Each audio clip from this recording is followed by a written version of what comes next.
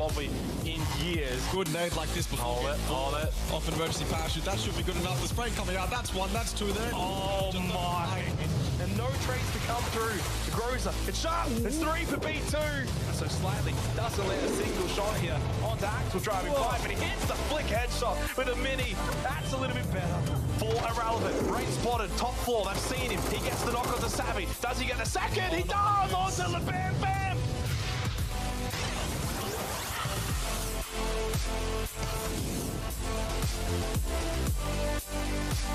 It is the third night of the PUBG Asia Super Cup. We are into the final day for the group stage, down to just Group A versus B2. Very heavily stacked lobbies, of course, for Group C. Some of those teams may be watching on, Russell, to see whether or not they can make it into the top 8 and get into the grand finals directly. We'll go to the tournament explainer. I'll let you run through some of it. Russ, of course, into the third day now, but still might have some people only just coming in and not quite sure what's happening. Yeah, look, if you're just here, it's very reminiscent to how PGC does it, except not exactly the same. Essentially, throughout this group stage, the top 8 teams is going to go straight through to the grand finals, and if you come bottom 16, well, you've got a chance in last chance qualifier as well. And you actually put something into everyone's mind, I think, who's viewing at home, is that the Group C teams, which we'll talk about throughout the day, well, they can't play anymore. And so they are, some of them are guaranteed last chance, but a lot of them can't play anymore, so yes, they're going to be watching on anxiously to see what happens. Obviously, as you can see, last chance qualifies for those that cannot make top 8, which would be the 16 teams. We'll have 2 days of that, and then the grand finals, where there'll be a massive 4 days of play. Let's go to the prize pool and see what these teams, these 24 teams, are playing for. It's $100,000 USD. So while there's no PGC pathways or prize money or PGS or anything like that, it is just pure cash, and certainly on the higher end when it comes to these kind of regional tournaments. 20,000 for first, and all the way down to last place still get something. Yeah, nothing to joke about. Nothing to joke about at all. Nope, certainly a big chunk of cash. Of course, we're already pretty much done almost with the group stage. Today will be the last day, and so for a lot of the teams, they will be able to go directly to the grand finals and get themselves basically guaranteed money, right? When you think about the top 16 of that prize pool. Let's go to the highlights from yesterday, from last night's action for what was a very fun night in Group B and C, and of course it was Group C's final chance to collect a lot of points. Day trade there immediately, you can see on probably the wrong end of a highlight. They actually did start to really turn it around, ended up on 66 points by the end of the night, but a lot of fun, especially on Erenco. We had lots of chaos in these kind of phase 2 circle shifts, a lot of rotational kills, and a lot of fighting early on in these matches. We had so many twist endings as well. I feel like last night, I mean, we've had some fantastic action during the 2023 season, but last night I feel like we started off with a bang. Yeah, I wasn't here for the first night, but there was so many twist endings last night. It was absolutely insane, and so many of them you thought were actually going to come to fruition as well, like the one in that Sharky compound, I believe it's called, where he turned around with the sawed-off shotgun and almost got it done. It was absolutely fantastic, and yeah, RXE here, known, I guess, for their early fighting, and this was a little bit later on in the night, but they definitely got it done. Yeah, they certainly did. In terms of the actual night itself, on an individual leaderboard, Purple Mood actually came out in that top spot, 61 points. Buram then on 60. Obviously, those particular points go to the overall standing, so the on the night leaderboard, well, it doesn't really matter too much, but it does mean the Purple Mood, well, Buram, they will very likely be going to the grand final. Day Trade really brought it back, Russell, on night 2, a 3rd place, a 4th place, a 2nd place with 14 kills in the final game of the night, keeps them kind of in contention as we have a look and a glance at the leaderboard. For those at the top 3, Buram, Purple Mood, and Savage Man Esports, all very likely that they will stay within the top 8 by the end of tonight. It would take something crazy to displace them. You have to then go down past T5 EXO. They play tonight, they'll basically stay in the top 8, which means, Russell, there's only 3 spots. Spot 6, 7, and 8, all occupied by Group C teams. Day Trade from the future and New Generation Esports, those spots are basically up for grabs because they can't get any more points. Yeah, and we're thinking the cutoff is going to be somewhere around 75 to 80, maybe even lower, depending on how equal this lobby really is tonight. But then you have to look to the right side of the leaderboard, look towards your Cerberuses, your FW, who have proven to be quite nuts in previous tournaments, and you have to think, what are they going to do? How are they going to climb this leaderboard and get into that top 8? Because it's a monumental task, but I mean, the caliber of Cerberus, you can see they're doing it. Yep, certainly so. For those down the very bottom of that right-hand side of the graphic, your FW Esports, your Cerberus, for example, they have got a mountain to climb. But you go and get, say, a 60 to 70 point night, and you very well can still make it to the grand final. Let's go to the top 5 kill leaders so far throughout the tournament. No surprise, all 5 of these players are from Group C because, well, they've played the most games. They played all of their games, in fact. So Edie leads the way, 28 kills for him from Brewer Ram. Can, his teammate, as well, on 24 in third place. What's interesting, though, is Flash, Russell, 20 kills. Yeah. That seems okay. That seems nice. He got half of those kills in the final game last night. I mean, that is how much, obviously, Day Trade were able to bring it back yesterday, and obviously how much of a struggle they had over the first 2 days. Yeah, half of those kills were last night in that one game, but they're also almost half of his points, his team's points as well. I think they have like 46 or something, and he's got 20 of them, so that's carrying. Yeah, certainly is. Let's go to the groups again for those who missed the first 2 days of action. Not quite sure who's in what group. So quickly, Group C, they're done.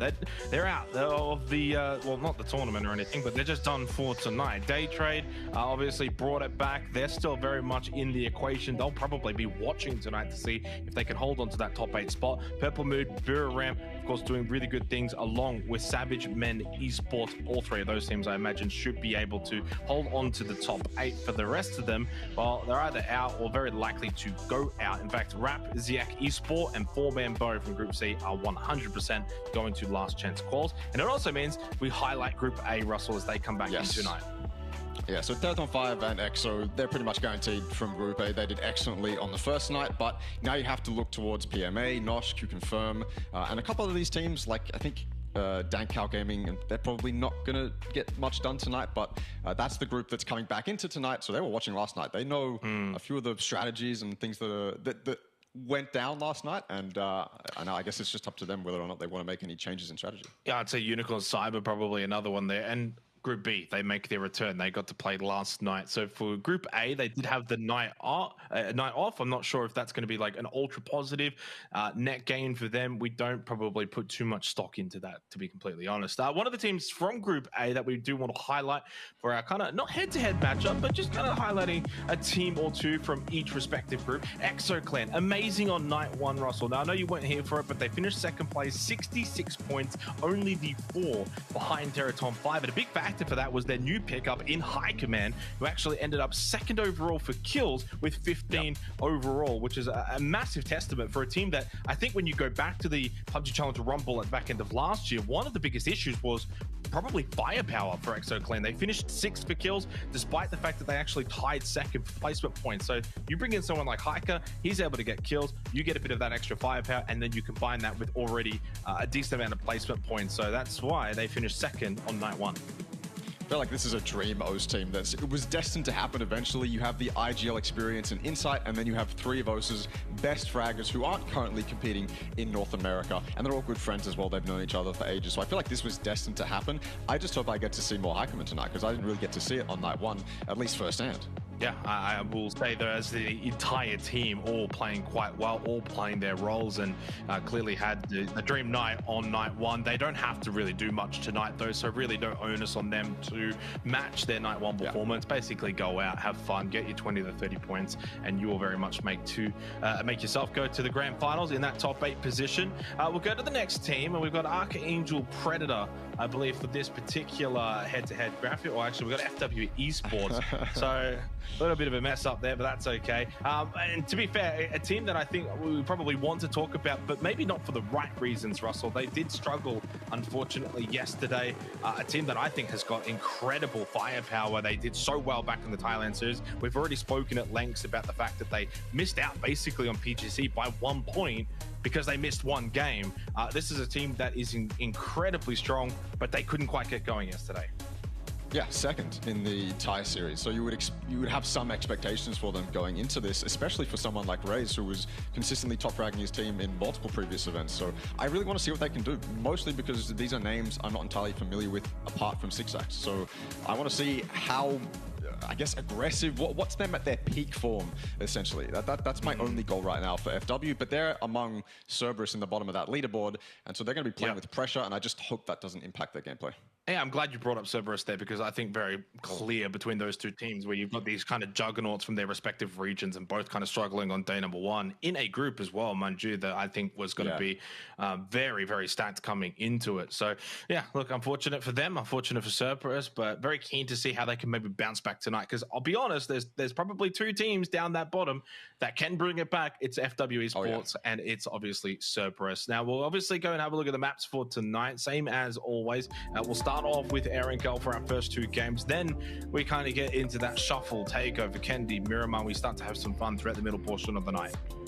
Yeah, and I'll say it again and again, over and over, the most pressure when it comes to the rotation of maps in PUBG right now is probably the pressure outside of actually playing them. You have to put in the hours to practice and to learn Tego and Vikendi especially, and then when you actually get into the comp day, it just flows nicely. I don't think any team's going to be overthinking it. I'll continue to say that because I guess that's always a question you might have in the back of your mind, but I think these guys know exactly what they're doing when it comes to rotating through these maps. Yeah, pretty much. We've spoken at this for at length throughout the first couple of nights. And, and the good thing as well is that the more we obviously have this kind of set map rotation, the more the players get used to it and they're able to obviously get more experience, more time on it. I think what we're getting from Tego and Vikendi, though, is that sort of fast-paced action, a lot of rotational fights.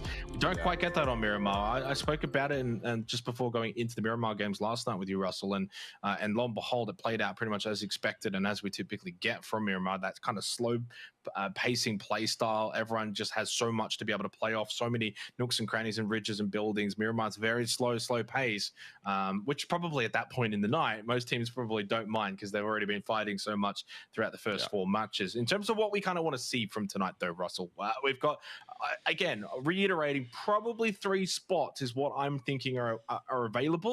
And obviously, there's only so many teams that are going to be able to occupy those final 3 spots in the top 8. You think about your FW Esports, your Cerberus. If they dominate the lobby, they could find a way to obviously push themselves in there. But I think there's a couple of other teams that, in terms of the standings, can very much fight for it. You've got Expendables, you've got Fury, you've got Armory Gaming, you've got Unicorn Cyber, you've got Q Confirm, you've got Archangel Predator, and then I'll throw in Cerberus and FW. No disrespect to PMA and Newhouse. I just don't know if those are teams that are capable of having like a 70-point night, for instance. So that's a lot of teams that need to basically fit into about 3 slots.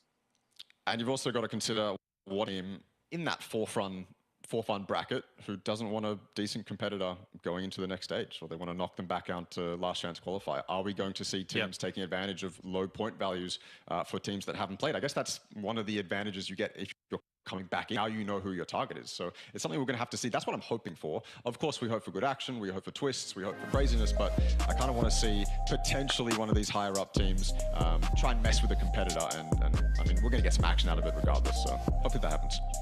Well, the action is beginning shortly as we head into Erangel for our first game of the night for what will be the final night of the group stage here for the PUBG Asia Super Cup. Strap yourself in. It's certainly going to be a fun 6 matches tonight. And again, reiterating, you know, those 3 spots, that's including day trade, Russell. I'm including day trade in that. It's day trade, FTF, New Generation. Those are the 3 teams from Group C that occupy those spots. Day trade's on 66 points.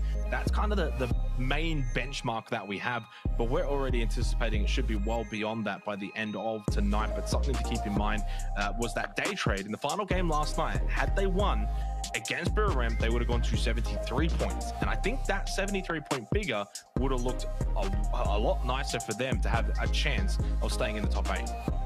Yeah, it would have been fantastic for them. And that's one of those things you look back on and go, well, what if we had won that game? But Day Trade's the team that also got 1 point in 4 games the other night, right? So maybe you look back on those a lot more harshly than just the last game of last night. But yeah, imagine they were 73 points. I wonder how that would have shaken up the leaderboard a little bit. Probably wouldn't have done too much because that's, again, kind of the cutoff point we're anticipating. But yeah, going into a wrangle, I don't know. I just want to see some action, man. Let's just get into it. Yeah, the other part of the equation too, and I don't want to touch on it too much because I feel like sometimes it gets overhyped, overharped. The old hot drop scenario. Now, if you get towards your Miramars, and the good thing in this instance is there's probably less to lose. Like if you ever think about wanting to camp rotates or, you know, screw with another team, hot drop them, whatever, you feel like it's do or die time.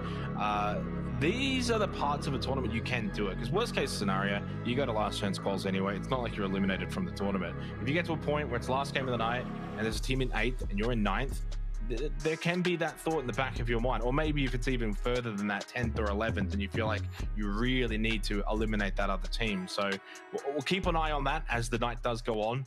The one instance, though, when you've got group stages, you can't really go and drop a day trade, for example. They're not in here. They're at on 5 on our screens. They did top the lobby back on night number 1. They were certainly the most complete team I think we've actually seen at the tournament thus far. They had 70 points in that Group A versus C matchup. No one actually betted that. In fact, no one from last night betted EXO-Clan's 66 points either. So on a per-night basis, T5 and EXO still hold the mantle for most points gained on a night throughout the group stage. A Milta power zone to start us off. And you can, I mean, in the back of your mind, you're thinking maybe this shifts a lot more aggressively towards the water. Maybe it goes towards Milta power. Either way, these zones are very telegraphed, very simply played out. You only have so many entrances and not really many exits, I suppose. But first of all, we've got a little Milta hot drop between PMA and FW. And I suppose if FW want to mount this comeback, winning this hot drop is one way to get it done. Yeah, I agree. I love these Milta finishes. They're always so much fun. One of the more intriguing locations on Erangel, which at times, as much as I love the map, you know, there's more sort of Gatka Fields finishes can be a little bit stale. Milta just creates that chaos, right? Almost the kind of chaos that even Phase 1 can bring that you would typically see from like a Phase 2 circle shift. That's hard shifting away from where everyone has basically rotated for Phase 1. Nosh going to be in a good position around Milta. Obviously, we've got this kind of battle towards Milta itself with FW Esports and PMA, which I guess for these two teams respectively, you kind of have to now make this decision. Do you extend this fight or do you go for prior buildings for Phase 1? The only issue is this circle, it's not like it's a guarantee to be a Milta power, like a mini Milta power kind of positioning that you want to take for P1. Could go over towards the lumber mill, could go over towards prison. It's really difficult to say. So you might just feel like, hey, let's fight this out. Let's loot up. Let's take our time. Well, I think for PMA, you have to look up that hill towards the north, and you got to think, okay, that's probably our route through the zone. But before we get into that, is he going to go around the door with that shotty? I hope so. Brought out the flash, trying to get it done. I think a bit too... Never mind. I was going to say overconfident, but he gets it done. Lunlun had absolutely no chance. One shot versus multiple from the M4. That'll do it. And this is the thing for PMA as well. Losing this many players, you have such a good entry point into the zone going up that hill. Do you really want to lose players and give that up? You can play up that hill, get to the garages, the flat tops up there, go towards lumber like you said, and with only 3 players now, it probably is starting to sink into their mind. Do we really want to commit to this, or do we want to back off? And for FW as well, they kind of have a really easy route into the zone as well, because they've got really good access to all of the compounds that are near Mini Milta, all the the doubles, the yellows, all of them. They've got access to every single one, bar Nosh and whatever compound Nosh chooses to take. And so FW are probably thinking we should back off of this now as well, but looks like they're still both committing. Yeah, FW, we obviously highlighted them to start tonight, a team that needs the points, as many as possible. And if you think about it, if they can go and have like a 60-point night, it will put them in the position to make top 8. And they're a team that's certainly capable of doing that. One of the top teams from Thailand. And arguably would have been quite disappointed that they couldn't quite get the job done and go to PGC. PMA, after losing Lunlun, ideal, of course, for PMA. They had an okay night, number 1. 26 points gained, which is not too bad, but clearly down a player early and against the team that's wanting a bit of redemption for their performance last night. And they've also just kind of lost sight of each other.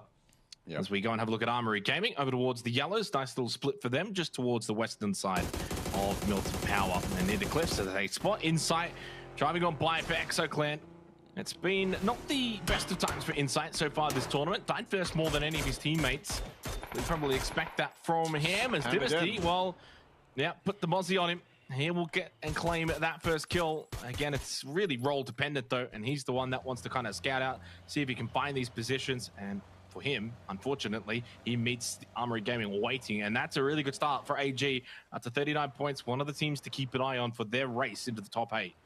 That is one of the only rotate paths into this zone that you can kind of see clearly, because as you're driving down that road, you have all the information you really need, unless there's teams sneakily hiding on the rocks or in those crates that are halfway down that road. And Insight, the sacrificial job as the IGL, he kind of had to do it to get the info. He volunteered to go first because everyone else on his team is going to be much more valuable in a frag and roll regardless.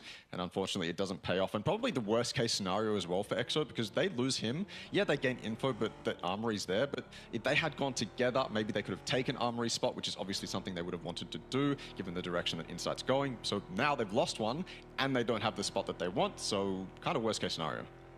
Yeah, not the best of starts, but I will say Exo Clan can kind of be a little bit more aggressive with these rotates and these plays, considering they've got 66 points already, Russell. Look at that leaderboard. It stands out like a sore thumb, T5 and Exo, how high they are. Same number of games played as all those other teams in purple from 11 to 24. They have the same amount of games played. That is just how significant the gap is. And they will be very comfortable in placing into the top 8 by the end of tonight. No doubt about it. So Exo Clan have basically no worries at all. Ninja 2K, well, it looks like he's back in for the Expendables. In fact, I've heard a couple of roster changes for tonight. If I recall, I think Himas is also back in for Cerberus, as Hyung Long was, I think, making a debut from the academy. So good to see Ninja 2K, of course, for the Expendables. They like to rotate the 6-man roster. No, what he's got, capable. Exo, not the start to the night they would have liked or envisioned. Nikita will go down as well for free. And while they are in a position that they don't need to get many points tonight, you do want to take some form going into the grand finals, although you will have to wait before playing said grand finals anyway. So you can still have some fun tonight, but ideally you do want to play as best as you can. Play as best as you can to get the practice in, really. That's what you want. You don't want to be throwing away games, because the more games you throw away, the less information and practice you're going to get. Looks like Akita was maybe caught sleeping there. A 4-man car rolled up on his position. Couldn't get any backup from Hiker and his teammate in the compound, so I guess he tried to run away. But 4 men in a car with 3 of the guns shooting at you, it's a recipe for disaster. And now Q Confirm have Prison Hill. A very solid spot to rotate from, although that said, if you do have to go south, most of the other teams are going to be in and around that lumberyard position, so it can be quite hard to fight from. But if they manage to succeed in all their fights, then that's one of those games that's going to end up being like a 20-kill win for Q Confirm, especially if it keeps shifting towards mini-mill to power. But we don't know yet. Exo could be a likely target for them as well. They know that they're 2 down if they've been watching that kill feed. So if it does shift towards Exo's compound, they could opt to go for a breach, maybe a 2-2. Ooh, Algin bots. Ooh, that was kind of clean. Yeah, and Unicorn Cyber, one of the teams too, again, in that log jam. 35 points, 14th at the moment. That's a big pickup for AAP. 2 of those kills going to Algin. Over to Himas, the Starman for Cerberus, and makes his introduction to the Asia Super Cup. An easy knockdown onto T1706 for Newhouse Esports. Vietnam on Vietnam here. And it's a 2-kill start for Cerberus. Sneak attack sends it in. Deratom 5's already at the compound. Not sure if they had this information. Patton Pong playing frontman and does his job perfectly by getting that knock. Nade out towards Flood, and he's already able to come as well to player locations against Fury for the rest of his team if they want to make their way over to this. Underarm nade to get the elimination of the sneak attack. Doesn't quite connect, but more to keep Flood at bay. Thrown in his direction as Rossiter Jr. makes his way over. That nade even landing on the head of Flood and Fury. Well, this send hasn't quite worked out for them. And they even have an anchor still left behind too. So not all 4 members here. This is a disaster start. Oh, I love this from Deraton 5. This is just such good initiative. As soon as they knock one, whether it was them baiting or whether they didn't have info on the low side, sneak attack got knocked, and this is Hatsawat doing exactly what he needs to do with the Dragon of getting on the backside, but maybe it was too late. It was so quick. Never mind, it ain't too late. He's still here and he's causing trouble. Flood will get the trade. Cal goes down in the meantime, though. This is all shambles for Fury off the back of one simple knock on a breach to a compound. 1 up. That's all that's left for Fury, and for Theratom 5, they should be able to salvage this. Flood's knocked anyway, up close. Obviously, you've still got Luke 12 alive. He can maybe be a bit of a nuisance, but Theratom 5 have done the job in stopping that crash, that send from Fury. Luke's just going to get out of dodge. He will not look to fight anymore. Theratom 5 will get all of their revives. Flood will die. Fury's got nothing from it, and unlike Exo Clan, Fury need the points. Russell, they'll only have 5 more games after this. There's a massive logjam of teams, and they may get, overlapped by a couple of the likes of AAP, Q Confirm, Cerberus. They'll all be looking to overtake Fury at the end of this game now, as Rossiter Jr. puts an end to Flood. Yeah, not like T5 was just going to sit back and let that crash happen or let them get that res. They owned the compound, but it didn't even matter. They extended out. They do exactly what they had to do. They had them dead to rights. I don't know, again, whether it was a bait or not, but either way, the circle has shifted very, very, very far south, which is why you're seeing a lot of chaos on your screen. AAP camping this road by the crates. And yeah, if you're Exo, you do get info that they're here, but you're also kind of forced to drive right next to them. Q Confirms up here as well, trying to get something done. There's probably so much action up here that a lot of teams are going to want to try to get involved, especially the ones who need the points. Maybe like Arctics as well, who's very down low on that leaderboard. They need to try to get something done. Well, we need to switch back to Alec because he's about to pick up a double kill with the nade. Archangel Predator, a team that is a top fragging team from PUBG Challenger Rumble. He wasn't able to connect with that nade up close. Nan hasn't got an angle from down below. Alec is wanting to maybe fall back from this location, hence the defensive smokes that he can fall back from, but Algenbot's knocked by Petra. And for AAP, they can be aggressive, but it can also lead to being their downfall sometimes. They don't always get the most placement points, even though they're a top-heavy fragging team at PCR, up to 4 kills now, and it's probably something that let them down yesterday. They averaged 6.5 kills at PCR level, while only 3 kills averaged yesterday. So a big reason why they weren't able to probably perform as top level as they certainly can. 4 kills to start here, showing more what they're made of. Nan, don't count him out just yet. Backside of the crate, 20 alive. He can certainly get another knockdown. Cheeks in, he did TK Petra, but a lot of that damage did come from Nan, and there are reinforcements arriving for Archangel Predator. Cheeksing at the back of the UAZ. Numbers still with AAP, but Opon's back, the anchor. He makes his presence known. Nicely done from Evil Patrick, and they've won this fight, that's for sure. Algenbots and Evil Patrick should be able to deal with Opons if he wants to stick around, but I think the best thing he can do for QC is get out of dodge, because AAP have won this one. Oh yeah. Not a convincing victory, I'll give them that, but they absolutely put in the work to get it done. In a spot like this, I feel like they have so many angles where they can rip a team like QC apart as soon as they enter into their line of sight, but it was dodgy, it was messy. They keep 4 alive, though. Nice shots. They have info on that QC player, so they can chase him down, but first they've got to worry about Thanadol, and of course it's Thanadol causing trouble for AAP right now. A bit of a problem, stuck inside those crates for AAP, but they still have the man advantage, and there aren't many teams or players around them just yet that can get things done. I am Pete. Trying to get something done. Panic shooting through the door, outside, through the window. Doesn't matter. He's gone down. Algenbot has just been knocked. Is there just one up for AAP? 2. Okay, well, right now, Thanatos just got a knock on Evil Patrick. As soon as we moved away from this, he just kept fighting knock after knock. Opons from the tree line as well. And Hatzort's just made his way in for Theraton 5. Archangel Predator are just scrambling. Thanatos has wiped them single-handedly. I know Patton came in and basically got one, but Thanatol did the vast majority of that work. That's why this guy's just insane for Theraton 5. 7 kills. Despite an amazing start to this game for Archangel Predator, he has just played spoiled to their party at the crates. He clears them all out. AAP themselves are now out. This zone is rough for all the teams on the north who were fighting so hard on Lumber Mill, so hard on that southern coast, on that eastern coast road. Yeah, all that work is maybe for nothing, because look at that. TE, do you even regroup here, or do you just keep being greedy? Duck Juice, you better hope he's got a car in that warehouse, because the rest of his team might need help with those priors later on. Everyone else shambling to try and get the very limited amount of space inside this zone. This is obviously incredibly telegraphed. Every single team in this lobby is going to know exactly where this zone is going to go, and all the spots that are in this zone, I feel like there's no new spot to be discovered, Jake. I feel like every spot here is already well known, and everyone's going to try and gun for it, but it seems like still there's a decent amount of teams on that north taking their time. Arctics isn't too fussed about this. They might fight through Lumber Mill and down towards the south. There's still teams sitting on the unplayable rocks at Main Milter. They don't seem too fussed about this, so some teams taking their time, but a team like TE, they're set up for success here. Yeah, I would agree with you. This is a bizarre start to the night. This circle's crazy. The fighting is also crazy.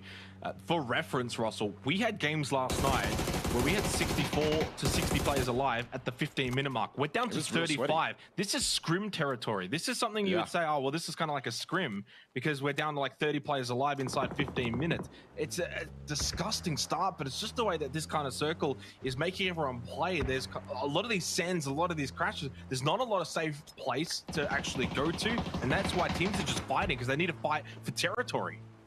Yeah, fight for territory. It's that phase 2 shift that went south. I feel like everyone realized, okay, no longer are we safe in phase 1 position. Now we kind of have to move, because if this does go south, if it does kind of go inland or more out towards the coast, we have to be in position. So everyone was fighting for the very limited kind of intersection, leapfrog position. Yeah, keep rolling. Keep rolling.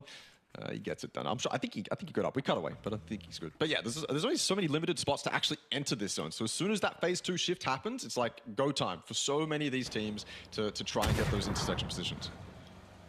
Pixel Stars, saw them last night. They're back again. Capybara had a couple of good moments. Ching, though, had the biggest moment of them all. 4 PS and up to 4 kills in this game now. Good start for them. Keeps a bit of pressure on others just above them. Bot flicked up with a nice shot on the drive-by. Gets Arcade to double for Bot. Can he get a third? Yes, he can. He's on for the quad. Jing in front of him in the UAZ. We've already had some big highlight plays for game number 1 tonight. And Botflip looking for the 4K. He's going for the seat swap. Oh, he's done it. He got all 4 of them. They're out. Pixel Stars are gone. Botflip can't celebrate for long, but that's 5 very valuable kills from FW Esports after a bit of a slow start, not only last night, but even for game 1 tonight. He just picked up 4 of them. Huge for his team to keep them kind of relevant going into the rest of tonight. Well, Phase 4 does its job, thankfully. The world hasn't quite gone fully mad. Away from the water, in towards mainland, and right onto the Expendables. They've got hard center position for this Phase 4 circle. If you're Expendables right now, your communication has to be incredibly on point, because everyone who doesn't have a spot in the next couple zones is looking at your compound as a potential breach, because you know, if you're an experienced PUBG player, you know that there's probably one in each of those buildings, and you know that you can crash that. It's going to be weak. So you have to think about getting that done later on. But if you're Expendables, you're going to have to come up with a game plan for when that happens, because I feel like it's an eventuality rather than just a possibility or a chance. So good communication necessary for TE to keep it under wraps, and at the end of the day, sharing that compound isn't the worst. You're going to try get it done at least. Arctics Gaming coming out of Japan. I really want to see these guys do something. I want to see one of the Japanese teams really prove their worth. You know, one of the more respected Japanese players on this team, a very storied history from him. Peeks that door, goes straight down. This house doesn't look entirely breachable for... Okay, that's just unreasonable. That's disrespect running out the door like that. That's really good compound defense, though. The double reds for Newhouse from UDirt. I mean, that was really solid. Initial nade, then holds a tight angle, hits the initial shots. And as soon as you can get that second knock, suddenly the numbers for Arctics Gaming just aren't quite there. And here comes Cerberus. They're feeling as if they are ready to go. Hyunglong's actually still in the roster, by the way. I did miss that before, but Himas is back. That's the most important thing, because he is so valuable for Cerberus. Hyunglong does actually get the initial nade to land, which gets rid of Omochi. Udet, though, and Long K, they benefit a little bit more. They had the 2 other knocks onto Arctics, who are now wiped out. Newhouse will be pretty happy they can walk away with a couple of kills, but I don't know if they're going to actually walk away from this fight, because Cerberus should be able to sniff out the remaining members of their team.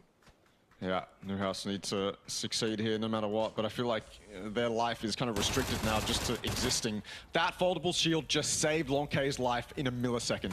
That is unbelievable timing. Hymas had that double, triple, quadruple head he lined up. That molly will do it though, forces him out of that room, in towards the kitchen. That doesn't even get a chance to heal up, and there they... Oh, that's Armory, sorry.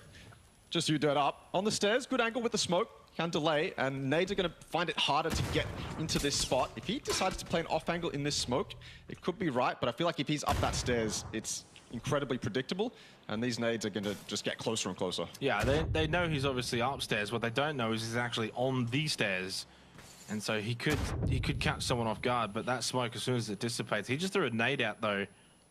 Has 2 more smokes if he wants to delay. Of course, into the top 8 now, so delayed long enough to get some placement points along with their 5 kills. Good start for Newhouse Esports.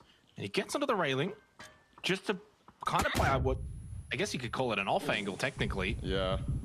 Next circle coming our way for phase number 5. That's going to be the second smoke thrown out by UDirt. Just 1 remaining. It does remain on this compound. Not much will change. Well, sorry, not on this compound, but on the Expendables compound from phase 4, where they got the shift. It will remain on their compound. It's Nosh making their way into Cerberus, so they have to maybe lose their focus of UDirt, turn their attention to defending this compound from Nosh, who have just made their way in. Hyunglong knocked down, and he's the one that's in technically tonight for Haisaki, as Himas is back into the roster. 6 kills for Cerberus. Much better start to tonight, Russell, already, but they've got their work cut out for them with Nosh pushing in. Before Tycon came over here, he was controlling the western side of zone, but because of these knocks, he's had to commit over here just to get this fight over and done with. Nosh is creating much more of a problem for Cerberus than they probably initially thought. That's aggressive, though, from Sololzi, but he gets it done. They have to consider UDirt in the background this whole time, but he's going to help Cerberus out, actually. That's a down onto Shinosuke. And a flush as well. So they've got kind of a teaming situation going on here, but if you're UDirt, you're taking all the kills you can get, whether it's on the team that's going to kill you or not. But it's causing trouble for Cerberus. They can't be as aggressive on this peaks, but again, it doesn't look like they need to. If UDirt's going to do all the work for defending for Cerberus, then, I mean, Cerberus will take it. Yeah, Himas dead, though. Not ideal for the Starman from Cerberus. Hyunglong did go down to the Molotov. Not a bad effort from Nosh, but not enough to really walk away with a hefty, valuable amount of points. Ujet so close to getting eliminated. He can't get knocked. He'll just go straight out as the solo. Tycon spots him top floor as he gets a better angle for Cerberus. Now without him, as they should be able to get the revival to Hyunglong. Up to 8 kills. We know they are capable of a massive night-to-night, Russell, and this is the best way to start it. 7 teams remaining. Ujet went for the peak. And Tycon says, thank you very much. No more time needing to be wasted. He gets the kill. Cerberus get the compound. It's technically just inside of the circle, but not a compound. They're going to be holding for much longer. It's 9 kills for Cerberus, 6 teams remaining, and a start of the climb up the leaderboard for them already has them next to Fury and the Expendables in 14th. Yeah, that spot on the west that Tycon was holding as well is still completely free for them to go back to and take if they wanted to, but they might not even opt to because the spot they have on the north is incredibly valuable. That terrain, they can sit next to that tower just in front of Tycon on the right and look towards TE, look towards everyone coming in behind TE. In fact, TE is probably just going to defend again for Cerberus. All the defensive work being done by other teams for Cerberus at the moment. But they have the option to go towards that lone T5 player, play towards that you can see that wizard tower over there to the right. They can go in a lot of different directions in this zone, but I think they're kind of opting to play it a little bit more safe. Yeah, like you said, they've got 9 kills. They're in a 6th spot. There's no point throwing this away. No point just losing your life to Pathnapong or anyone else. No point getting close to TE. You just kind of have to chill. You got a 6th spot. This zone's popping in 9 seconds as well, so they can easily make up their mind when it does. I have to ask, though, looking at that map, Russell, is there a world that anyone wins but the Expendables? They're in the dream position, even further compounded with that circle shift for phase number 6. Sure, you got Cerberus to their north, and there is still a full-strength Dankoa Gaming, but everyone else is basically solos. So there's not a lot of competition here for the Expendables, unless there's a whole lot of chaos and a bunch of teams all send it onto their compound at the exact same time, which is really difficult to coordinate. You basically can't. They're in the best position. Then. If Dankoa send it in, and then Cerberus is up on the north, they see that. They've only got 1 or 2 TE players to contend with. TE has to put most of their forces onto Dankoa Gaming, and then Cerberus comes in and sweeps it up. They just might have to take a 1v3. They win that. They've got a house in that compound, and then it's easily winnable for them. And I guess we're about to see, because, Dankoa have to move.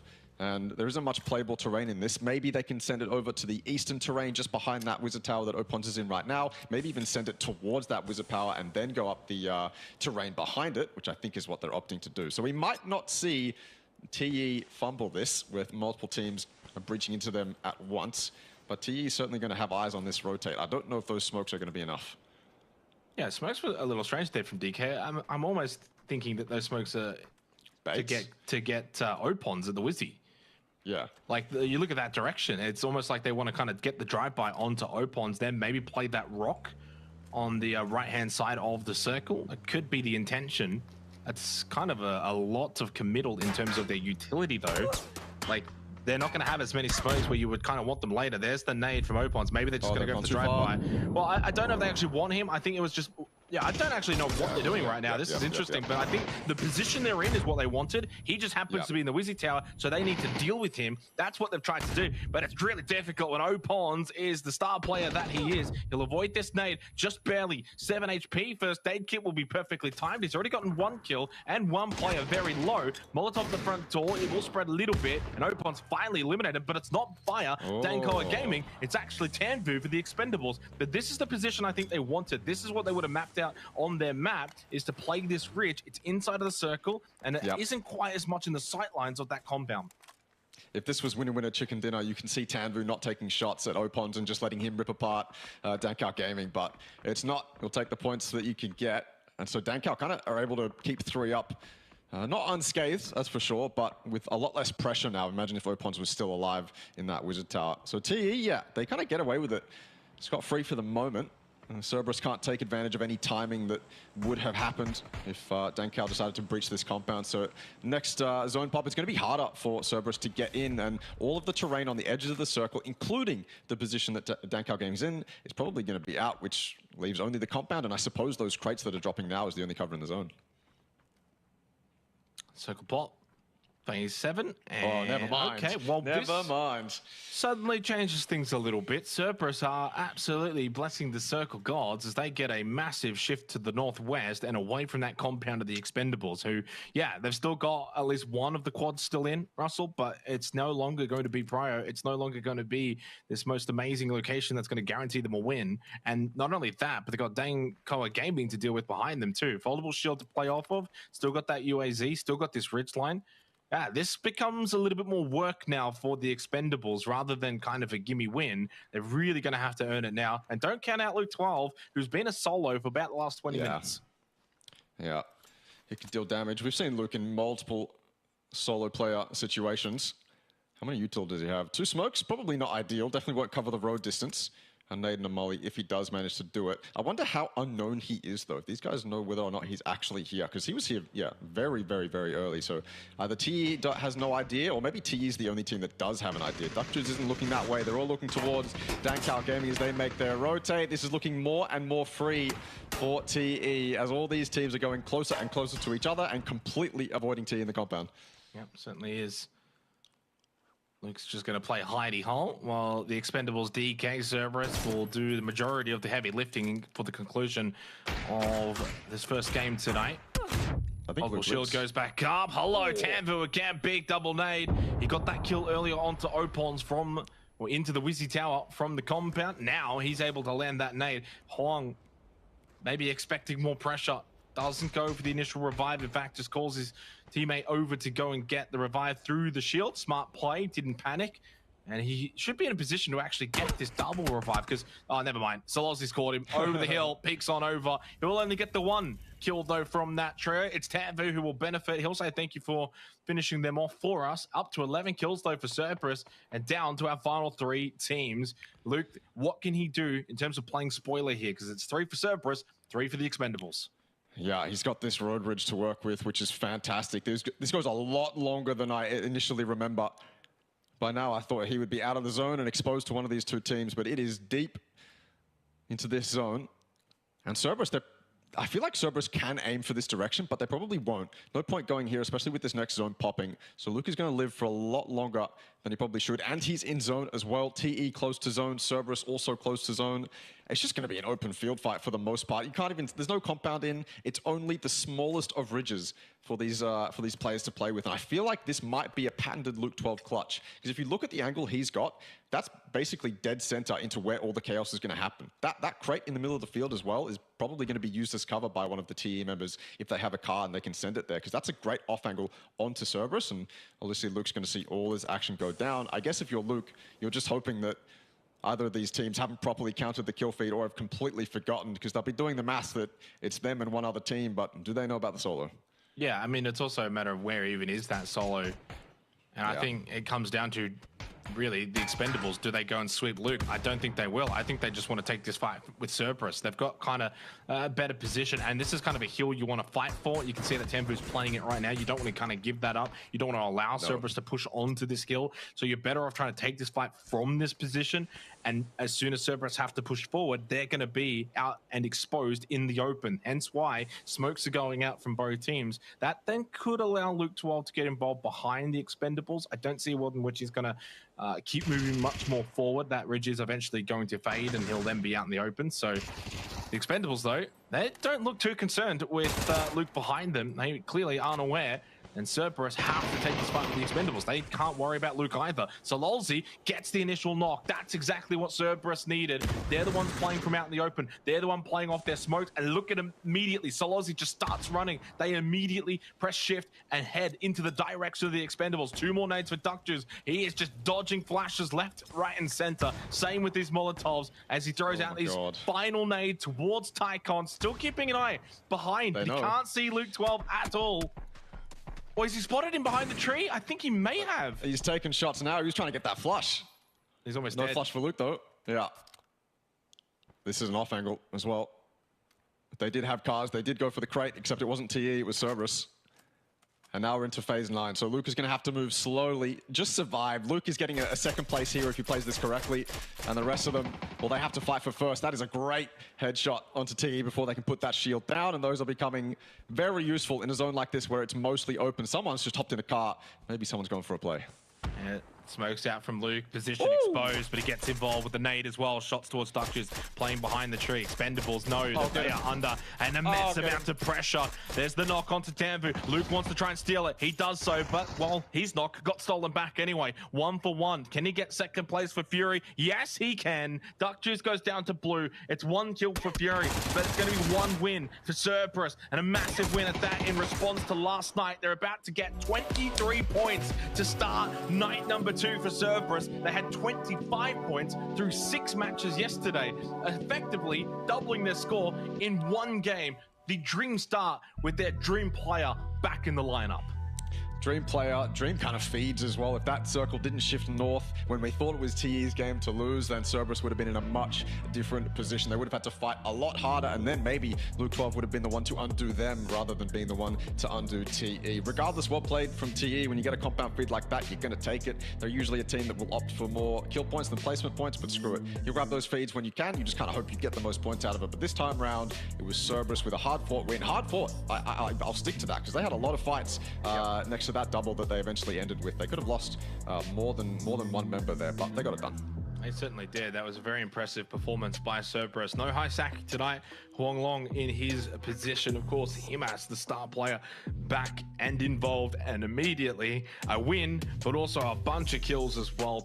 23 points. And suddenly, and this is what I was kind of trying to talk about and allude to in the pre-show, Russell. For FW, for Cerberus, 2 teams that had the potential coming into tonight to really turn things around. Those other teams around the 10 to 20 point mark, yeah, we probably put a line through them, but not these 2 teams. And for this reason, they both have the capabilities to do what Cerberus just did. Cerberus went and did it, and now puts them right at the top of that logjam and not too much further away from the top A. A tremendous start for Cerberus. They doubled their points from all of yesterday in just 1 game. We'll see what the next game can bring for Erangel.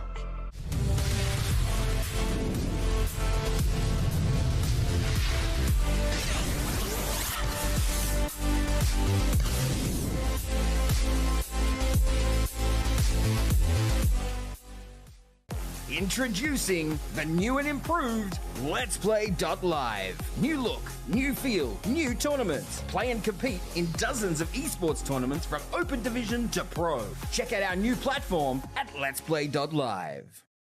Feeling a little bit salty about that one because that was so clean from Akita and Monty, but there it's on 5.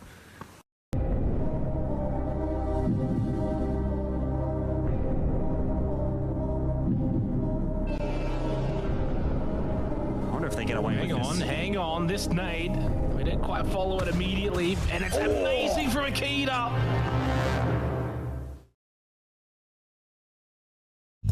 Welcome to Update 27.2, where the wild ride of even more Rondo features await.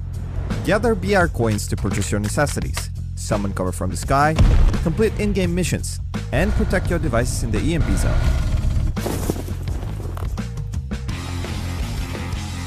First, let's start off with the market. Gather BR coins that are scattered throughout the map, and make sure your wallet's bulky enough to embark on a new shopping spree experience. We've got 3 types of markets, from the pretty nice grade 1 to the holy moly grade 3. Beware though, the best markets are protected by guards who clearly take their job seriously. Stumble upon a market and open up a page of categories. Choose from the item shop, the weapon stealer, no questions asked, the garage for your own special edition bulletproof pillar UAZ, or the random item option for those who like to live on the edge. Remember, your hard-earned BR coins are your golden ticket to all the goods you'll ever hope for. And if entrepreneurial, you can sell off some of your inventory stuff for more coins. Next up, it's time to take a look at the sky. Nope, not for inspiration, but for the emergency cover flare. Give it a try and watch as cover starts magically dropping from above. Not realistic enough? Trust me, no one's got time to question its origins when you're in the middle of a fight. On top of that, We also have in-game missions that'll add to your burden of having to remain as a lone survivor out of 100. Just kidding, they'll help you, tons. Complete missions that show up at the beginning of the match and automatically earn in-game items as rewards. And that's not it, there's more. A new disturbance in the sky brings the EMP zone, turning electronics into mere decorations. Say farewell to scopes, vehicles, and even those fancy markets. It's back to basics in this tech-free turmoil. And as always, we have plenty more prepared this update. A new Survivor Pass, a Battle Ready kit, tweaks to the Blizzard Zone and Sandstorm, and detailed information now available for your PUBG Battlegrounds currency. For the full scoop, make sure to dive into the patch notes. And we'll see you on the Battlegrounds.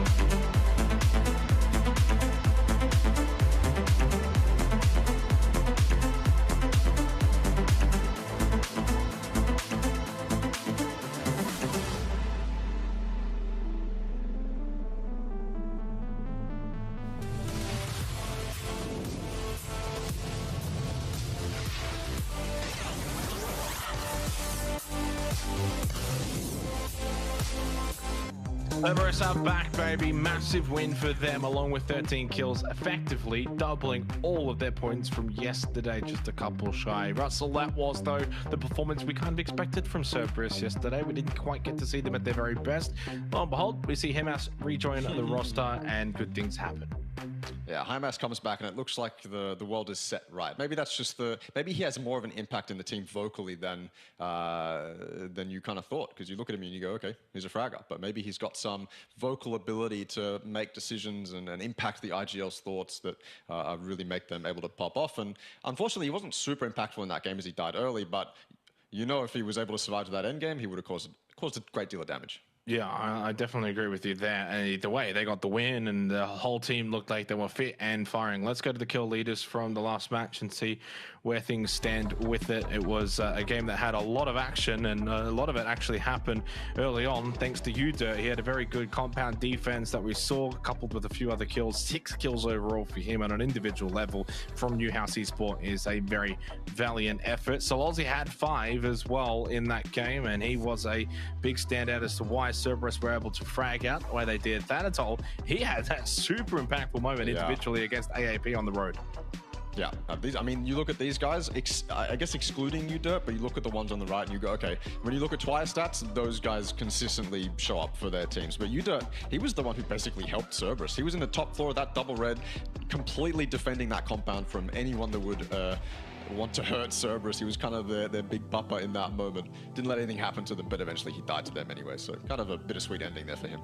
Certainly was. Still some very valuable points for Newhouse Esports and keeps them in the conversation, especially in that logjam that has very much formed going forward into our next 5 games. There's a bunch of teams. I know we kind of listed about 8 or so going into the pre-match tonight, and I think it will remain that way probably throughout the majority of the night. One more game of Erangel for tonight, and basically the group stage, and for these teams. So we head there next. After that, then we go to take over Kendi, Miramar. We get to then begin the map shuffle bonanza. So Cerberus taking out the first game of Erangel. And the other thing that happened last night as well, we had 6 different winners.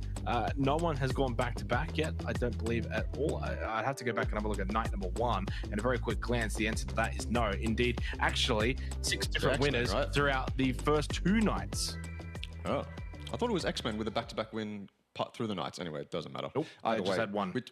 We talked about it last night as well, with Group C leaving the lobby, but no more Erangel comfort. Everyone finds that map fun to play and enjoyable, and if you're a competitive PUBG player, you're probably pretty confident on it, but this is the last chance for you to actually deal some damage on it if this is your comfort pick, if this is the one you feel most comfortable on. So yeah, only one more shot.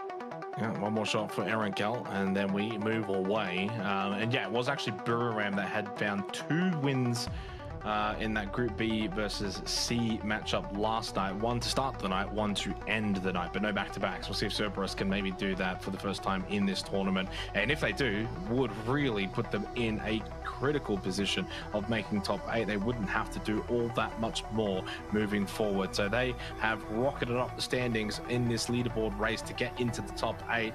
And suddenly, now, I don't know if you'd say firm favorite, because there's a lot that can still happen tonight, but with Hymas back and the way that they played in that last game, Cerberus looked like the Cerberus we expected coming into this tournament. It's going to be difficult to now think about dislodging them from that top 8 when it's all said and done tonight.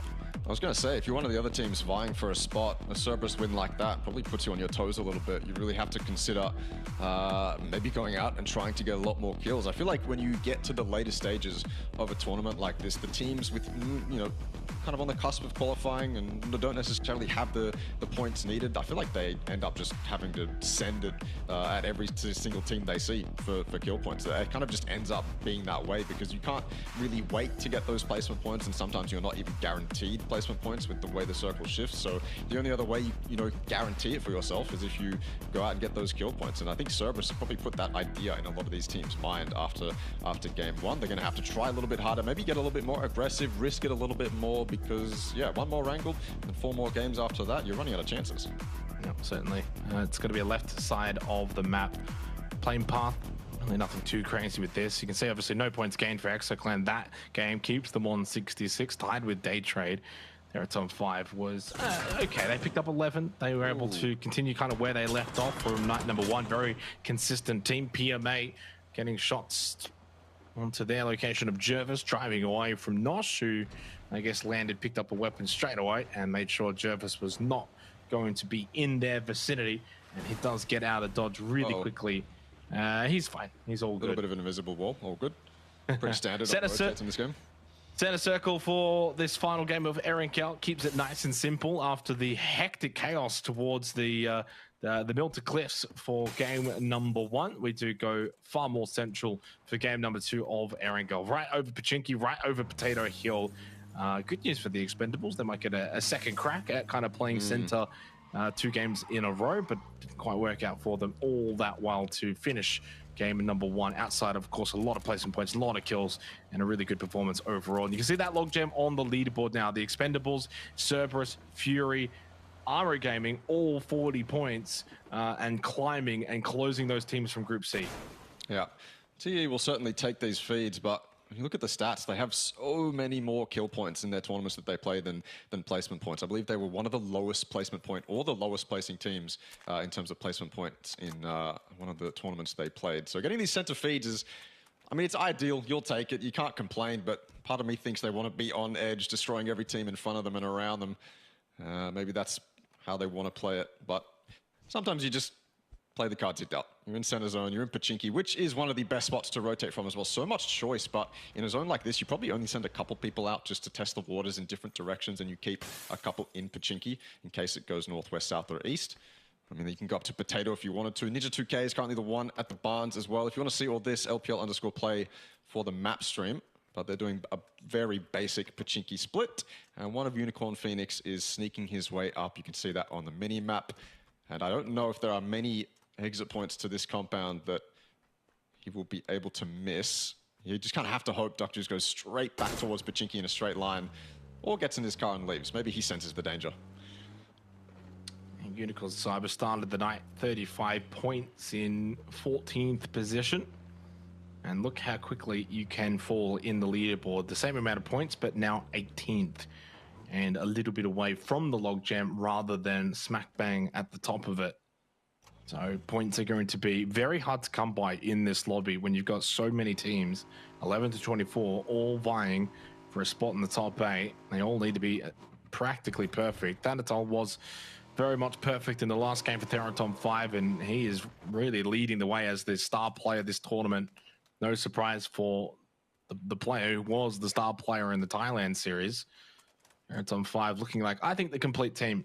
Yeah. Obviously, we've got to kind of finish off the group stage, Ross, and get through the 5 games. We're going to see them in the grand final. But for me, they are looking like the best team from APAC. And there's other really solid contenders as well. Buriram look amazing, 117 points. I think Cerberus at their best, you can never discount them either. So for me, it's like Buriram, well, not in that order, probably like T5, then Cerberus, then Buriram, with the way things have played out so far. I just think Cerberus at their best, you just can't discount them at all. No. I like the phrase complete team as well, because it kind of indicates that they have, they're playing their whatever foundation they've set for themselves, that's what they're playing, and they're not really deviating from that. They look really solid, essentially. And yeah, that's the case for X-Men, PLM, Brew, T5, and even EXO.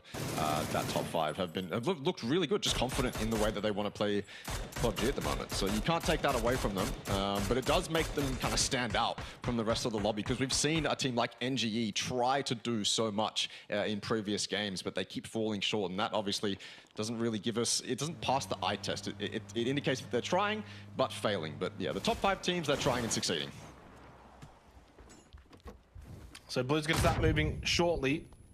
They're at top 5, crashing this compound, but it is completely vacant on the very northwest side. On top, though, the very much top roof, we've got a member of Pixel Stars and the rest of the team making their way over the bridge now. 4 grenades for Pathampong, as he will get out that orc and see if he can get a good spray down. Jing landed a little bit of damage onto Pathampong. Just caused him to maybe slightly hesitate, but he doesn't hesitate at all. He does get knocked down, though, by the player on the roof in Capybara. Theraton 5 have got the numbers, and they've already been able to kind of thwart the reinforcements that were arriving for Pixel Stars. We switch over. It's Nosh, and it's Arctics Gaming, Japan on Japan, over towards the hill, and there goes Arctics out early on. Last place this game, last place overall on the leaderboard. Just as I was about to ring off some information about Arctics, they go and die. Back to this fight, though, with T5. They could have made this a lot cleaner if they had rushed up these stairs straight to Capybara and got that kill before the reinforcements arrived. But sometimes it's better to let those reinforcements arrive, because you can just take them out as quickly as possible. They're the ones with time pressure, and you saw Pathampong take full advantage of that. Jing even knocked himself out of the car. He was that much in a hurry. And then after that, it's a very simple 1v3, 1v4, depending on how many members you want to send up the stairs. So Pixel Stars, yeah, not the best, especially if you're just finished looting and all of a sudden you have to fight for a compound that one of your teammates is stuck in. It's a really bad feeling going out that way, but Theraton 5 played it pretty excellently. It goes back to that conversation about Theraton 5 being a sort of complete team, right? Look who's got the 3 kills, the Tatsuwa. He's more of the supportive player on this roster. The lowest damage across both the Thai series and PGC. He's the newest player. He's not meant to be the fragger on this roster. You got Thanatel, you got Rossiter Jr. to do that. And even Pathampong is certainly capable. So Hatsuwa, that's not kind of his role. But when you've got teams kind of crashing you, everyone on the roster needs to be capable. And he stood up, got the 3 kills, helped out his team massively. And that's why I think they're the most complete roster here at the tournament. 2.5 minutes till phase number 2. Exo Clan on the rotate. They were not able to get involved in that last game. Although, you know, looking back, there were a lot of teams that weren't able to really get involved in that last game. That phase 2 circle shift really was the undoing for the majority of teams. Exo sent Insight towards the Milton Cliffs to see if he can get position. He then dies. Akita then gets caught in the tree lines. He then dies. And the game just kind of goes from there. So it was one of those sort of matches. They wouldn't put too much stock into it. It's about just resetting, rebounding, and coming in with a clean slate for game 2. Yeah, I mean, it's something that EXO does a lot. If they do lose one member, you don't necessarily see them turtle up. You don't see them kind of just bunker down in a compound. You still see them spread as if they were 4. And that's one of the reasons Akita died up on that hill. And that's probably one of the reasons they died a lot early, is because if you're EXO, you're a bit glass cannon sometimes. So if you lose one early, it doesn't even matter if you lose one early. You just kind of play with confidence and, you know, play as if you're going to win the scenario you're opting to play towards, regardless of your numbers. And that's kind of what we saw last game. But it also leads to a lot of success sometimes. Glass cannons, I mean, if you're hitting the right numbers in those glass cannons, if you've got the right RNG, then it puts you up to 66 points in one night. Archangel Predator, well, they looked like they were probably on for a massive game in our last match, and then they got undone by Thanatol. They had the 6 points gained, which is, you know, a decent amount. If you can continue to get 6 per game, puts you at least in the conversation. And kind of the conversation in that last match for AAP was they do average about 6 kills per game, at least back in PUBG Challenger Rumble Rust, but that got cut down to just 3. So they also started to not get as many placement points and ends up putting them into a position where I don't think they were reaching their true potential. Yep. This is a top team. And, you know, clearly the start of the last game really sort of highlighted that, how much these guys can frag out. I mean, they had the most kills in PCR2. These guys can frag. Don't always get the most placement points, certainly don't get many chicken dinners, but they can certainly frag. And that's something that I probably need to see from AAP if they're going to have the opportunity to make it into the final 8 by the end of tonight. 10 seconds away from phase number 2 for a center circle P1. Do we get a massive hard shift that really shakes things up for our final game of Erangel tonight? It is not really going to do that much. Bit of water with the Roshok River still in. A lot of Watertown, of course, or Boatyard, whatever you want to call it these days. It'll always be Watertown for me, but clearly a lot of these teams already centered up for this kind of circle. Ruins is open. You can backfill into Pachinki if needed. The warehouse, the farmhouses as well. Potato Hill is at the moment vacant. Exo will probably scout that out. And a lot of these teams down towards the yellows near the cliffs as well, Russell, they need to basically play edge from this point onwards. Pete with a good spray onto Hymas. That is a big knockdown for PMA, and that also means it's a big knockdown for Cerberus for all of the wrong reasons. Reinforcements arriving for both teams. They just send it straight into the building. Long watching the backside so that it can't enter in and get the flush onto Hymas. He done a great job. Good kill onto Jervis. The drive by Teddy, though. Really solid effort right now from PMA, taking it up against the onslaught juggernaut of Cerberus, and they are winning. Yeah, both teams committing fully to this compound, and look who's on the side. You've got 2 teams, one of them being FW. It's not even in the circle. Yeah, it's not even in the circle, but FW will certainly take advantage of this if they can. A third party for them when they need the points, they need to show us what they can do. They'll take it. Yeah, fully committed though. PMA definitely ended up better though. 4 alive and Cerberus limited to that prio. Hymas certainly not getting res, no chance. So there's only 2 of Cerberus that remain, and they're limited to that prio. So many angles. So the angles are so awkward from that building. In fact, if you're PMA, you might even consider ditching this, but I think once you get information onto FW up that hill, it might make you reconsider leaving this compound. This might be one where PMA have no other choice but to commit to fully wiping Cerberus. We'll just have to see. We will have to see indeed.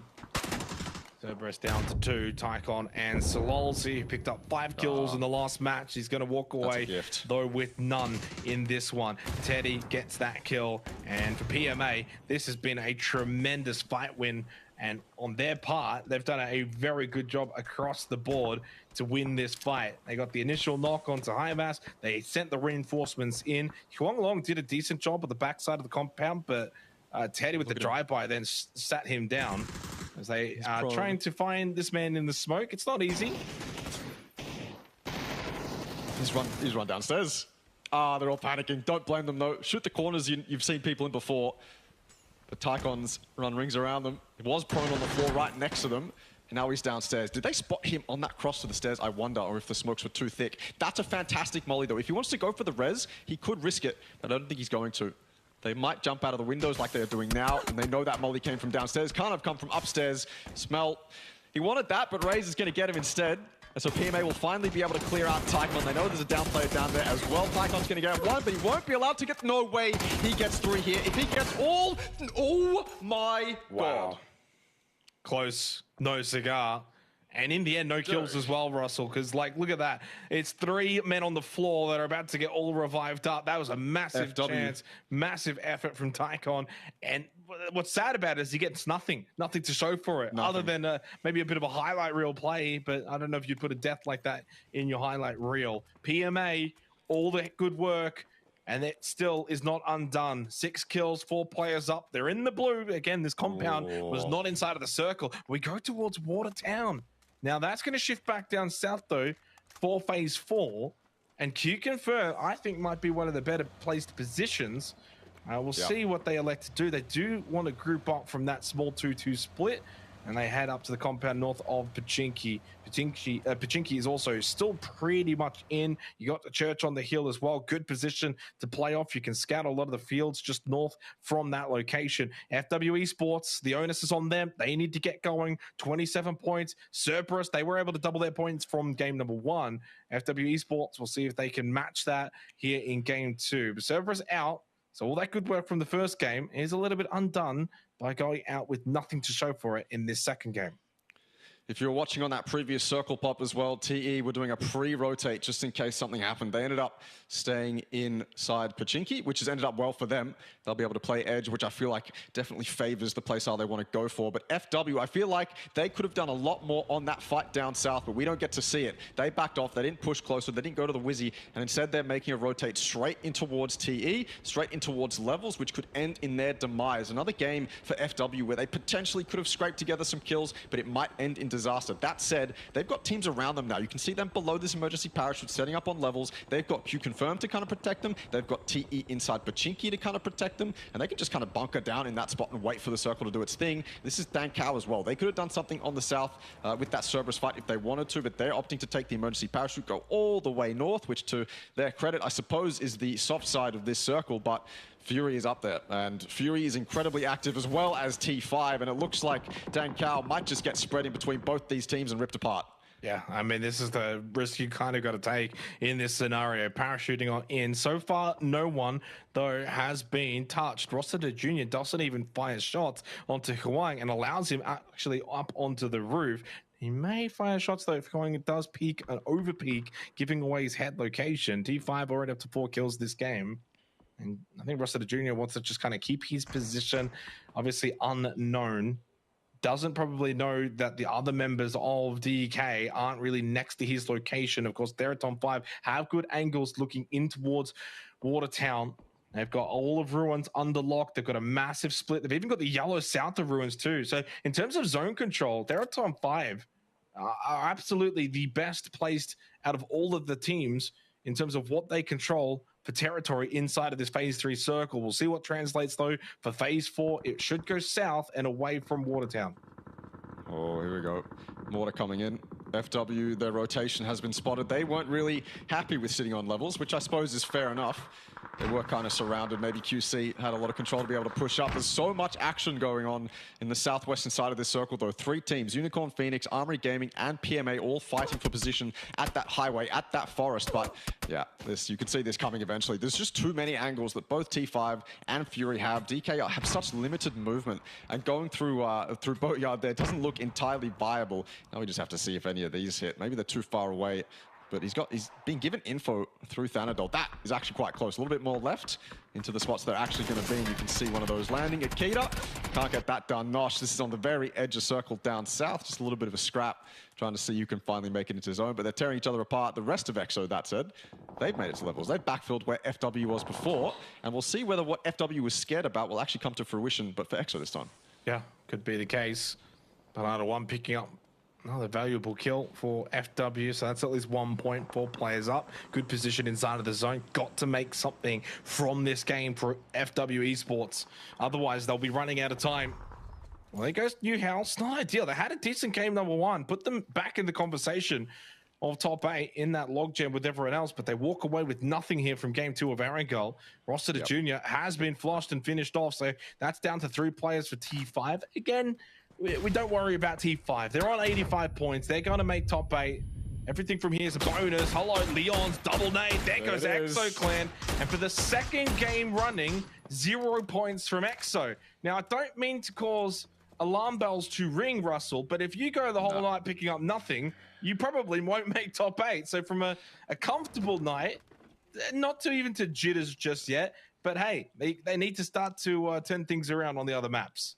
Yeah, I was gonna say, when we look into today without the knowledge of the first 2 games, you go, yep, they're guaranteed. But 0-point games is very unlike EXO. Even with their glass cannon playstyle, they still get stuff done. It's glass cannon, but they get early kills a lot of the time, especially in oceanic tournaments. Of course, this is a bit of a different beast. But what happened to them is, I suppose, what FW was avoiding. FW, I feel like, could have hunkered down there and held it, even though Q-Confirm can still push up from that compound and get some easy nade kills. They could have held it, but they opted against it, and instead, EXO was the one to feel the force of Q-Confirm. And I think Smelt maybe got a knock onto, and a flush actually, onto one of Theraton 5 rostered down and out. He was the one who was being quite silent, didn't pay off for him. And DK have found themselves a little bit more movement than I thought they would have. Fury's been kind of disconnected from this fight, I suppose. DK have just opted to go straight towards T5, and these two have slipped right past the front lines. They certainly have.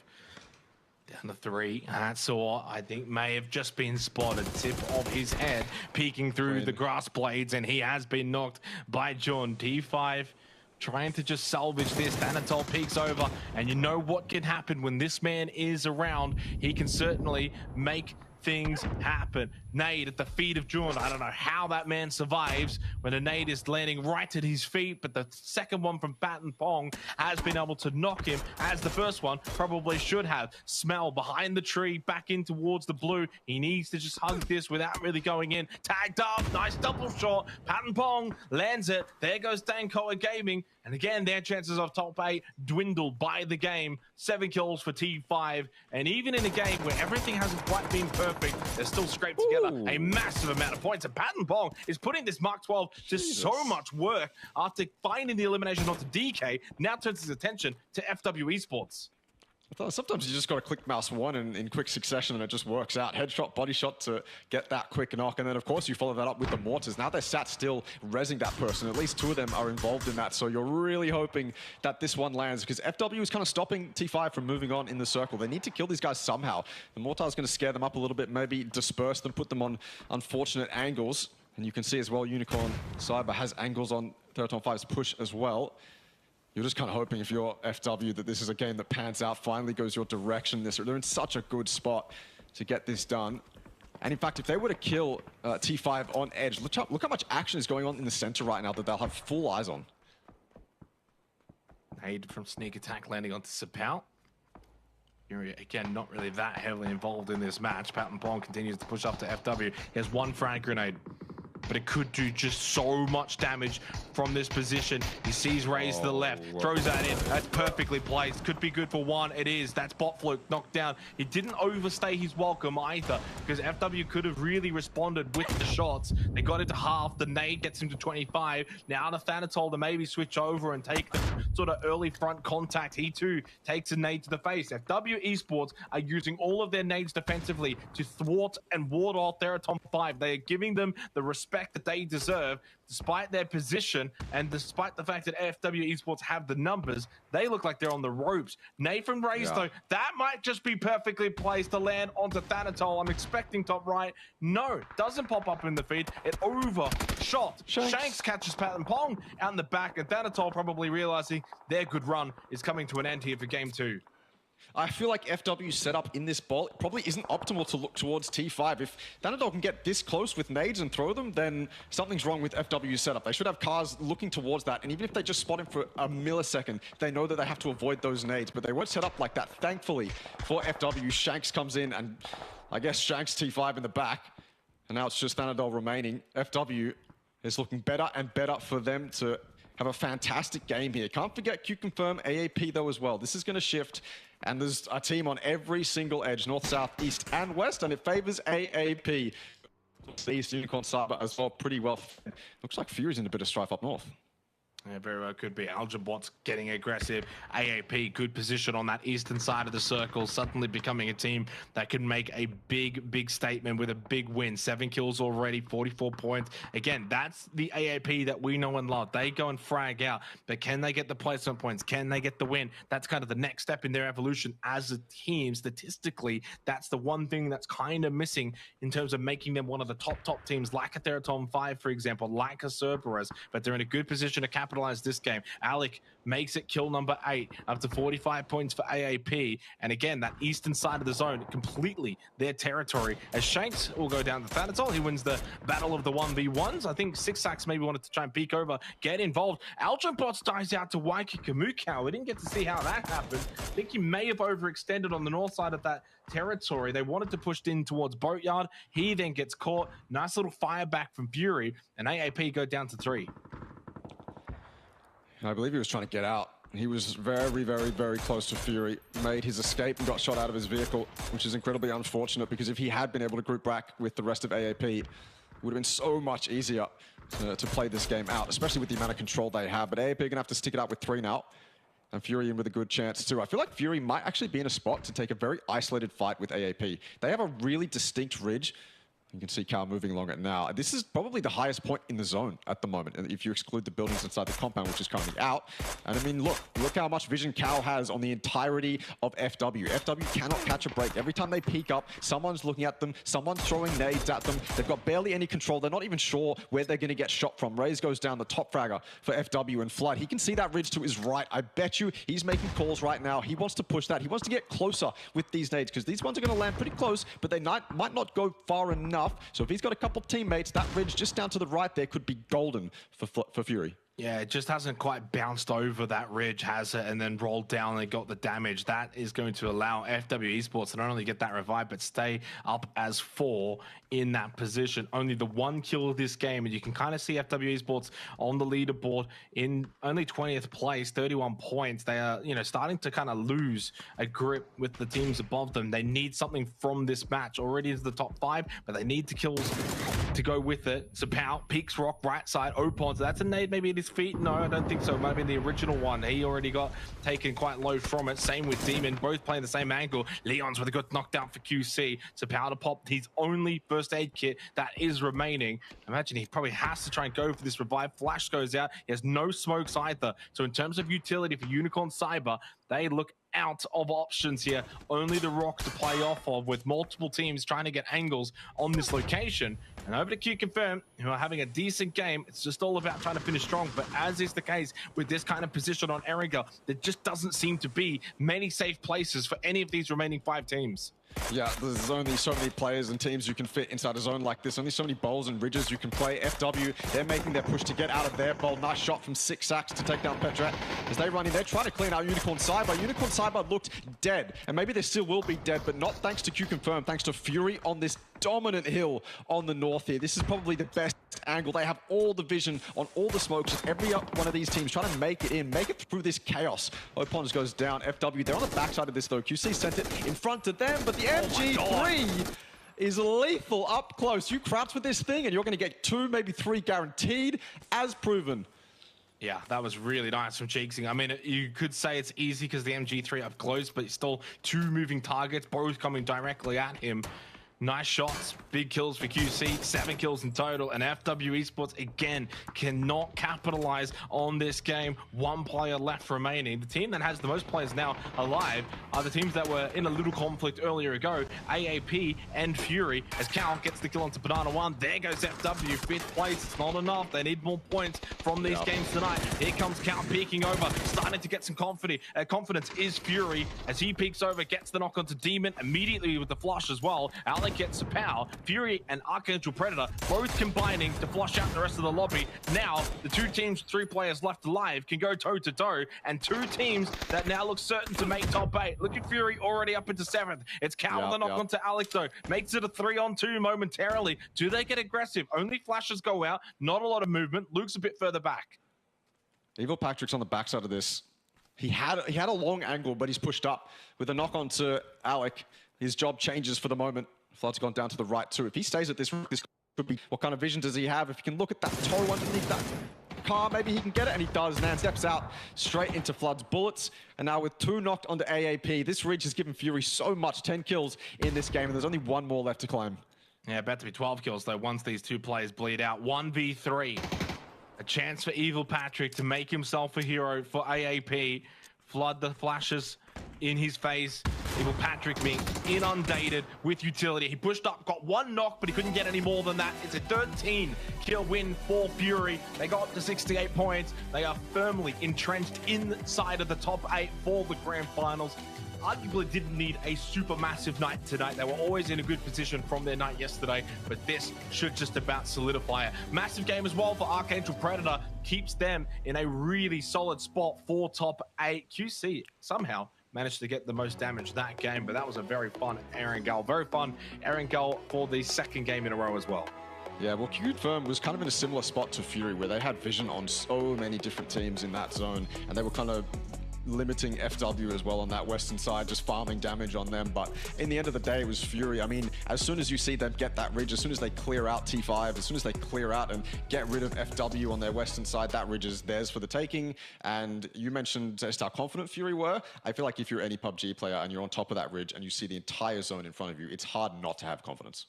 Yeah, I 100% agree with that. I think really well played, though, for a lot of those teams in that game. That's kind of one where you can give chocolates to probably all of those teams at the end, Russell, because that is not an easy position to play on that map of Aaron Gold. There's just really no cover. You have to play car forts. You have to play ridges, smokes. How many smokes you have could literally determine if you have a good game or not.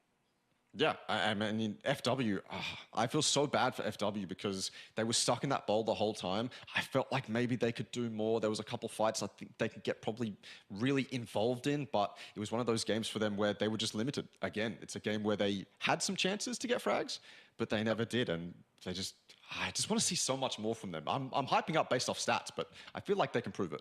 Yeah, we'll see. They've only got 4 games to go. We go to a break. When we come back on the other side, it's Tago.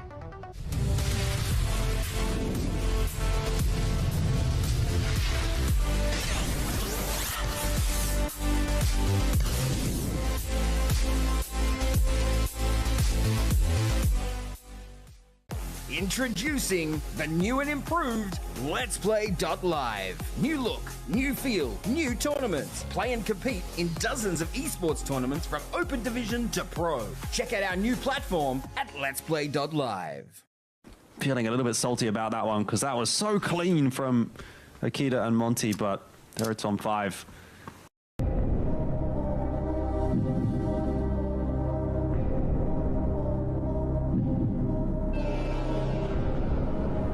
If they get away Hang on, this nade, we didn't quite follow it immediately, and it's amazing from Akita.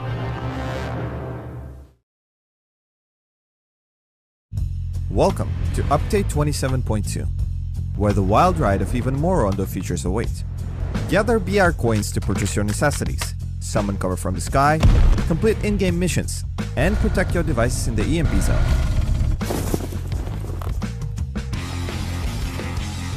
First, let's start off with the market.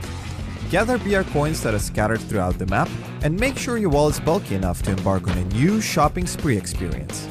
We've got 3 types of markets, from the pretty nice grade 1 to the holy moly grade 3. Beware though, the best markets are protected by guards who clearly take their job seriously. Stumble upon a market and open up a page of categories. Choose from the item shop, the weapon stealer, no questions asked, the garage for your own special edition bulletproof pillar UAZ, or the random item option for those who like to live on the edge. Remember, your hard-earned BR coins are your golden ticket to all the goods you'll ever hope for. And if entrepreneurial, you can sell off some of your inventory stuff for more coins. Next up, it's time to take a look at the sky. Nope, not for inspiration, but for the emergency cover flare. Give it a try and watch as cover starts magically dropping from above. Not realistic enough? Trust me, no one's got time to question its origins when you're in the middle of a fight. On top of that, we also have in-game missions that'll add to your burden of having to remain as a lone survivor out of 100. Just kidding, They'll help you, tons. Complete missions that show up at the beginning of the match and automatically earn in-game items as rewards. And that's not it, there's more. A new disturbance in the sky brings the EMP zone, turning electronics into mere decorations. Say farewell to scopes, vehicles, and even those fancy markets. It's back to basics in this tech-free turmoil. And as always, we have plenty more prepared this update. A new Survivor Pass, a Battle Ready kit, tweaks to the Blizzard Zone and Sandstorm, and detailed information now available for your PUBG Battlegrounds currency. For the full scoop, make sure to dive into the patch notes. And we'll see you on the Battlegrounds.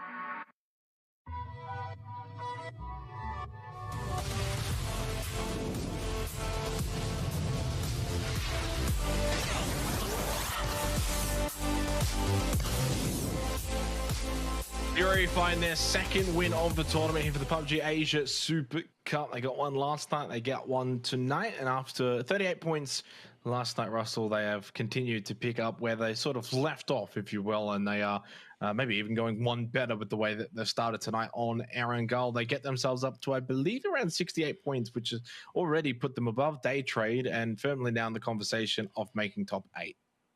You would expect a team of Fury's caliber to be able to do something in a lobby like this when there are some weaker teams, but then obviously all the other teams are teams that they've played against before. They kind of know what to expect coming into an APAC lobby. So yeah, it's not surprising that Fury is in this spot, but I think it's probably just a little bit of warm-up that happened yesterday, get into the groove of things. Again, we mentioned this yesterday, they're kind of a throw-together team, so they've got to get into their own groove before I think they can make things happen. A team that's not a throw-together team is Archangel Predator. They also had a very, very strong finish to that game to close out Erangel. 68 points for Fury, 51 for AAP. The 51 points with 4 games to go really does put Archangel in a solid position going into the last couple of games to get themselves into the top 8. And, you know, for the fact that both of these two teams are from PUBG Challenger Rumble says a lot about the region. I mean, it's a rivalry as old as time, right? These guys have been ever since APAC and SEA, or sorry, OS and APAC have been combined. These guys have been going at it. When I was on the roster, when everyone was on the roster with Luke Flood, it's just all these OS players have been fighting up against AAP players for forever. And it seems like Algin and Alec and Evil Patrick and Nat, it seems like they've been together for so much longer than I thought they would be. These guys have been very consistent with their roster. Yeah, they certainly have been around a long, long time. Not always under the AAP banner. I think back in the day it was like Angel Alliance and the old AAP was there, but of course a team that has been playing for so long now, and kind of like Fury as well. Those players individually, of course, have been playing for a very, very long time. We'll Of course, got Tago to talk about now, Russell, as we go to that one next. An opportunity for a lot of those teams that are down towards the bottom, but opportunities that are running out, right? Like, we can keep saying it, but only so many more times tonight. There's 4 games to go, 3 different maps. This is it. You've got to make this count.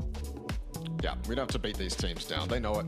They know what they have to do. Luckily, though, Tago and Vikendi can still kind of act as wildcard maps, although they will know how they play and they'll have done their research. They can still be very random, evident by the fact that when we watch Tago, when we watch Vikendi, there's a lot of early action, a lot of unknowns still, even in the early stages of the game, that these guys have to account for. And then, of course, when you get to the end game, even though they've been playing this map for multiple years now, it still can have unknown factors. The terrain isn't entirely laid out yet. It doesn't have as many landmarks as, say, Erangel or Miramar, so it can still cause chaos. It certainly can. Let's get straight into it. Game 3 for tonight, the final night of the group stage for the Asia Super Cup. It's Tago, and it's a very fun map, quickly becoming one of my favorite maps. I think probably now second. I'll put it over Miramar. I don't think it can dislodge Erangel for me, Ross, but it's definitely up there. And I love it too. For Pugs especially, it's fantastic because, I mean, you see it in comp, you see it in Pugs too. It's just a map where you get a bunch of action. It's flat enough where you'll be able to see most of the people you're coming up against. And I think probably the biggest factor is it's nice and green. It's nice and bright. It's not a dull yellow Miramar. It's very similar to Erangel. So yeah, it's definitely my second favorite map too. Green doesn't always mean good though, if you remember the old Sandhawk days. So take that. That was like a murky, muddy green. It didn't have a good vibe to it. Too much green. Don't go too much green. Never go too much green. Let's get into this one though. And we've got 3 teams now that are, of course, lit up in purple inside of the top 8. So sort of reiterating as we're getting close to the halfway point tonight already. God, it goes quick. Viram, Purple Moon, X-Men, of course, from Group C. Even still, now that we've kind of played the first 2 games and going into this 3rd game, Russell, they're set. Like, we're not going to see 8 teams push them out, and so that they would be 9, 10, and 11. Those 3 teams are definitely going to be in the top 8. For T5 Fury and EXO, considering they've still got, 3 more games to play, they're also technically 4 with Tago. They're in a position that they're already in the top 8. They're likely to make it. That leaves us down to 2 slots. Day Trade, FTF, they ain't playing, all right? They're out tonight. So that's kind of the next slots to look at. Who can get there? Who's the closest? Well, Archangel Predator, 15 points away from Day Trade. The Expendables, 16 points. So they aren't that far with 4 games to play. If you Day Trade, if you FTF, yeah, you're likely not going to make it. Yeah, and you're still looking at kind of all the teams in the 40-point region, so Unicorn Phoenix all the way up to Armory Gaming as well. Maybe they still have a chance to get in it, but they're going to have stellar performances. Cerberus, it looks like they're going to up that momentum, but they are still in that region of points where if they don't carry that momentum from game 1, then it could end in disaster. This is a zone that, I mean, everyone that's not in it isn't going to like. There's only so many bridges you can cross. T5 in the center of it again this time round. AAP in a good spot to maybe get something done. Q-Confirm as well, similarly to last game. And it looks like TE has a pretty simple cross if they want to make it when they want to make it. This is a map as well, and a circle too, where you're probably going to see a couple of bridge camps. Because as I said at the start of the night, we're getting into the territory where you're going to have to kind of opt more for those kill points rather than those placement points. Kill points is something you can...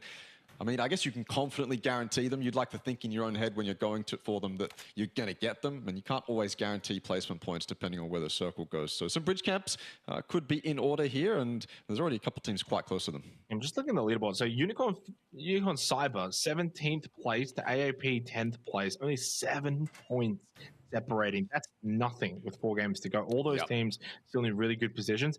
Unfortunately, those below Unicorn Cyber, Russ, like your Newhouse Esports, PMA, FW, if they don't get anything this game, I'll put a line through them. Like, I really would, because then they've only got 3 games to go. So many teams above them. It would take a miracle. Massive chance for those 3, especially FW, PMA, Newhouse, must get points here on Tago. Must just keep that leaderboard ticking along nicely, heading into Vikendi after this. DK, you could maybe make an argument if they have a massive game here. Unfortunately, they haven't kind of shown characteristics that they've got the capabilities to really close things out in the last 4 games and go and get 50 points or so, as they are close by to Pixel Stars. And I will say it's also kind of, is that the right word? Yeah, a little. Yeah, bottom bottom 3 teams, 2 of those are actually from Japan in Arctics and Nosh. Pixel Stars, of course, as well from the Master Leaguers. Capybara gets eliminated by Huang. Really good kill for DK, who have kind of been stalking Pixel Stars, but it's RK through the window up above top floor, turns back, gets a kill onto Jun, so a little bit of damage inflicted back onto DK. Don't get away scot-free. Yeah, no, that was rapid from Hong. It was very good on that flick towards that car. Too much damage against Pixel Stars to reasonably have a good game here, although RK could have some fun with that Panzerfaust. Smell is very close to him. He's playing this like he has no idea Smell's there, because obviously his windows are entirely exposed to Smell's angles if he was to look that way. And Huang's trying to get a little bit closer to his teammates as well. In a situation like this, when you've already got 2, it's probably smart to regroup. Make sure you can trade out the remaining players, because the remaining players, as you will look at RK, are going to be quite sneaky. They're going to try to get their guaranteed 1 and then see if they can get any more. And Huang's been spotted as well, but I think maybe he also spotted RK. Well, they're not RKs here, actually, so because he thought through that. That is so good. Through that window, that's a good throw from that distance. You got to give him credit. And now it's just if he can get that close range kill with the Panzerfaust. Remember, he has to get that close range kill with the Panzerfaust. Okay, never mind. I start to hype him up. I start to hype up the fun, and then he just goes down immediately. Yeah, good nade from Huang. And solid work from Danko Gaming to make very quick work of Pixel Stars, who's just down to the last remaining player in Jing. Yeah, it's been a rough tournament, especially for that bottom 3. 2 of those from Japan. 4-man bow. The other one from Japan, 49 points, which, I mean, by the end of tonight, I don't know where that would put them, but it certainly wouldn't be the bottom 3, I would say. Of course, the third team from Japan, Jing, the solo, such a good play last night. Kind of out of nowhere, no disrespect, but Pixel Stars were not quite the team you expect those kind of plays, but he just kind of popped off with that sawn-off, almost pulled one of the bigger plays that I've ever seen, and just couldn't quite finish it off. He did pretty much as much as he could, though. Yeah. Now it's the Fully solo. blind. Yeah, for FW Esports, though, Ross, we need eyes on them this game. They need points for such a top team. They obviously do not want to be going to last chance calls. They'd love to skip straight to the grand finals. To do so, they need points in this game. I think at least getting around 10 points or so just puts them back in the conversation, as RKS was eventually finished off by Huang. Unfortunately for FW, they're coming up against the rivals from last game in Q-Confirm. Q-Confirm did so much to stop them from having a good game last game, as did basically every team with a vision on the ball that they had, but they're going to have to fight them again if they want to go past them, because Q-Confirm is located on the coast, and so is FW. LPL_play for the map stream if you want to see this action from the top-down view. They're getting ever closer to each other, and I think at this point they probably have information on each other. So now it's up to FW to see whether they want to rotate back to the north. Never mind. FW doesn't have any info. They're careful, they're cautious, and Botflute gets away with his life. That was rapid from Opongs, but not enough. Not enough shots landed. But as you can see, the rest of Q-Confirm were here this whole time, setting up kind of a camp, I suppose, for anyone to come across that bridge and rotate down this way. But it hasn't worked out. Maybe shooting too early for Opongs without it being a guaranteed kill. Maybe in his mind it was. It looked pretty certain to me. But just couldn't get it done, and for that, they lose out on any possible kills they could have got from FW. Yeah, two-edged sword. Do you want to lure them in, take the close fight? If you do so, you obviously run the risk of giving FW Esports a bit of that space and opportunity to kind of play around the fence line and play the buildings. Instead, if you shoot early, there's probably less risk, but goes with that, less reward, and that's exactly kind of how it plays out. FW Esports are absolutely wrapped that they didn't get kind of lured into a trap there, losing a couple of players. They need to kind of play the game and style now where they need 4 players alive. They can't be losing a player or 2, even if that gets them, say, 2-3 kills, maybe even 4. They need 4 players up. They need to play a solid, complete game. Tanvu, well, smart. He's the solo at the moment here for the Expendables in this position. Takes a shot onto Teddy. Once you get into that vehicle seat, though, you are slim pickings if someone's watching you, and he does take his opportunity. Of course, everyone else from PMA may opt to turn around, but there are little cross angles for the Expendables. While talking about a trap earlier, this very much is the web being laid out by the Expendables. PMA thought they were safe, they thought they were clear, but no, the Expendables had people lined up all around this vicinity. They have been able to catch them off guard. 2 easy kills and a good start to the game for TE. A fantastic start for Tanvu. PMA nearby shaking in their boots. Maybe they want to get some revenge on this. Sticking up on top of these hills. Lunlun is close. and they have info on Tanvu, obviously, so they could opt to go for the push, but Tanvu has smartly backed off towards his team. So now the team on the north, his team can cover this angle from PMA. So it's a heads-up play for TE. A couple of them are in vehicles in 777 at the moment, but Tanvu's still pretty safe on the opposite side. PMA are going to stay here no matter what. It's just up to TE whether they want to mount this attack or not. Looks like they're opting to play it a bit more passively, wait for PMA to peak, but I think I'll eat my own words, because PMA, they're going back to those vehicles, they're going back towards the compound. I don't think they want anything to do with the expendables right now. No, I don't think they do. Yeah, a minute left as well till phase 2. Not really worth it. Yeah, it's somewhat of a, you know, camp here from the expendables, but there's plenty of places that PMA can rotate to. They're also inside of the circle anyway, so not really much of a rush. And obviously Jervis and Lindland only duo, so you haven't even got the numbers. You're just better off trying to hide, run away, get into these kind of late game positions, rank tank a bit, and then see if you can just scrape together a couple of points. But no, unfortunately for PMA, scraping together points is no longer the attitude that they really need to have if they're going to make top 8. Only the 33 points.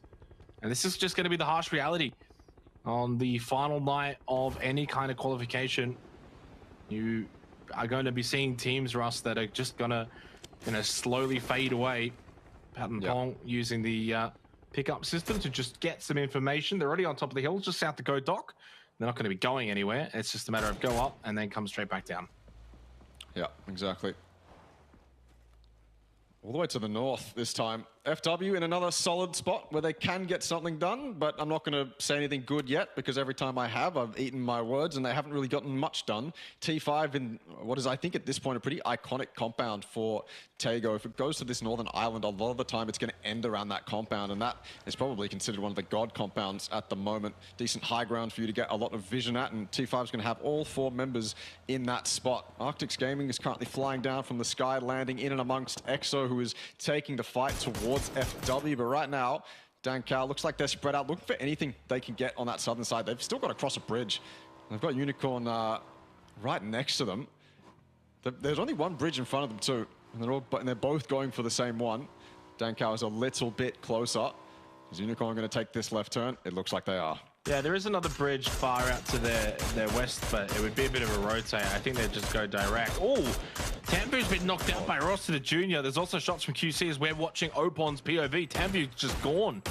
155 meters away from Ross to the Junior. Not ideal for Tambu and the Expendables after they laid the trap earlier. Now they're the ones who have lost someone in unconventional means as they were on the rotate. They went straight past T5. They lose one. And it's not ideal. And yeah, puts them down to 3 players. They're on the 52 points. They're close to that sort of precipice of the top 8. That's going to hinder them ever so slightly. Like Entry put it up, 2nd place in the last match that we had on Erangel. And in a position here where they're just trying to scout out some information. Looking south over the river towards Unicorn Cyber. We're trying to get across this bridge near Fishing Camp. And then obviously just firing any kind of shots in hope that some may land and get a head or 2 and get a knock, but not to be.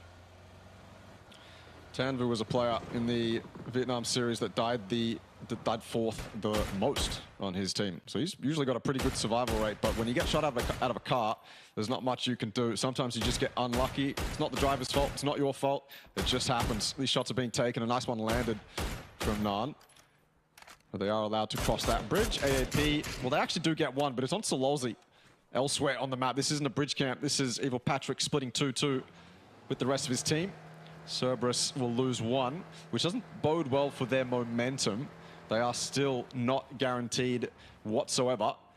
And AAP is continuing to make their crusade towards qualification, weakening the teams that are right next to them on the leaderboard. Such an aggressive 2-2 split as well, Roz. When you have 2 on one side of Palace, 2 on the other side, north-south split, you can't really cover each other. You know, I love it though. Usually when you play that kind of more safe 2-2 split, you can kind of cover the other pairing, but in that case, it's just more playing for ground. I think though, to be fair, the 2 that were playing north side of Palace weren't going to get over aggressive. Hey, if someone runs into your line of sight, you'll take a freebie when you can. As T5 also get another one. They've been playing top hill position so far through the first two phases and benefiting because of it. 3 kills for Teratom 5, up to 94 points. And I guess the only goal for T5 now for the remainder of the night is, can they get above Buriram's 117 points? They are on track for it. Riz with the knockdown onto Luke 12. Over to Armory Gaming. Shanks, you can see playing Anchor. He's firing shots off at the backside with Mark 12. James really not close. Neither is Dynasty. Armory Gaming are all over the place. All over the place, indeed. Riz, second highest damage on his team. Trying to make this push, I suppose. I kind of want to see Dynasty leave that compound, but actually, you know what? I'd rather see more. I'd rather see Armory Gaming probably leave that northern position. Maybe there's too much. Maybe they don't have full info on where Exo and Fury all are. But I feel like this is a very risky spread when they have a spot in zone that they can just fall back to. And it's not a bad play. It's not like you're giving up too much. You're actually kind of risking a lot less if you do it. But luckily for them, Fury have decided to back off. So I suppose as it does in PUBG, the situation's changed very quickly. Now, instead of me thinking it's better for Armory Gaming to back off, now it might be better for them to wait until maybe Exo decides to engage onto Fury, and then Armory Gaming can third party. It's entirely up to them, but I think they've still got to be a bit careful. Yeah. We'll see what happens as things do transpire over the next couple of phases. Right now, phase 3 did kind of go to the north side. It's done the vast majority of the job of the phase 4 circle, getting rid of that water. And so we will get to play land from here as Cerberus continue to fold to here on Tago. We recall where they lost Sololzi. Well, there goes the rest of the team. Hong Long, Taikon, Himas, honestly, dealt with rather comfortably by Newhouse Esports. Unfortunately, we didn't quite get to see it, but we do get to see the aftermath of it. And for Newhouse, very important kills. 39 points just kind of keeps them in touch with all of those teams just above them on the 40-point mark. If they can have a big game here on Tago, keeps them in the conversation. Minute 20 until phase 4. And so far, Newhouse have actually looked pretty good today, especially when we sort of highlighted you to start things off. We know what Long K and Neil T are capable of. Very solid team, very solid players, and a good squad wipe onto Cerberus. Only the 1 kill, 1 point, 49 points for them, and they'll have 3 more games tonight to try and get into the top 8. I was going to say, I think Cerberus owed U-Dirt 1 for that Erangel game where he did a lot of the work for him. Just didn't realize it would be a team wipe was what they, maybe it was a beer or something, but instead they opted to just get themselves killed, and U-Dirt and the rest of his team will claim them. Q confirmed taking shots at AAP in the distance, bunkered down, as is most of the teams at the moment. Kind of one of those zones where you just have to wait and see what happens. It's probably one of those zones where if you do decide to be a little bit more, I suppose, hectic in your playstyle, you try and get too much done, you can probably get punished, as is the nature on Tago, as it is very open. But there's so many teams with high ground, so many teams sat inside compounds with a lot of long sight lines onto these hills, that if you do try to do too much, you're probably just going to get caught out for it. So that's why you're seeing it kind of be a little bit quiet. Although that said, if this shifts south, that northern hill is going to be incredibly hectic. Fury, they do eventually go down to Exo. So now I suppose Armory Gaming, they're a little bit disconnected from this now. They could still get aggressive, but they're kind of controlling their own chunk in the north there. So I'm not sure if they're going to want to make that push. TE fed again. FW, please don't mess this up, my friends. You're in a fantastic spot. PMA doing the old rank tank. T5, they're playing on edge, and probably what I think is actually a pretty decent spot to get a ton of kills on the teams in the south. And we'll see what happens with the Expendables, though, only as the trio after losing Tamvoot. Just Ninja, Duck, 777, but good positions around those hills. Fury up towards the north side, again involved in the action. Yeah, Unite goes down, but so does Flood. 1 for 1. It's High Command, Os on Os Crime. Exo Clan maybe looking to spoil the day of Fury. Although both teams will actually be in the top 8 anyway, so no real spoils any which way for either of these two teams. Both are very much content with the way the tournament has shaped up thus far through the group stage. 2 kills for Exo. They back off after that knock and turned into kill, sorry. So 2 left remaining for Fury. Exo with 4. They'll just rotate away. And we've still got 2 minutes until the next circled shift, which for phase number 5, very much could change the landscape up once again. Couple of fields to the south side. TE playing the hills on the more central northwest side. FW Esports playing one of the last kind of major compounds They need to get out of that and look for kills. They need points, and they need it quickly. Long K with a long shot onto Destroy and Demon. Double shot, double knock. That is a big moment again for Newhouse Esports. Luke 12 gets a free shot over towards Carly, trying to make the run out of the tree line, and Carly just does some spins to lose, not spins to win. Fury got to 3 kills. Carly goes out, and Arctic's almost on the verge of elimination again. Yeah, the lone South Korean player on Arctics goes down, living up to Uka. But right now, we're fighting through fields. We're fighting in and all amongst this tarp, and it's car versus car combat at the moment. You have to be really quick on these peaks, and some of these bullets seem like they should land, but they're just not. Eventually, Udirt gets it done. He has been excellent, and so has Newhouse Esports. Right now, though, maybe it's a bit too much for them to actually deal with. Long K and Udirt, the only two that remain.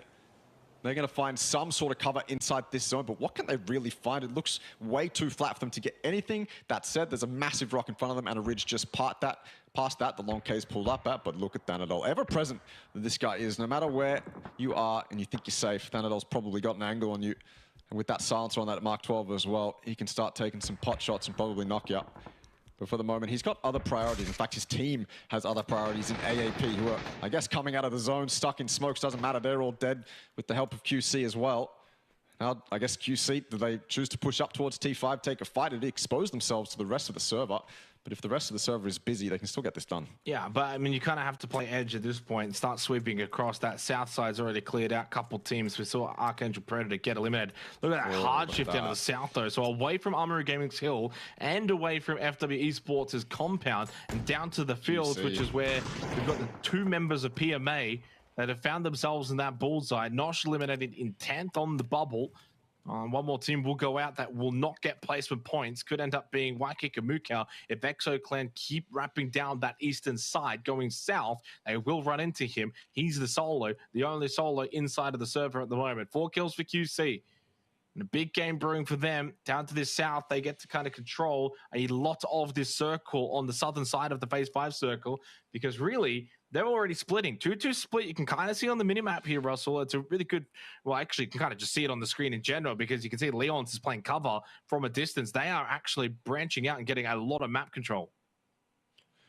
They really are. In fact, Q-Confirm, they're doing what a lot of the better teams in PUBG will do, which is stagger the blue. They're just going to chill until that blue closes in, wait for it to fully close in, and then either regroup or, well, I guess play the same spot they're in, because it is just barely in zone, but they're really waiting on the information from T5. They're staggering that. They're just chilling there, even though it's outside of zone, because they really want to know what T5 does. T5 can have such an impact on Q-Confirm's game at the moment, so they need full info on them. T5 is obviously going to push across the road. I think it would be suicide for them to take the fight towards Q-Confirm, but Q-Confirm are just waiting for that to happen. Newhouse, they did a lot this game, but eventually they were shifted from. They had to just send it into the center and hope they didn't run into any teams. No placement points, 7 kills, decent game. And, you know, if top 8 wasn't kind of on the line and we were at the start of a particular stage, it would be a very, very handy start, but it's no longer a start and could be a case of too little too late in terms of those 7 points. 43 means that from the last 3 games, they're going to need maybe 30 to 40. Those are kind of numbers that you might see from like your T5s, your Buru Rams, Ninja 2K at the Rock. Peeks over. He has spotted there. It's on fire. Thanadol doesn't take the initial shots. He is outside of the circle. 50 seconds until phase 6. You know, smart here from the Expendables. He's also got Duck Juice and 777 in the minimap looking over towards Armory Gaming. From behind, though, it's Opons. He puts some damage into Thanadol. He can't really hide behind that rock, though. If the Expendables watch that rock, he could be exposed on both sides. Duck Juice, though, does get out-pressured by Armory Gaming. And that's probably why we didn't see Ninja 2K fire off those shots. He eventually loses his life to Thanatol anyway. And TE, hesitation they're undoing. They kind of just sat around, didn't really do a whole lot. They've had 4 kills this game, but don't really capitalize on a really solid position here on Tago. Yeah, it looked like that could have been T5's death right there. TE getting involved. QE were in such a good spot. QC, sorry. Such a good spot to finally make that push if Armory Gaming got more done, or TE, sorry, got more done, but they didn't. And now Q-Confirm have backed off a little bit. T5 are taking the fight directly towards Armory Gaming. This is aggression. This is them trying to clear out direct threats to their chance of winning this game. Whether it's going to pay off or not, I suppose, is entirely potentially up to Q-Confirm. In fact, I think you saw T5 get a little bit aggressive there towards the top of that hill. Then they got shot at by Q Confirm, and then they backed straight down. And you can see on that map now they're stuck in this little bowl. What do? Armory Gaming above them, TE Solo on their right side, Q Confirm behind them. I think the zone is actually probably going to help them out a little bit here because it's going to force Armory Gaming to go straight into T5's lines of sight. And I think they've just spotted 777 as well. He shouldn't be a threat. Quick double heady. Fathom Pond takes him down. And so now this is kind of just a parallel 3v3 until Q Confirm get involved. Yeah, good news for a lot of this lobby that the Expendables and AAP don't go on a massive run here, but QC, Armory Gaming could look to overtake those two teams that I just mentioned on the leaderboard as they edge closer to the top 8 positions. Akita with a knockdown onto Petra. Thanatos goes lurking. Dynasty right in front of him. But Armory Gaming, is he going to spot him? Hearing these shots, Thanatos gets aggressive. Dynasty got the knockdown onto Pattenpong, but there's the immediate trade from the ever-creeping Thanatos. Got very close, gets the flush. Nade down towards the smokes at the tree. Riz trying to maybe get one back. You can see it was in his hand, thrown over. Oh, that's a wonderful nade from Riz. It might get Thanatos. No, it only got Hatso and Pattenpong, who's going for the revive. Nice little re-aggression from Thanatos off the back of that nade. Didn't really matter. Good shot from Riz. Hatso, last one standing. The support player, can he hold on? Yes, he can. But they're a Tom 5. They are already past triple digits. They will look to encapsulate Buriram United at some point tonight. T5, yeah, they're the best.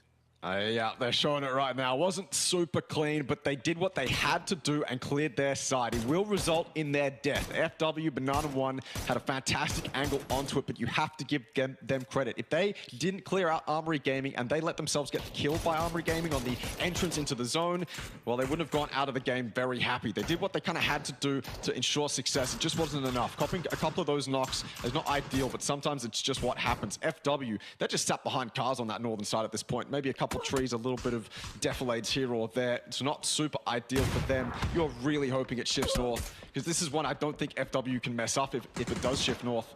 And those PMA duo has just been discovered by Q Confirm. Jervis on the nades. Only so many places that Cheeks King can be, and the rest of Q Confirm in these fields. And if you see that UAS as well, that's probably a good sign of where to throw those nades. You don't want to waste them. Oh my, Rapid. Jesus Christ. I mean, what do you even say to that? Was that I feel like he double-clicked there and just accidentally got the headshot. Yeah, I mean, well, I don't know if it's accidental. I think he purposefully got that headshot. I'll give him that one. Opons is a nutty player for Q Confirm. Up to 5 kills.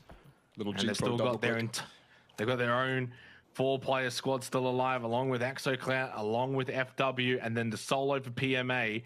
They've done a great job, PMA. Think back to the start of the game. They got taken down to the 2 players. They basically just sat inside of that shack the entire time.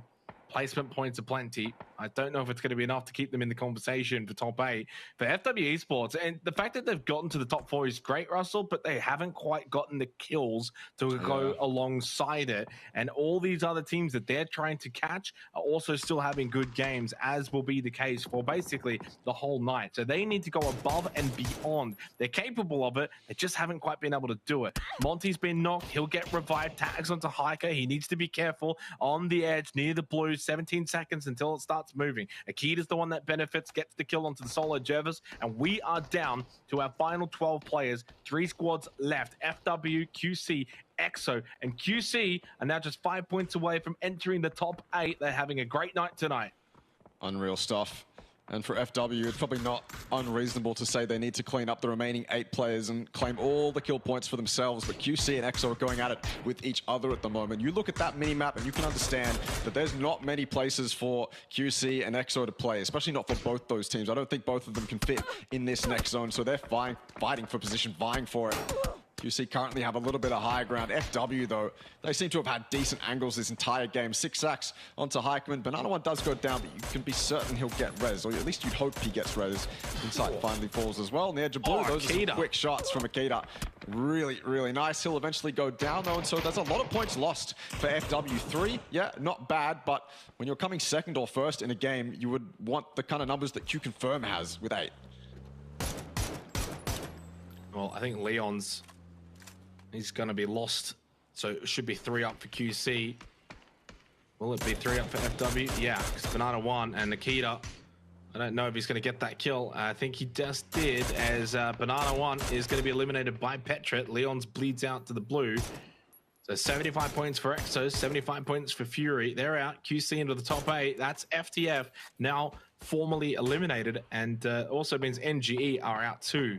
For what it's worth, 2 teams from Group C that could not remain inside of the top 8. Ray stuck behind the tree in the vehicle. Opons, he's down to his last 2 bullets. 1 bullet on the mini. There might be some death crates to obviously loot around. He's still got the barrel. He chucks it 3 times on. He can make good use of this. 9 kills for QC. This is a very difficult position for FW. As difficult as it is, Russell, they need to win this game. I don't care. They need to win. They need the kills. They need to win. They need as much as they can from this position. They go out here and stay at 41 points with 3 games to go. I don't know if it's going to happen. Yeah, situations changed just a little bit though. The wide players on Q Confirm have been shifted away from. So those 2 players are going to have to move deeper into the zone, get off those off angles that are currently pinning FW down, and maybe make it possible for FW to win. It's only Raze who's really caught out here. He's in a really rough spot. Sixax was using the smoke launcher to try help him get across, but he hasn't made the cross yet. He might even just submit himself to die to Q Confirm or the zone to try and get something done, but he hasn't gotten anything done from this spot yet, so there's no reason for us to think that he's going to get a lucky knock onto one of these Q Confirm members and actually change the tides of this game in FW's favor, and he doesn't. This UAZ is not enough for cover. The trees in front of him, it just wasn't enough. Those smokes weren't far enough, and he had basically none left. This is still possible for FW because those off angles will eventually be out, but you have to also think about the man advantage that QC is going to have. 40 seconds until we get into that final phase. There goes Raze, full advantage for Q Confirm, up to 10 kills. Spray needed to connect that one. Sixax got a lot, if not almost 90% of it, but couldn't get the last 10% onto Opons, who now makes it to the rock. That felt like a critical moment for the FW Esports duo. Nades from Cheating, bot fluke. Yeah, he got the trade, but another nade comes his way. 12-kill win for Q Confirm, rising up into 7th place. They are into the top 8 for FW Esports. Better, but is it too little too late? 3 games remain, and it does maybe give them some hope, a platform to build on. But for QC, that platform has already been fully built. They're in the top 8. It's just a matter of staying in there now.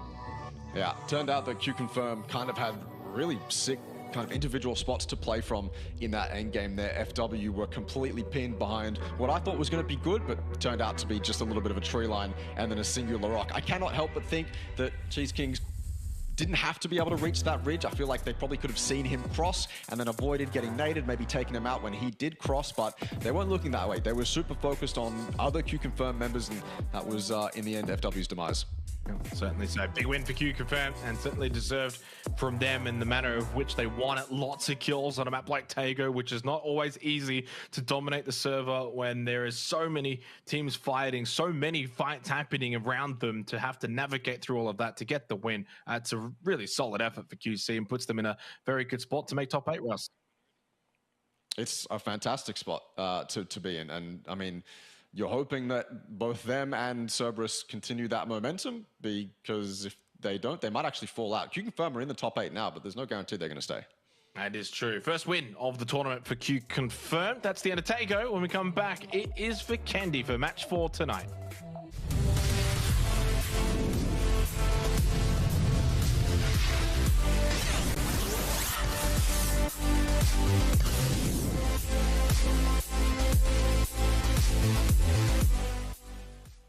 Introducing the new and improved Let's Play Live. New look, new feel, new tournaments. Play and compete in dozens of esports tournaments from Open Division to Pro. Check out our new platform at Let's Play Live. Feeling a little bit salty about that one because that was so clean from Akita and Monty, but they're at on 5.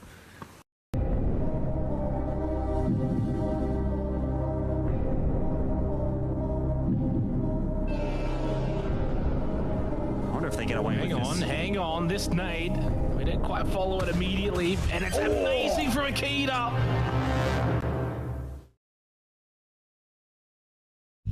Welcome to Update 27.2, where the wild ride of even more Rondo features await.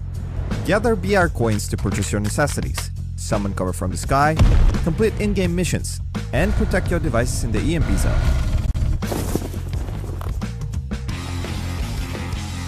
First, let's start off with the market. Gather BR coins that are scattered throughout the map And make sure your wallet's bulky enough to embark on a new shopping spree experience. We've got 3 types of markets, from the pretty nice grade 1 to the holy moly grade 3. Beware though, the best markets are protected by guards who clearly take their job seriously. Stumble upon a market and open up a page of categories. Choose from the item shop, the weapons dealer, no questions asked, the garage for your own special edition bulletproof pillar UAZ, or the random item option for those who like to live on the edge. Remember, your hard-earned BR coins are your golden ticket to all the goods you'll ever hope for. And if entrepreneurial, you can sell off some of your inventory stuff for more coins. Next up, it's time to take a look at the sky. Nope, not for inspiration, but for the emergency cover flare. Give it a try and watch as cover starts magically dropping from above. Not realistic enough? Trust me, no one's got time to question its origins when you're in the middle of a fight. On top of that, we also have in-game missions that'll add to your burden of having to remain as a lone survivor out of 100. Just kidding, they'll help you, tons. Complete missions that show up at the beginning of the match and automatically earn in-game items as rewards. And that's not it, there's more. A new disturbance in the sky brings the EMP zone, turning electronics into mere decorations. Say farewell to scopes, vehicles, and even those fancy markets. It's back to basics in the stack-free turmoil. And as always, we have plenty more prepared this update. A new Survivor Pass, a Battle Ready kit, tweaks to the Blizzard Zone and Sandstorm, and detailed information now available for your PUBG Battlegrounds currency. For the full scoop, make sure to dive into the patch notes. And we'll see you on the Battlegrounds.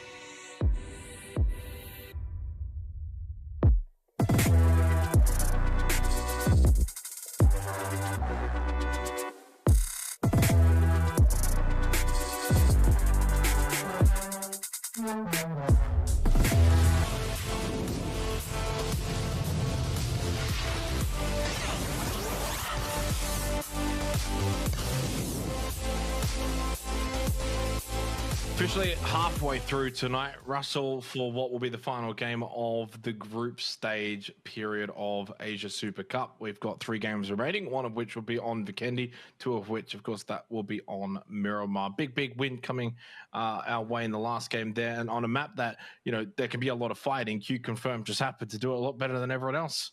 Yeah, they ended up in a really solid position. They had that south position the whole time, and so they only really had to move a few hundred meters to that end game spot. I thought it was FWs, to be honest with you, with the high ground and the way it looked on the mini-map, but turns out Q Confirm had much better positions. They certainly did. Really good effort for them, and puts them in a commanding position to make top 8. Essentially for them now, fate would be in their hands. We'll go to the leaderboard because we've only got the 3 games remaining and halfway through tonight. Best time to really look at it. it. For your Bureau Rams, your Purple Moods, your X-Men's, I'd still say unlikely to worry. So much would have to go wrong to see any of those teams get eliminated. Obviously, though, if your Bureau Ram want to finish top, very unlikely to happen. T5 are very much on their heels. Considering they haven't even gotten a win, it really does speak to the significance of how good they have been playing. We say goodbye to From the Future and NGE. We'll see them in the last chance qualifiers. They are no longer in the top 8, and from Group C cannot participate. For Day Trade, they are on the precipice. They're on that cutoff now, Russ. 8th place, 66 points. The closest to them that's playing tonight is TE and AAP. You would imagine with 3 games to go, one of those two, if not maybe both, will overtake Day Trade. Yeah, it's going to have to be a miracle if Day Trade want to stay in that 8th position. But one of the reasons we say that top 4 is set is because it's about a 20-point gap, really, between X-Men and Fury. Even Fury and EXO can drop out. It would be disastrous if they were, but we're thinking 75 to 80 might be the cutoff. And if these teams below them decide to have nuts games in these last 3, then it's entirely possible. But I think, yeah, you're right. In these next couple of games, we're going to see that Day Trade go from 8 to 9. Yeah, so I would be very surprised if Fury and EXO don't make it. They would have to have essentially multiple 0-point games for that to eventuate. Yeah, disaster kind of games. For those that were on the right-hand side of the screen, basically not inside of that sort of top 10, it would take a miracle for them. I think, you know, your Cerberus has started the night the way they needed to, Russ, but then the next 2 games didn't quite follow suit. And I think you could probably argue that even for like an FW Esports, they haven't been consistent throughout the first 3 games tonight. All of those teams, for multiple reasons, are not likely to make top 8 now. There's only so many games remaining. There's only so many chances you can now have to have your pop-off game. It has to start now. We could probably put a line through some of those teams towards the bottom of the leaderboard. Coming up next, we've got Vikendi. We'll give you a little sort of rehash as to the way the night has played out with the maps so far. Cerberus, yeah, they did get off to that perfect start. Couldn't quite back it up, though, in the next 2 games after that was overtaken by Fury. AAP had a really good game as well on that second Erangel, but then 2 couldn't back it up on Tago. So far tonight, really, the theme has probably been inconsistency, Russell. No one has really set alight all 3 games. Yeah, and still no back-to-back winners. One of the things I probably should have done going into today is look whether any of the teams that were on that cusp had a certain affinity for Miramar. Maybe they were a lot better on Miramar than they were Tago, Vikendi, or Wrangle, but I don't know. I didn't do that. And so I guess we're going to have to see if some of these teams that desperately need the points, Miramar is actually their comfort pick. Miramar is actually where they feel most confident. But as we were discussing last night as well, Miramar can be 50-50 regardless, just because of the way the terrain works, because of how the circles can work. There's too many barriers for these teams to get through to make it possible to get into those placement points sometimes. That is true, but before we go to Miramar, we've still got Vikendi anyway. I was just having a look at the leaderboards for this group tonight. A versus C has updated. QC on top, 38 points. Fury, 37. T5, 34. We go all the way down to the bottom. EXO only the 9 points, along with your Noshas and your Pixel Stars and your Arctics. So they probably need to get a little wriggle on just to make sure they get over the hurdle. But it's also not the best of form to be taking into the grand finals anyway. No. It's not. You want to have a little bit of momentum. I think the thing they want most is just to know that, again, I mentioned this the first night I was here yesterday, but I think they just want to know that what they've been practicing is actually working. They just want to know that the things that they put effort into actually work in a competitive setting. And if they just kind of scrape through into the grand final, if any team just scrapes through into the grand finals, then they probably don't have too much confidence in whatever fundamentals they're trying to employ. So that could really mess with any team's head going into the grand finals. So you're kind of hoping that these guys are like really confident in whatever they practiced. Yep, indeed. As we head to Vikendi, it's match number 4 for the final game, or final night of the group stage. It will be indeed the final Vikendi we see in the group stage. We don't really get to see much of it.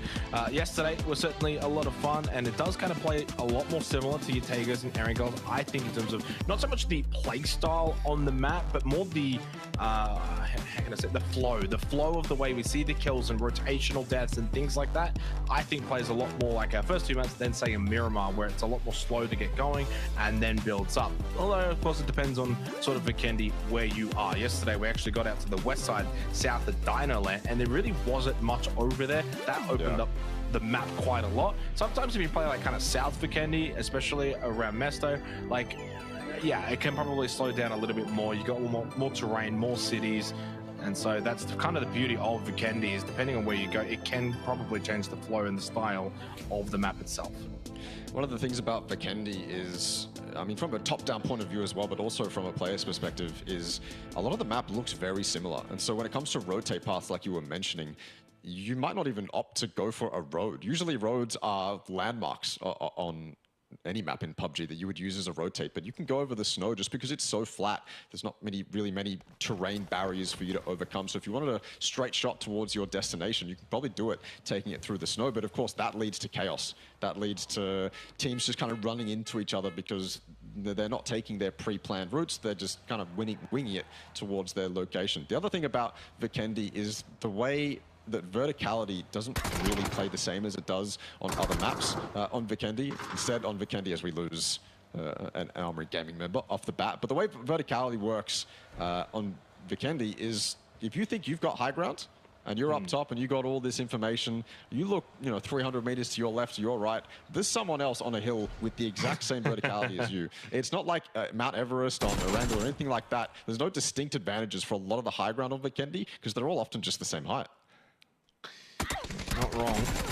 Not the best starts for Armory Gaming in this little battle. Jing and Riz went toe-to-toe, and only Riz holds on 4 HP. Shanks maybe feeling like he's also getting pushed here at the Lumberyard. We did see a lot of action at the Lumberyard yesterday. We were here for probably a good 10 minutes.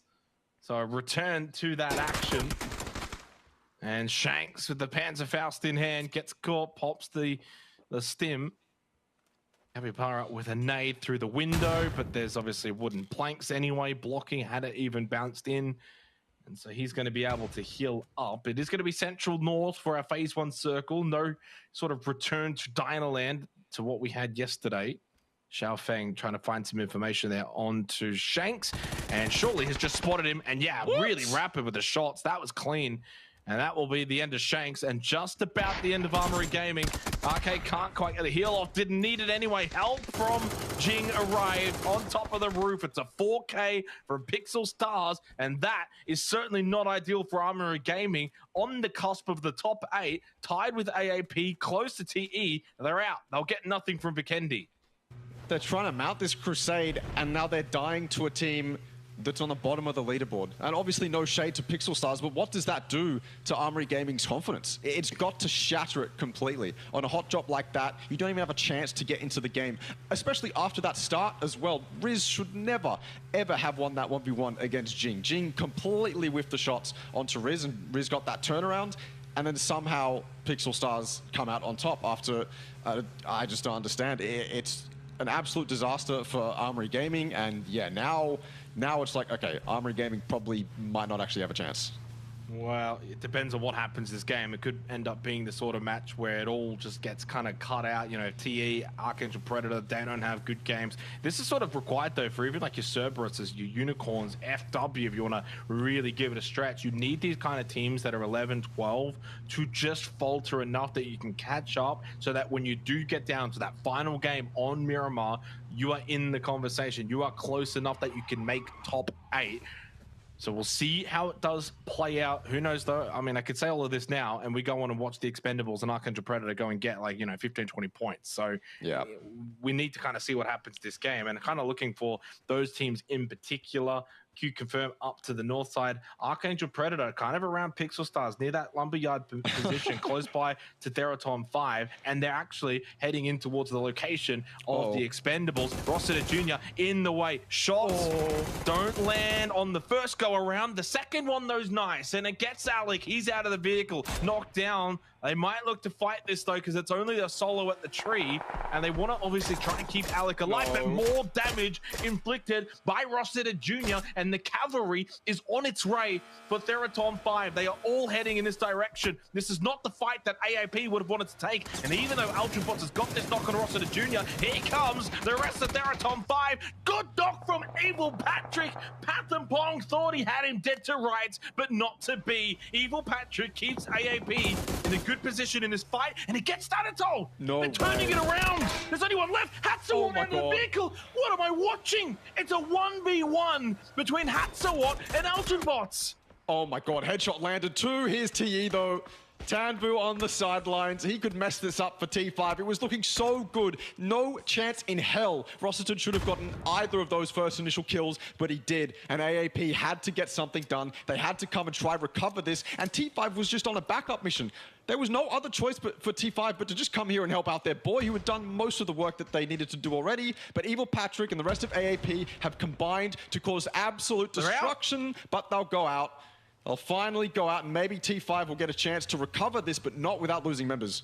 Oh, I don't think so. Hatsor is just going. Pat and Pong, Thanatol have said, get out of here. The Expendables are on their way. The question will now be, who gets these kills? Will the Expendables steal away these two players that are down? It won't happen if RKS gets the kill. Indeed, Evil Patrick from the grave will at least get a couple more kills for Archangel Predator as Capybara from Pixel Stars will go up to 5 kills as a team. They will send out Theraton 5 and just momentarily stop them from taking top spot on the lobby. Archangel Predator, 55 points, 2 kills. It's something. Who knows? By the end of tonight, those 2 kills could be a difference maker. But that is 12th and 13th out. And the Expendables, they benefit. They've got 3 kills for us. They're up to 58, and they can actually start to form a little gap away from those 2 teams below them. Yeah, Expendables benefit the most out of every other team that's fighting for these positions, but Cerberus and Unicorn Cyber and the rest of the teams below them will be licking their lips. A couple of the competitors out of it, but yeah, at this point, you're thinking we're only fighting for maybe 1 or 2 spots in that top 8. So even if TE were to get up there and Cerberus was to have a decent day, they could still end up not in that top 8, even after Armory Gaming and AAP both go out in this game. So yeah, I don't know. I mean, I want to see Cerberus continue that momentum, but screw it. TE was on that third party so quickly. So you kind of got to give them credit. You kind of want to see them reap the rewards of it. What is happening? Is that player? I guess he's DC'd. You got to knock him out of the car. Yeah. Yeah, sometimes that happens. Hey, at least you can do that rather than watch him run off into the field into his death. Yeah. Unlike, days of old. You actually pick him up. Gives him some time to get back in. 2 minutes till phase 2. And the one good news for the Expendables is they've kind of cleared out the area too. They've got buildings they can kind of play. So they've got time. Hopefully can get back in. 58 points for them. Very close to making it into the top 8.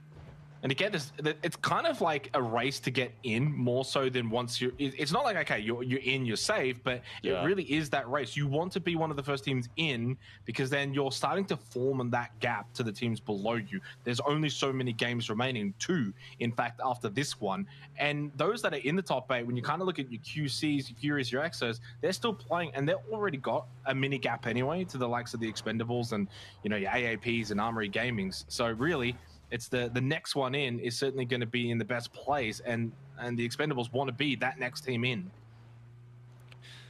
They absolutely do. Did Dankow know where they want to go at the moment? I think they're just changing vehicles.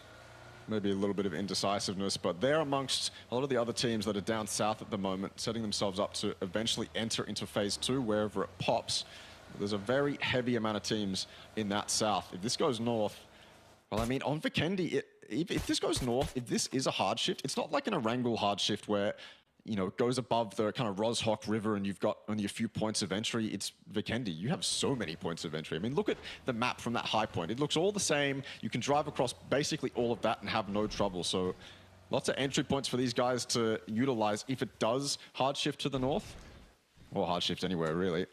We have no idea where it's going yet. Cerberus is probably the team with one of the best spots in the game right now. Them and Exo both have high ground that's probably uncontested, a little bit higher than all the hills around them. They have all the info in the world. Q-Confirm is the lone team on the north as well. They've got so much space. So phase 2 shaping up nicely, 1.5 minutes. Oh my God. And for Cerberus, we'll see if this can be the game where they kind of match their game 1 performance, because I went live Ruff and we saw their game 1. We saw that Hymas was back in. I thought that it was going to be their night. It hasn't translated in that path at all. In fact, it's kind of stopped after game 1. They haven't been able to get going again.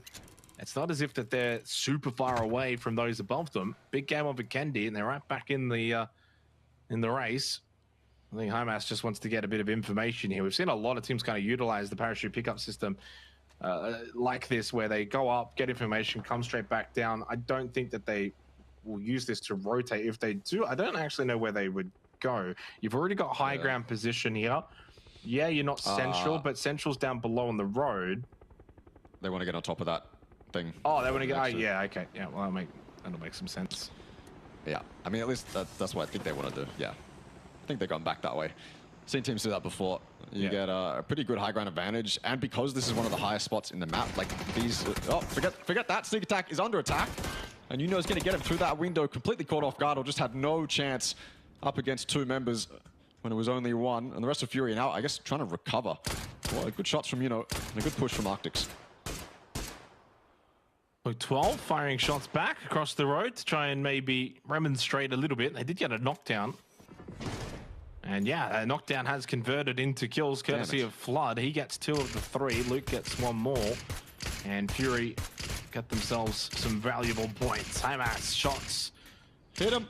Up on top of that roof, behind the hay bale, and safe. Ninja K's over there as well for the Expendables. That's a team that they would actually want to start hunting down. Now, they see the crate, but these two probably don't want to go down and get it. Might just call over Huang Long or one of the other players. Someone might just elect to drop down. Yeah, Sololzi will just go down. May as well grab it if you're close enough to get it. Will the shots land a lot better than they did last time? Looks like they are. Although Otyan is very, very low as Nosh push up to that compound. 777 knocked across the road.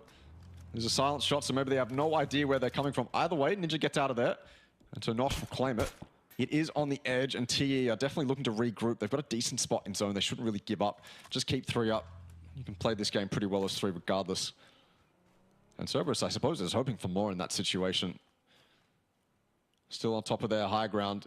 You had kind of a glimpse at the only other contestant for them in terms of high ground when we were spectating them before. The hill behind them, which I believe DK was on previously, now Cerberus, or the Expendables is going towards it. That's about as equally high as the one Cerberus is on. But you'd think, I mean, you look at this and you think, okay, that's entirely flat, that roof. Why aren't these guys super exposed and getting shot at? It's just the way the verticality works on Vikendi. These guys are mostly safe from everyone. And the hills they can see that will contest them on this high ground, they can just spot. Give it a quick look every now and then. If you see people up there, then hop down. You've got the parachutes in your backpack now as well. You're not going to take any fall damage, so it's as easy as that. Yeah, I mean, it's kind of like playing Everest on Erangel when you're just that far high up. But even better, you've got a little bit of cover. And they actually get themselves a bit of a feed here on phase 3. So this is going to be the kind of game where Cerberus can do some really strong amount of damage, and I mean actually damage the stat where they can just pepper everyone with DMR. So if you were to look at the damage stats for this particular game on Twire afterwards, it's going to be just Cerberus #1 by a long way if they're hitting their shots. They're still going to hit the shots. The only thing would be, it does go vice versa, not so much in teams being able to shoot them, but I think maybe teams being able to creep up and try and push up this hill, get close. And that's why you've kind of got Sololzi and Huang Long. You can see on the map here, they're playing just that little bit north, because that side of the hill where FW Esports are entering right now, I don't think those two on top of the roof can actually see down there, so they don't want to then get crept upon. So it's a nice little mini 2-2 split, controlling as much of the hill as possible and really playing to their strengths as much as they can. Yeah, it's really smart. You took the words right out of my mouth. I saw FW creeping up on the map as well. I thought maybe it could end in disaster, but no, they've accounted for it. Fury are being told no on the edge of zone right now. DK are right in front of them, but it's not like Fury has many other places to go. If they go to their east, well, PMA's over there, and they probably already scouted information on that, so they're going to have to pull up, take a fight, hopefully get that opening knock. And right now, DK are giving up a lot of damage at the moment that they really shouldn't be. That's 2 players that put down to 50, and Luke's going to know that. 2 SLR shots, and that's something that you might want to act upon. Back in the car, I wouldn't be surprised if Luke's calling this right now. Get the team over here. These guys are low. They're not watching right now. They're in their bowls. They might even leave. Fury probably has DK under wraps right now. Fury don't need much more. These remaining games tonight for them just needs to be 4 or 5 points a game. They're already on the 4 here on Vikendi. Yeah. Now, and obviously for a team that's not going to be together beyond this tournament, it's not as if they also need any kind of form guide to be wary about. You confirm, massive game on Tago. A little bit more quiet here. Just controlling the more northern side. They get a good compound, and they've split up. Sort of a 1-2-1 split. Nice little way to get some information over towards the northeast side of the circle. Luke eventually goes down to Jervis. Fury basically a solo. Oh, no. It's Flood knocked, and he's not close. No, sorry, it's Cow knocked, and Flood's not close. Jervis going to get that one, and that's the flush, and that's just now Flood that is left alive as a solo for Fury. But again, you've gotten your 4 kills anyway. It's something, keeps the leaderboard just ticking over.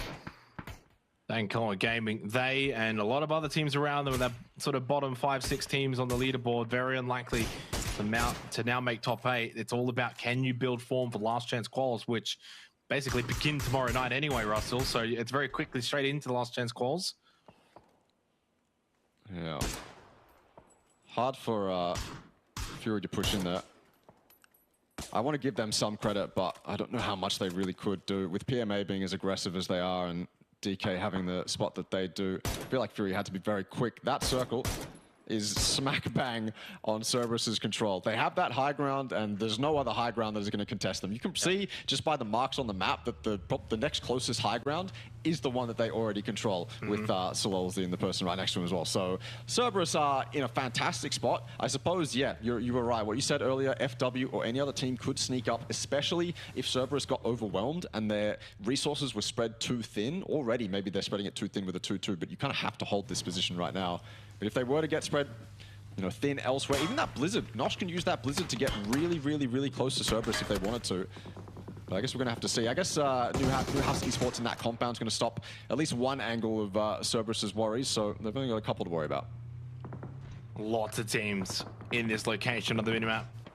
A lot of them driving past the Expendables, which is down to 3. They won't want to afford to lose any more than that. It's all about how long can they hold on, get to the end game. Huang, couple of shots, then into the shack, smoke on the backside. Just keep any kind of vision obscured on his location. And it's probably up to Cerberus to now lose this game from here, you would imagine. Tanvu and Teddy combined, Jun and Jun have both been knocked and now subsequently eliminated as the Blizzard has sort of raged on over towards Nosh. You can see it in the background. It's not really affecting too many teams. Insight knocked by Lunlun. And just kind of trades happening everywhere on the rotates here for phase 4. Minute half till phase 5. Mel with a nade towards PMA. The Dankoa Gaming, and that's a really good one. He got Jervis prior to that one. Hong got a knock as well with his own nade. They kind of need to be aggressive on this. Don't let them get the revives. Sure, they're out of nades. They're only a duo, but you need to pick up the points. Can't really be electing to fall back, and Hong does not fall back. He gets the kills. 3K for Dankoa Gaming and wipes out PMA. Well done. I think they didn't want to get aggressive just because look at the amount of teams around them. If they were to push into that bowl that PMA's in, they'd be in the same spot that PMA's in now, but dead. So I think smart play from DK to avoid doing that, just kind of wait it out. It's not like they could really move without potentially getting shot at from everyone around them. They played that smart, and yep, off the back of Huang, they get it done. TE, though, is looking in that direction, trying to capitalize on a little bit of third party. Monty's gone down, unfortunately, to high mass. This is that high ground coming into effect. You said they were going to farm damage. Well, they're going to farm kills as well, especially with these silencers as well. 47 damage, though, in that Mark 12. He's going to have to hop down eventually. He's going to have to be very conservative with the amount of bullets he's got, or hope that his teammates have some for him. There's a couple bits of tree cover, though, that these teams can hide behind. They're going to be a bit of a nuisance for Cerberus to try and deal with, but shouldn't be too much of an issue. They've got so much information that even if it's bad, it'll do in the end. Yeah, 2 kills for Cerberus. Still best position, undoubtedly. Ninja with a nade for the Expendables. They've got to be careful. Ooh. That's an interesting circle shift. I don't think Cerberus would be too dismayed because they still get to play. I think they'd be happy. High ground, and yeah, because everyone else is going to be out in the open down below them. They can basically abuse this circle, and then if it does kind of keep shifting away, you kind of make your way down. That's one thing to consider in terms of really way down the hill. That's never a fun trek, but you can really benefit while you can here for phase 5, and we've seen that immediately with Tycon finding a knock as Long K and Haribo both get a kill apiece, and then 2K finishes off the work. And there's the new Blizzard on the map right over the Expendables and Unicorn Cyber. That's going to build up. That's not going to be a lot of fun to play in. And we've got a fight here between Cerberus and FW. They're pushed up on the hill. As you can see, the 2-man frontman of Sololzy and Huang Long. Huang Long's been knocked. FW have pushed into the compound. And also Q Confirm making their way up the hill too. They're rather looking to play high ground because they know what this circle envisions. So they're pushing in third-partying FW Esports. Yeah, there's a few teams right now who are looking at Cerberus's position and they're jealous. They want it for themselves. FW is one of them, but they haven't accounted for Q Confirm. They have now. They're spreading out. They realize that Q Confirm is the threat at this moment in time. 6Sax and the teammate he's next to, they're on the furthest wide angles. They have to get this done. If they don't get these opening knocks, it's disaster again for FW. This isn't easy for FW. I was going to say, imagine a world in which FW kill Cerberus and claim this hill for their own, but Q Confirm are putting a spanner in that right now. But they're not 4-man strong. Petret is coming over now from the opposite side of circle, giving that up really, potentially. Maybe even Q Confirm are backing off. Maybe they don't want anything to do with this. Maybe they're realizing it's not optimal. I think because of Petret's spot, maybe even the spot that the other 3 members have on that low ground as well. Maybe they're happy with it. Maybe they're just going to chill there for the moment. They're not too fast. Maybe they realize FW is eventually going to have to be pushed out of that compound and they're going to get the kills regardless, but they're not actually making the push anymore. 55 seconds until phase number 6. Banana 1 jumping around, trying to get some information and see if he can spot any members of Q Confirmed. Probably high time we maybe get rid of the map. We've seen the map for a little while. Yeah, obviously it has slowed down momentarily simply because QC don't really have the information that they want to obviously push up this hill. If you don't know what's on the other side of it, you could be walking into a bit of a firing squad. Raze, good tag. They've got eyes on sort of the location that Cerberus have, who have been able to sort of regroup, which honestly, that's not that easy to do. When they had Huanglong knocked, they had FW up onto their compound. If it wasn't for QC that pushed him behind with a third party, Cerberus likely would have been 2 players down.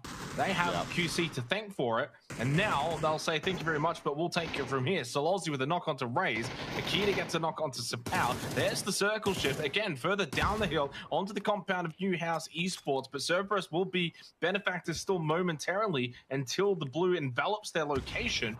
I'm very curious to see what happens though with QC and FW, because that north side could get really interesting. It's still kind of inside of the circle with where Petret is. They may aim to fall off of this if they don't want to push, but I would argue you want to still hold the front contact against FW. Don't allow them to really start getting into better positions. High Mass and Huanglong, Cerberus look to control the south. Yeah, there's no reason for Q Confirm to back off that northern fight. Now that they have information, Cerberus is backed off of that high ground position. They put their attention towards Nosh. And, well, I mean, Nosh is on this low ground here, already 3 knocked. It's a formality at this point for Cerberus. He's still spraying with that M249. You'd think he'd be spotted eventually with the amount of audio information he's giving away, but it wasn't to be. He's inside that smoke, just behind that little ridge. Almost. FW's pushed into Tycon. They've pushed in. They've backfilled in. Instead of taking the fight with QC, they've actually just pushed down south, maybe thinking that because Cerberus have taken the fight with Nosh, that they can then push in, take that location. Cerberus are coming back. Tycon is low. He's up on the roof, but guess who's underneath him? It's FW Esports. Oh my god, Q Confirm are loving this right now. No longer is FW a threat. And Cerberus is now kind of trapped between a couple teams. Nosh, Haribo, this is his saving grace. This is the other thing that happens on Vikendi. People put themselves up on top of these big roofs here, and then people get below them, and you get completely caught off guard. That had to be a kill. Luckily, Bot Fluke is going to get it, but there's a trade straight back from Sololzi. This is a bit of an ambitious Panzerfaust, is not going to land. It was good to aim for the tree. So damn close. Haribo maybe now not an issue. They have to get this done though. Cerberus may be on the ropes now. Tycon is down and out. He's gone. Down to 3 for Cerberus. FW, can they get the revival to 6Sax? Otherwise, it'll be down to just Bot Fluke and Raze. First aid kit coming out from Raze. Bot Fluke knocked as well from High Mass. Cerberus, yeah, they might have lost Tycon, but they've certainly done a good job in thwarting FW Esports. Huanglong to now peek over and see if he can spot Raze. He's on the backside of this little area on the machine. And I think they've more than dealt with this. Up to 7 kills now for Cerberus. They've dominated this lobby, this game, leading the way in terms of kills. Dankoa Gaming eliminated in 6. 5 teams remaining. Q Confirm have got the entire north side. Cerberus still holding this old top of the mountain. Akita down below to the south, creeping in on the mini-map, and he might just be a little bit of a nuisance here. Raze, really good tag. He's a nuisance as well. Akita can get involved on this in third party, and that's exactly what he's doing. Nade bouncing over, doesn't really connect. Half health for Huanglong and Solozzi. Akita, he has to be careful. Down to low health as the solo for ExoClan. Can't re-peek, and he's low. He's out. He's gone. 4 teams remain. Oh my God, every single team on that Western Hill has been flirting with each other for the last 10 minutes or so, and finally it all erupted when FW decided to push, and even then there's still such tension on this hill between these players. Right now though, it's only down to the remaining two of Cerberus and Raze, the top fragger for FW. He has to pull off a miracle here if he wants to get this done. In the meantime, though, QC's pushed into Newhouse's compound, and Newhouse are mounting a defense, but it's not good enough. Q-Confirm very quick on that, very decisive to do that, knowing that everyone was occupied on top of that hill, and now it's just a shooting gallery. These guys are going to have to come off the top, and look at the zone control that Q-Confirm have. Could this be back-to-back for the first time in the group stages of the PUBG Asia Super Cup? QC winning out on Tago, now looking to win out here on Vikendi. High ground for Cerberus as the duo, Hyunglong and Sololzi. 9 kills for Serb, and they are in 9th position on the leaderboard. They are very close to the top 8 and not too far away from it at all. A win here, they'll be straight in. For Q-Confirm, a win here, and suddenly their spot in the top 8 looks almost all but confirmed. It's Petret who takes the initial shots onto Hyunglong. One team's got high ground, one team has zone. You want to make sure you don't throw this away. Pushing up Sololzi, he's got the high ground. He wins it, cheating. That was a very aggressive play. Opons can't get a trade with the nade that was thrown over. Very hard to throw the nades up, but he lands it onto Sololzi. Opons with a massive nade, and Hyunglong in the 1v3, tagged by Petra. He wants to try and get over, maybe go for the revive. You don't have the time. Pushing his Opons, and he is sharp. QC make it back-to-back wins on Tago and Vikendi. Huge result for them, and they look locked in for top 8. Oh my God, they were flirting with everyone on that hill. They were the ones in positions to make the plays, and they never did it because they realized that it was never the right opportunity. Another team might have slipped up. They might have pushed FW. They might have capitalized off of FW and Cerberus, but they were patient the whole time. They realized that Petret had a sick position in zone the whole time regardless, and so they were never too greedy. They were never too aggressive. They held it down, and they just got done what they needed to get done. Yeah, they certainly did, and for the first time, it's been looming. It's back-to-back wins for a team in the group stage. Q-Confirm, a huge result for them, and now solidifies them as a top 8 team from Thailand. They are looking very, very solid, and this is a team, Ross, that they can get the kills. They are known fraggers. Placement points and wins, though, not something that they are known for. 7th for placement points in the PUBG Thailand series for the back end of last year, so they don't always end up winning a whole lot. They don't always get the most amount of placement points, but they've gone and got back-to-back wins along with the frags as well. 21 kills in the last 2 games. Seems like a lot of APAC teams are definitely a lot more fond of the kills rather than the placement points. I know that TE is also a team that's fond of just focusing on kills rather than placement points, but you've got to give credit to Q-Confirm. If they are a team that focuses heavily on the frags, getting 2 back-to-back wins might be a rare occasion for them, but they pulled them off.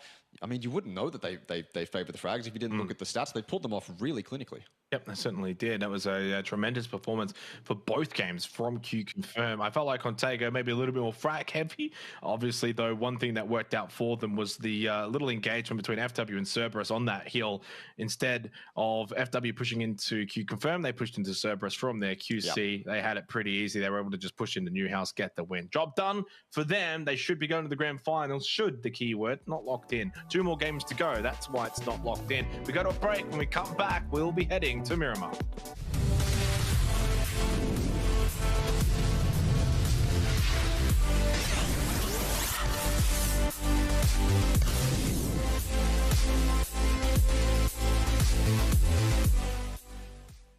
Introducing the new and improved Let's Play.live. New look, new feel, new tournaments. Play and compete in dozens of esports tournaments from Open Division to Pro. Check out our new platform at Let's Play.live. Feeling a little bit salty about that one because that was so clean from Akita and Monty, but they're at on 5.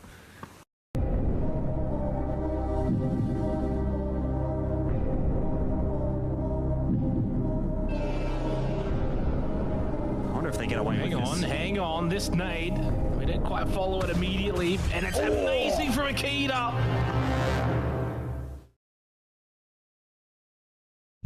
Welcome to Update 27.2, where the wild ride of even more Rondo features await.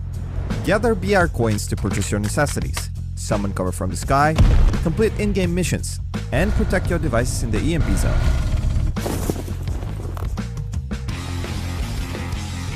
First, let's start off with the market.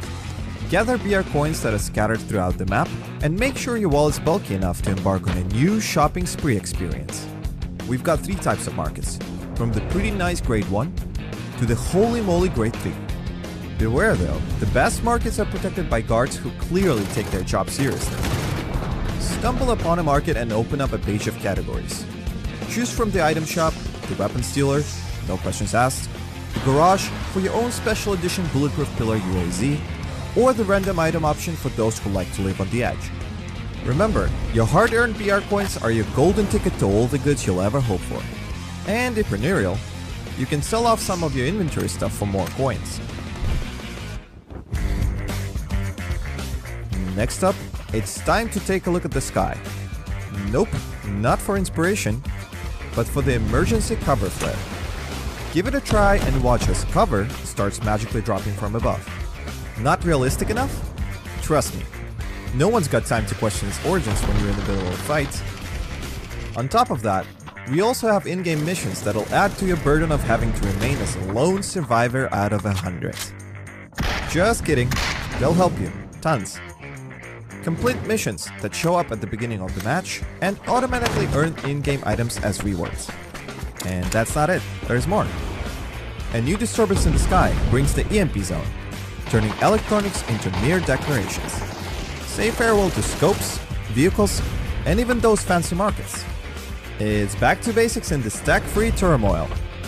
And as always, we have plenty more prepared this update. A new Survivor Pass, a Battle Ready kit, tweaks to the Blizzard Zone and Sandstorm, and detailed information now available for your PUBG Battlegrounds currency. For the full scoop, make sure to dive into the patch notes. And we'll see you on the Battlegrounds.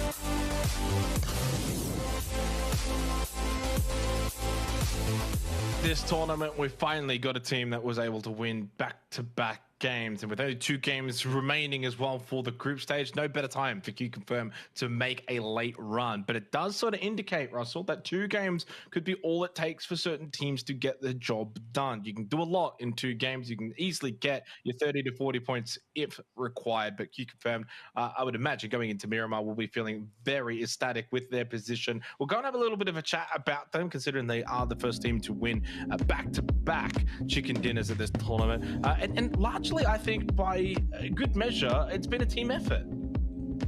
Yeah, I mean, You look at the stats; they're all pretty even, and this is one of those complete teams. Maybe at the start of the night we didn't list these guys as one of those complete teams, as you say, but they certainly look like it now. If they're going to get wins consistently like that, then that's a good sign that everything's kind of clicking. You know, everything's in order, which is I guess what you want to see.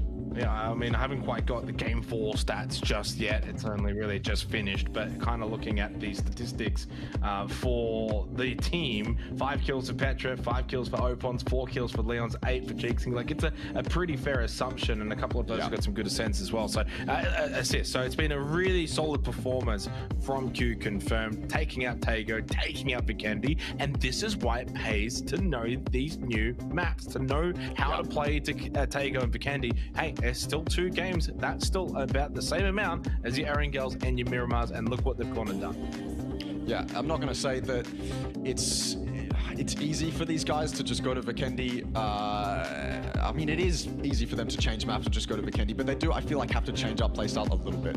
It's not like you can do an Erangel playstyle on Vikendi, right? You kind of almost have to do a Sandhawk playstyle on Vikendi, I feel like, which is not something I want to say, but sometimes that's necessary. It's just a map where you can get a lot of third parties going, and it just kind of works out that way. But they do have to change up playstyles a little bit, so it's good to see that they can do that from Taego straight to Vikendi, map after map, you know, immediately switching up what they need to and getting the job done. All right, let's head into Miramar for match number 5 tonight. It's our final night of the group stage. It's our final time seeing Miramar now in the group stage as well. Fair warning, so far in this particular tournament, Miramar definitely plays the slowest to begin with. That's just the nature of the map, but then really does ramp up, and we get a lot of fun as per usual. So very excited to see how this does play out. A couple of teams very much vying for as many points as possible to close out this portion of the group stage, get the points, get into the top 8, and go straight to grand finals. Otherwise, it's last chance quals. Now, earlier in the broadcast, I did say tomorrow. It's actually tomorrow. It's the day after. So this weekend is when the last chance qualifiers will be playing. So really not much time. These teams that miss out on grand finals, Russell, the bottom 16, they'll get 1 day off, and then we're straight back into it for 2 days of action to see who the next 8 teams will be to make it into the grand finals. We've got a very eastern play path. So yeah, I don't think it'll do too much, but still out to the east. We can look at the leaderboard as it's also been updated. You can see Cerberus in 9th, 1 point behind Daytrade. We can very much say goodbye to Daytrade. Yeah. See you later, Daytrade. Only a matter of time before you are kicked down to that 9th position. In previous patches, this plane path maybe would have indicated, it would have given you a little tingle and maybe said, oh, could be a little bit of an island circle, but no longer does the circle have to touch the plane path. So that might not be the case. We could go super far west, but I am still hoping that APAC does APAC things and gives us a crazy circle on those islands. It would be good to see in a lobby like this where so many of the teams are toward that frag heavy. Actually, maybe it wouldn't be, because now I'm thinking if everyone plays for frags, everyone's going to stay on the mainland, and then we're going to get like 2 or 3 teams that actually make it across to those islands, which would actually end up being pretty boring. So hopefully that doesn't happen. But just theory crafting, just thinking, just hoping, really. I think out of my many years casting PUBG, I don't think I've ever done a prison finish. I don't know. Really? Have you ever played a prison finish in an official? I believe I have in an official, but were you not casting when Atletico lost out to Incognito back in the day when they lost out for the face at Global Summit or whatever it was? I did cast that one out towards the islands on the east side. Yeah, I did do that. Well, there you go. Well, that's not prison, though, is it? I'll finish. I said prison. Prison. Okay. Well, whatever. Look, prison's prison. a lot more boring than the island anyway. Yeah, it probably is anyway. Well, we're not going there. We're going up north. La Cobrea is where we do head. Al Pozo as well. Crater.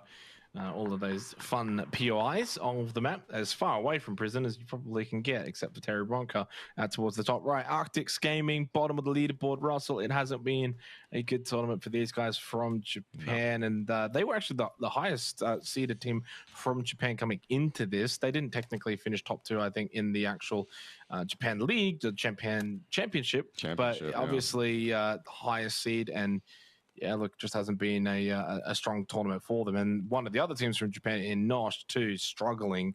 And 4-man Bow very slowly making their way down the bottom of the standings, too. So, unfortunately, Japan hasn't quite been able to integrate all that nicely here into the Asia Super Cup. We didn't used to get Japan back in the old PCS days, so it has been nice to see them, but they haven't quite been able to make their mark. They always come in, but yeah, it never seems like they're actually able to do all that much. Someone like Arctics, you can see doing it, although 2 of their players have only come into the roster in the last 6 months. So maybe it's just shaking off some rust, getting used to how the roster is going to flow. But they've got some good talent on that team. Like I said, 2 players coming in the last 2 months. But before that, in the Japan Championship, they were second highest average kills, only second to Sun Sister. And that's a very recognizable name that consistently makes international tournaments. So it's not like they can't do it. It just seems like every time Japan comes into these APAC lobbies and international lobbies, to be fair, they just fall really, really short. Yeah.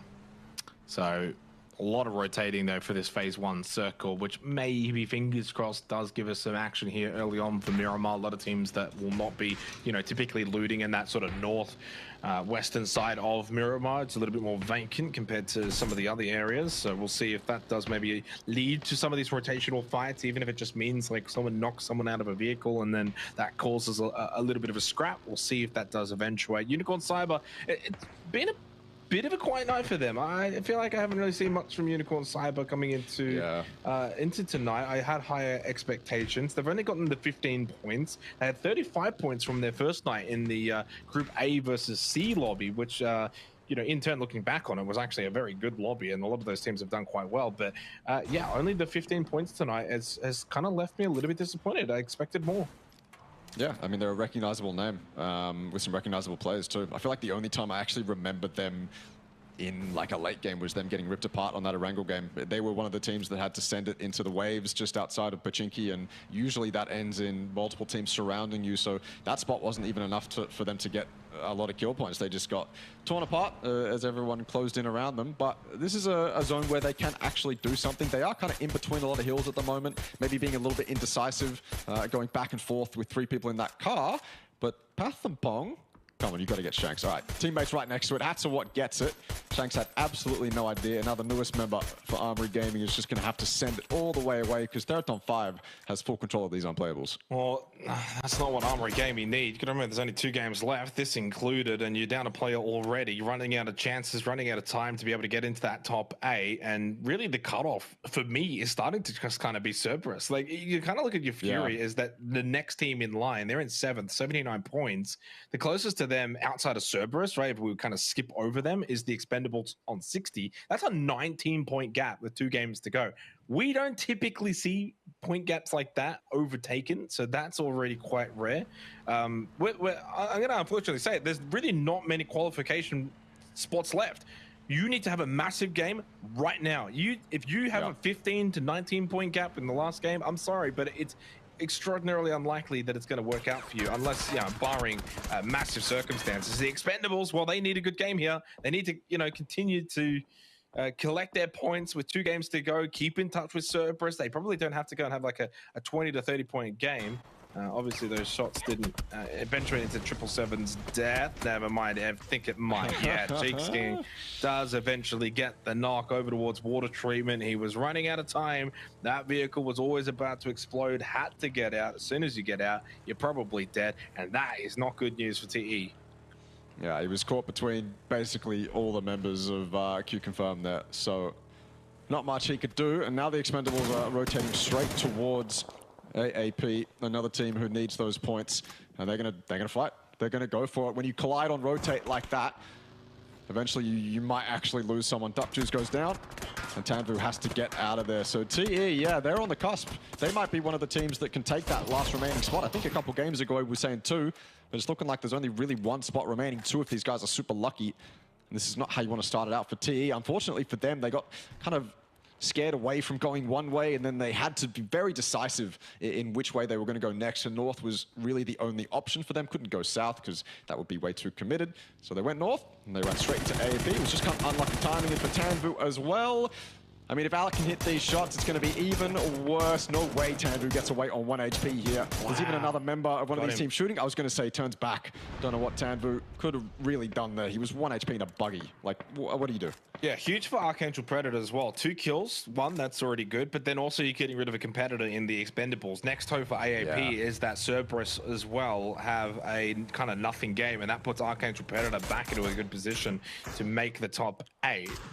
Past them is obviously the 3-man AG. Then you get to Unicorn Cyber. I'm going to be honest, Russell. I'm putting a line through everyone 18 to 24, including FW Esports. I've seen enough. The FW Esports from Thai Series has not shown up, and they are having a bit of a stinker tournament thus far. Can change from last quals into grand finals if they make it, but right now it hasn't quite worked out. They would basically need almost 40 points, or at least 30 minimum in the last 2 games, and they have not been able to do that through the first bunch of games, at least through the first 10. So minute 50 till phase 2.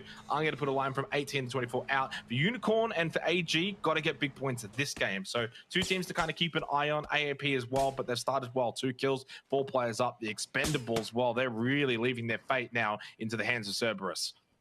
Yeah, absolutely. 1 player left on TE.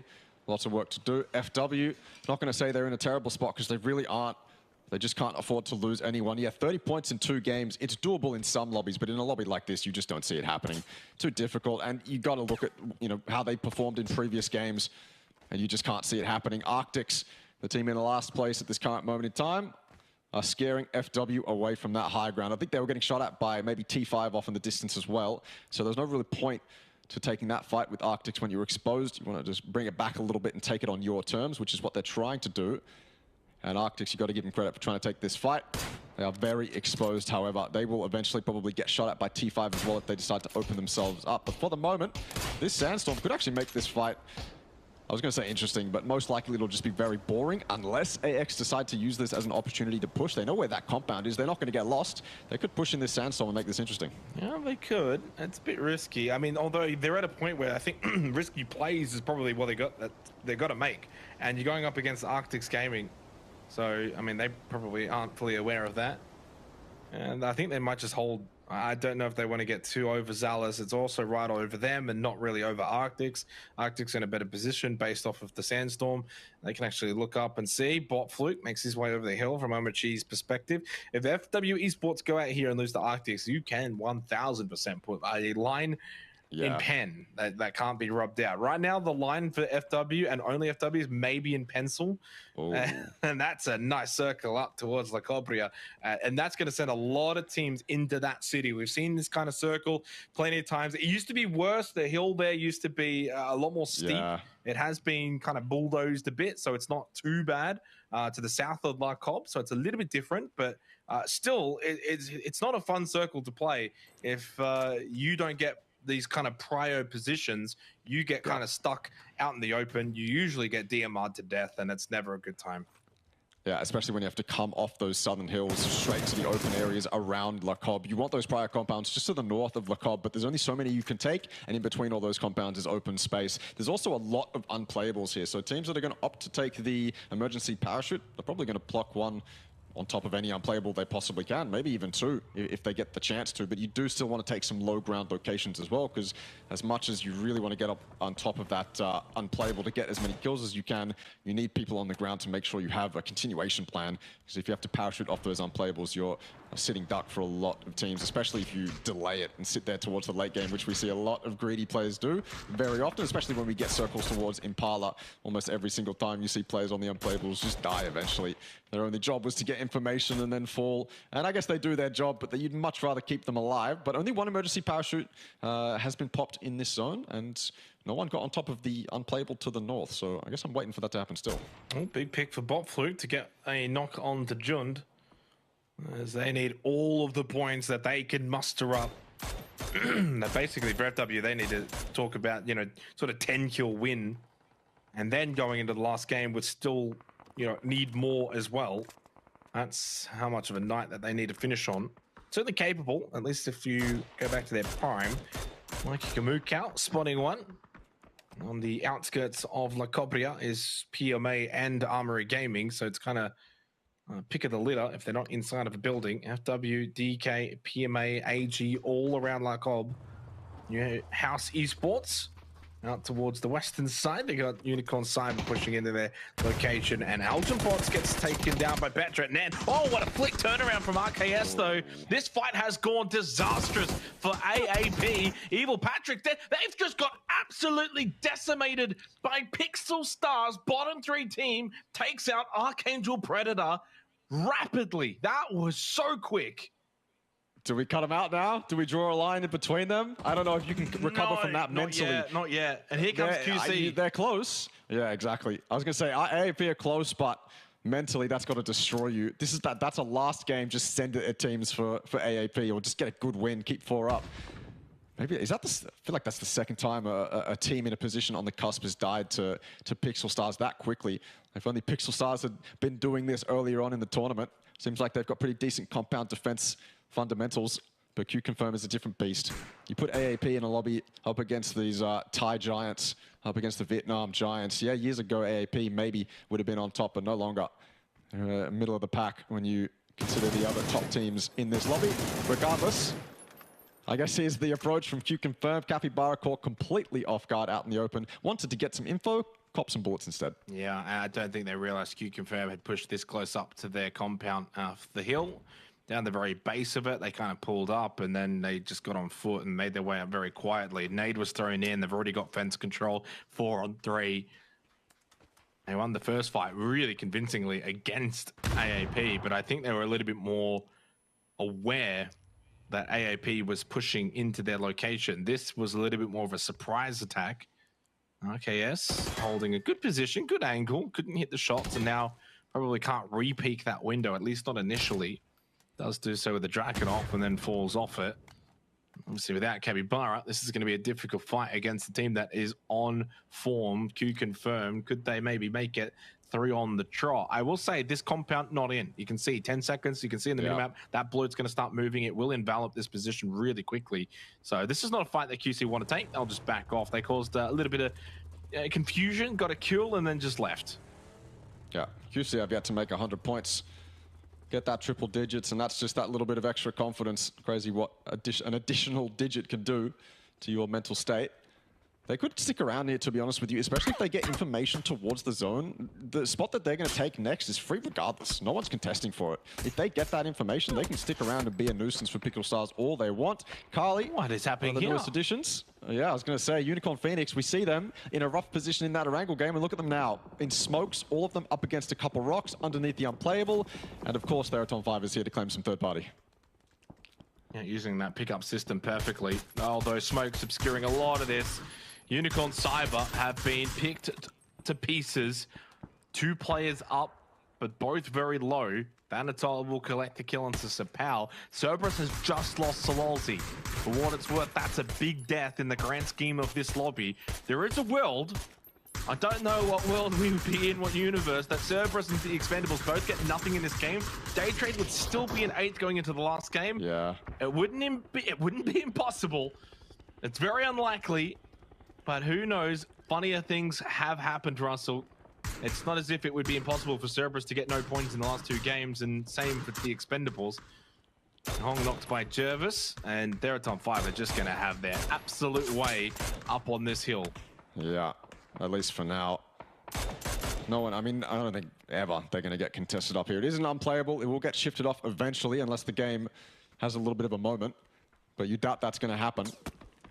And so eventually they're going to have to parachute off, and maybe they'll get killed then. This is risky. Do you end up just killing yourself and your teammate if you go to shoot the Panzerfaust here? I feel like you're better off just pulling out your AR instead of risking that. Or nades, better that as well. But onto the roof comes Omochi.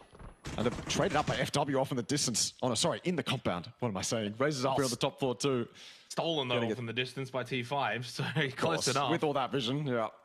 Yeah, well, we do have the circle shift for phase 4. It's gone fire out to the east. As fun as it's been, T5, you're going to have to say goodbye to this rock. This is not going to be in for phase 4. Unplayable out to the east. Fury understanding that, and they've obviously positioned really nicely. Ninja 2K, kind of center of this circle. Nosh in a good compound.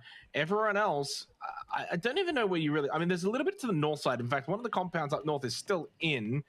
Playing out of that's not going to be the easiest. And yeah, Cerberus will be the ones to benefit from that. They'll occupy that position, which will give them probably almost enough to think about getting close to top 8 this game. Gets them that 1 point, sends Daytrade to the last chance quals. Yeah, you'd think that is the minimum Cerberus can get from that spot. You can see in the distance there on the left side of your screen, coming into that northern position, which is quite free. And this compound fight firmly won by FW, but you can see how limited they are. The members of Arctics as well. Kali underneath the unplayable. I wonder actually if Kali is exposed to the FW compound. Regardless, hats are what? Again, T5. Doesn't matter what fight is happening in this zone right now, T5 has a say in it. They've only got a minute and 45 seconds left of fun, but they'll make the absolute most of it. Dan Cow and Newhouse Esports, they have to position themselves on the southern side of this fight, really, or in between and around all this to avoid T5. Look at that, just more damage being dealt. Smell had to run inside because of T5's presence. They're totally messing with every single fight on the map, even ones inside the city. Yeah, they certainly are. Newhouse done well here. Yeah, leaving it a little too late, though. They can start to the night, and then I think the middle portion of the games just didn't quite go their way. But we know these guys are, I think, going to be a capable team that they can make the top 8 in the last chance quals as they wipe out Dankoa Gaming. Newhouse Esport will be certainly one team to watch on the weekend in the last chance qualifiers. As a duo, I don't know if they can get enough to push them into a position where the last game will be something that can get them into the top 8. Well, making the parachute down the track, as fun as it's been for Theraton 5, guess what? Everyone else can now return serve, and they can fire some pretty free shots at T5 parachuting in. So far, none from them have been knocked. Fury winning a battle over EXO. EXO 86 points, Fury up to 80. Both teams in the 8 digits means it's probably unlikely that they have to worry about that last game. Pat and Pong on 1 HP, quite literally, and then eliminated fresh out of the air thanks to Jervis. And in the end, Theraton 5 don't make it down all intact. They do lose 1, but they also benefited by getting 6 kills. I think 6 for 1 is a good deal. That ain't bad. And you've got a spot in zone as well, a spot that you can only get to if you were up on that unplayable or have come from an emergency parachute. And Neil T, I mean, what do you do against that? He looks up there, he sees 3 of T5 looking his way. You may as well just die out of the blue. Not much you can do. You could actually get underneath them if you can LOS with these pryos, with these concrete buildings, maybe with the fences as well. He's going to opt to delay a little bit and heal himself up just to maybe persuade T5 to go away. That's a PMA feed. Fury feed as well. Nosh is looking good. Cerberus, this is their 1 point that they need maybe. Well, this is the thing, right? Their compound doesn't get hard fed. They're getting shot at by Nosh. They kind of want to push up the hill to the compound where FW is. There's a kind of lot going on around Cerberus. They should be kind of main focus right now. Expendables are just down to Ninja 2K. He's going to hold on and just see if he can get some placement points, but arguably isn't going to get much beyond that, right? I mean, at max, he gets 1, 2, maybe 3 if someone like happens to run into him and he gets a couple of kills plus placement. He's not getting enough to probably dislodge day trade just yet, but Cerberus are getting picked enough that they might not get anything from this game, and just makes the last game even more tantalizing. They've gotten 2 knocked, 1's already eliminated, 1 player standing for Cerberus. I don't know what they can make of this. They do get a revive, 2 up. Hyung Long is in a bad spot. I don't know if he's going to be able to get back up into this game. There goes Unicorn Cyber. They're out, and they're probably out of the grand finals for now. Last chance calls is where they'll be heading to. Fury just getting some free kills, and Kali, the solo, right behind FW Esports at the compound, and they're going to get Banana 1. That's not what FW needed. They thought maybe this could be the game where they go large. Not to be. It's a rat behind at the fence. Nade goes out. He knows where the others are. Cerberus still can't really push on this because of Nosh. Yeah. Kali can do so much more damage to FW as well. He's even trapped one of them inside the compound, but he had no idea he'd done that. The Molotovs and nades were enough to keep Raze at bay, but that eventually causes Kali's demise. For Cerberus here, I think Huang Long's found a position inside the zone, or at least he did before he went down. Oh yeah, you're right, he is up. And so Cerberus can just sit. If Nosh overextends, that's the 1 point they need. Screw it. If 2 teams die before them and they get to 8th place, that's the 1 point they need to knock day trade out. Yeah, I mean, this is the thing. Even if Nosh wipe out Cerberus, if Cerberus get 1 or 2 kills, that's enough to at least get into the top 8 and get rid of day trade. So Nosh would have to kill them cleanly. I'm watching the map, and Shinosuke and Okian have pushed over to Cerberus, and they've got eyes. If this is clean, Cerberus could go out here with no points. Double tap onto Tycon, very clean. Nade thrown in his direction. I don't know if that's got the distance. Can't see if it's going to bounce enough. It doesn't. He gets the heal off. Not the easiest spot to defend from, though. High Mass knocked down by Ninja 2K. The solo for TE. He should get the easy flush. He will. That's Cerberus down to just 2 players remaining. Still, no points gained from this match. Tycon and Hyung Long needing to just deal with Nosh. That was Cerberus's attempt to get some placement points, but Ninja 2K put a stop to that. He's stuck in that shack. And now if the rest of Cerberus want to go that way, yeah, they know he's here, but I mean, they've only got 2 members left. They've only got 2 members left, and look at Shinosuke. He's getting ahead of them right now. Completely ahead of them. Going to stop them in their tracks if they decide to make the move. And he's got backup from the rest of Nosh as well, stuck inside that compound.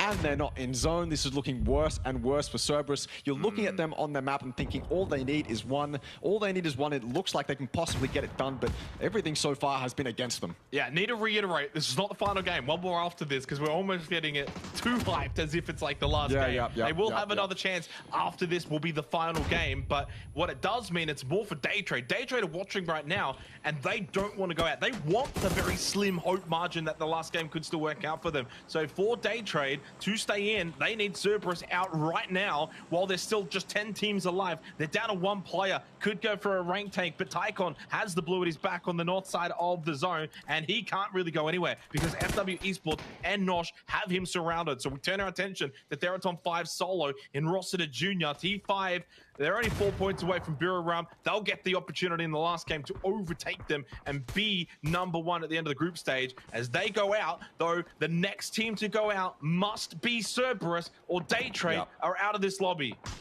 Yeah, Daytrade watching and sweating. Tycon is so low. He is out.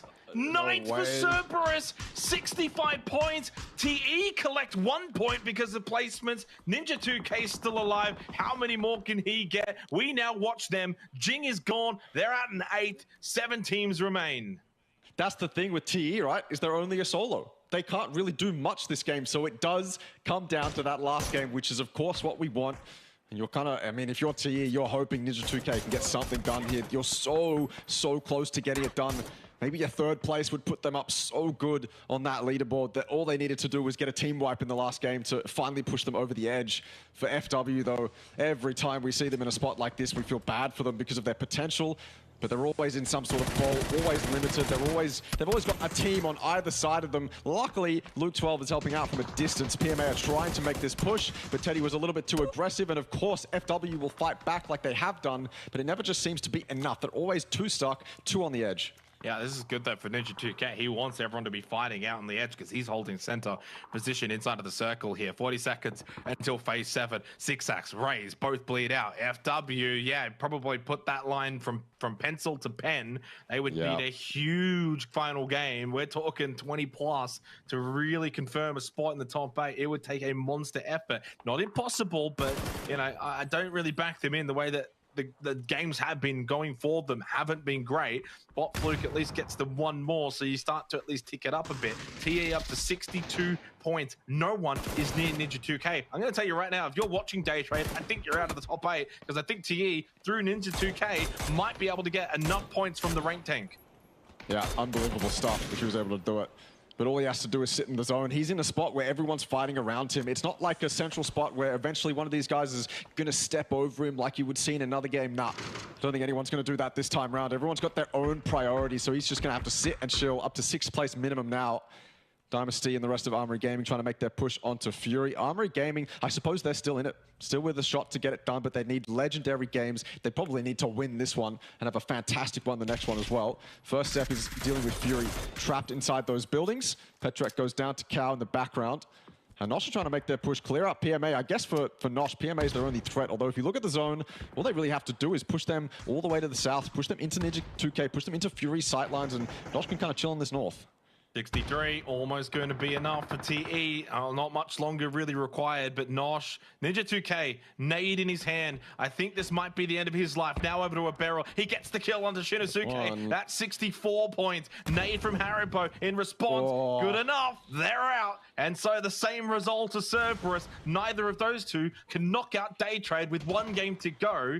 They need points in the final game. They cannot afford to have essentially the game that they both just had in this one. Otherwise, it might not be enough. And what it does is it opens the door now. Your Armory Gamings, your AAPs, you know, a little bit of relief for them. They're still alive going into the last game. Even in FW Esports, Newhouse, Unicorn, if they have big games, it could be on. Luke 12 gets the knockdown onto James. Armory, you need the points. They all will matter so much. Can he get the knock on a Waka Gamuka? Just barely by the slimmest of margins is he able to confirm it. Round the backside it's Flood, but Luke gets knocked. Flood's the last one up for Fury. They're out. Armory Gaming have just stepped it up a notch. Huge kills, 63 points. They may be the ones to knock out Daytrade after all.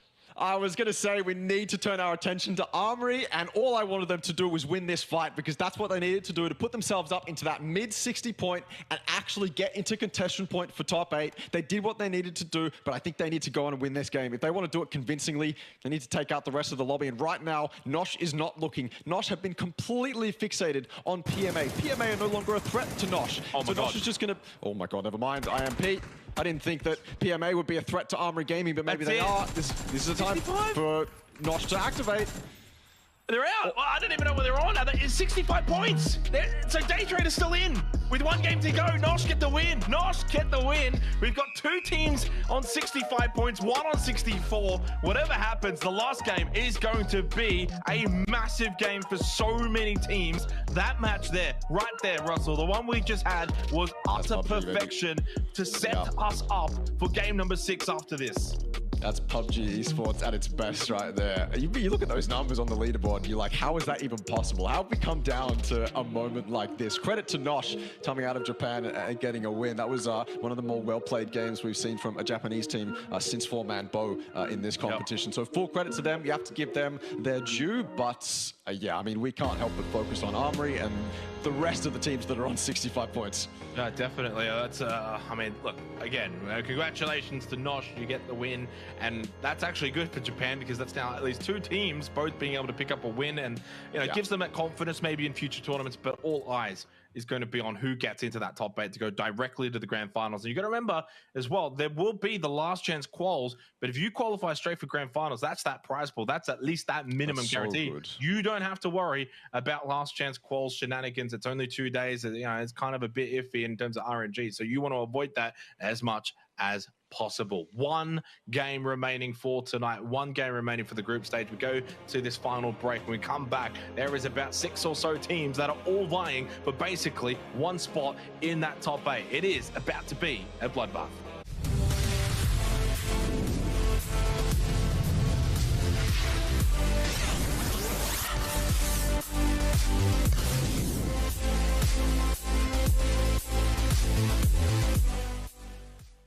Introducing the new and improved Let's Play Live. New look, new feel, new tournaments. Play and compete in dozens of esports tournaments from Open Division to Pro. Check out our new platform at Let's Play Live.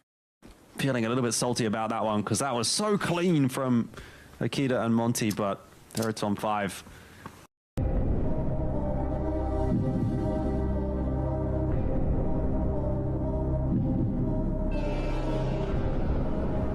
If they get away with this. Hang on, this nade, we didn't quite follow it immediately, and it's amazing from Akita.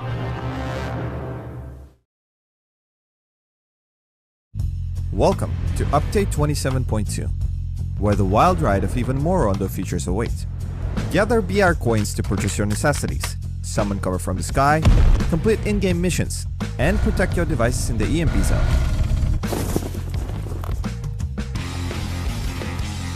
First, let's start off with the market.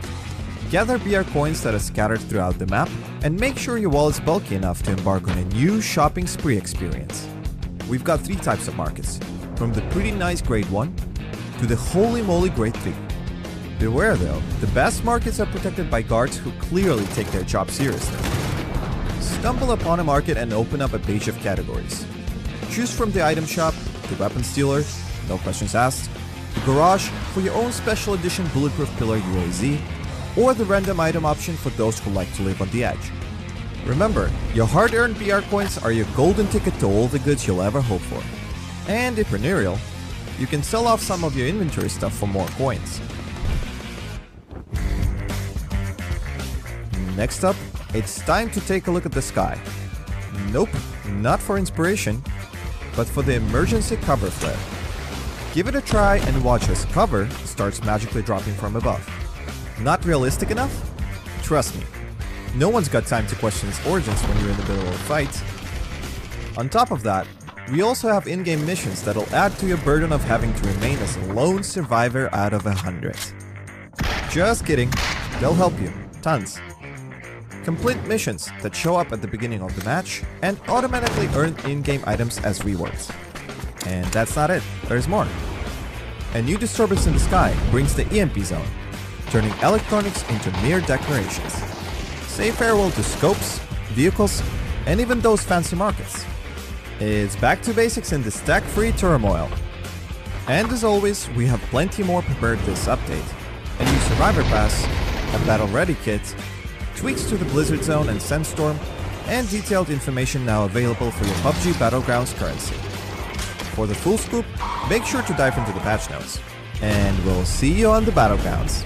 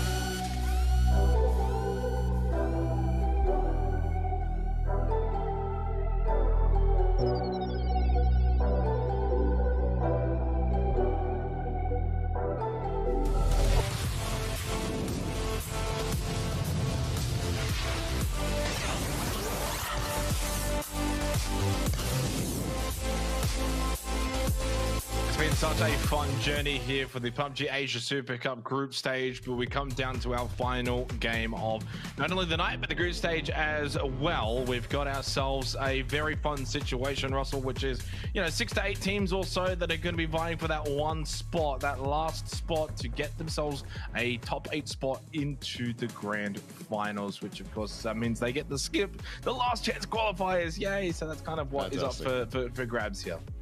Yeah, we'll pull up the leaderboard in a second, but it is literally like 4 or 5 teams, all within 66, 65 points. I mean, we're just waiting for Day Trade to get knocked out. I feel like that should have been done much earlier on in the night, but everyone's just put themselves 1 point underneath them just for our entertainment. So I can't complain. It's definitely inevitable. Day Trade will very unlikely hold that 8 spot. But hey, funnier things have happened. It's not impossible.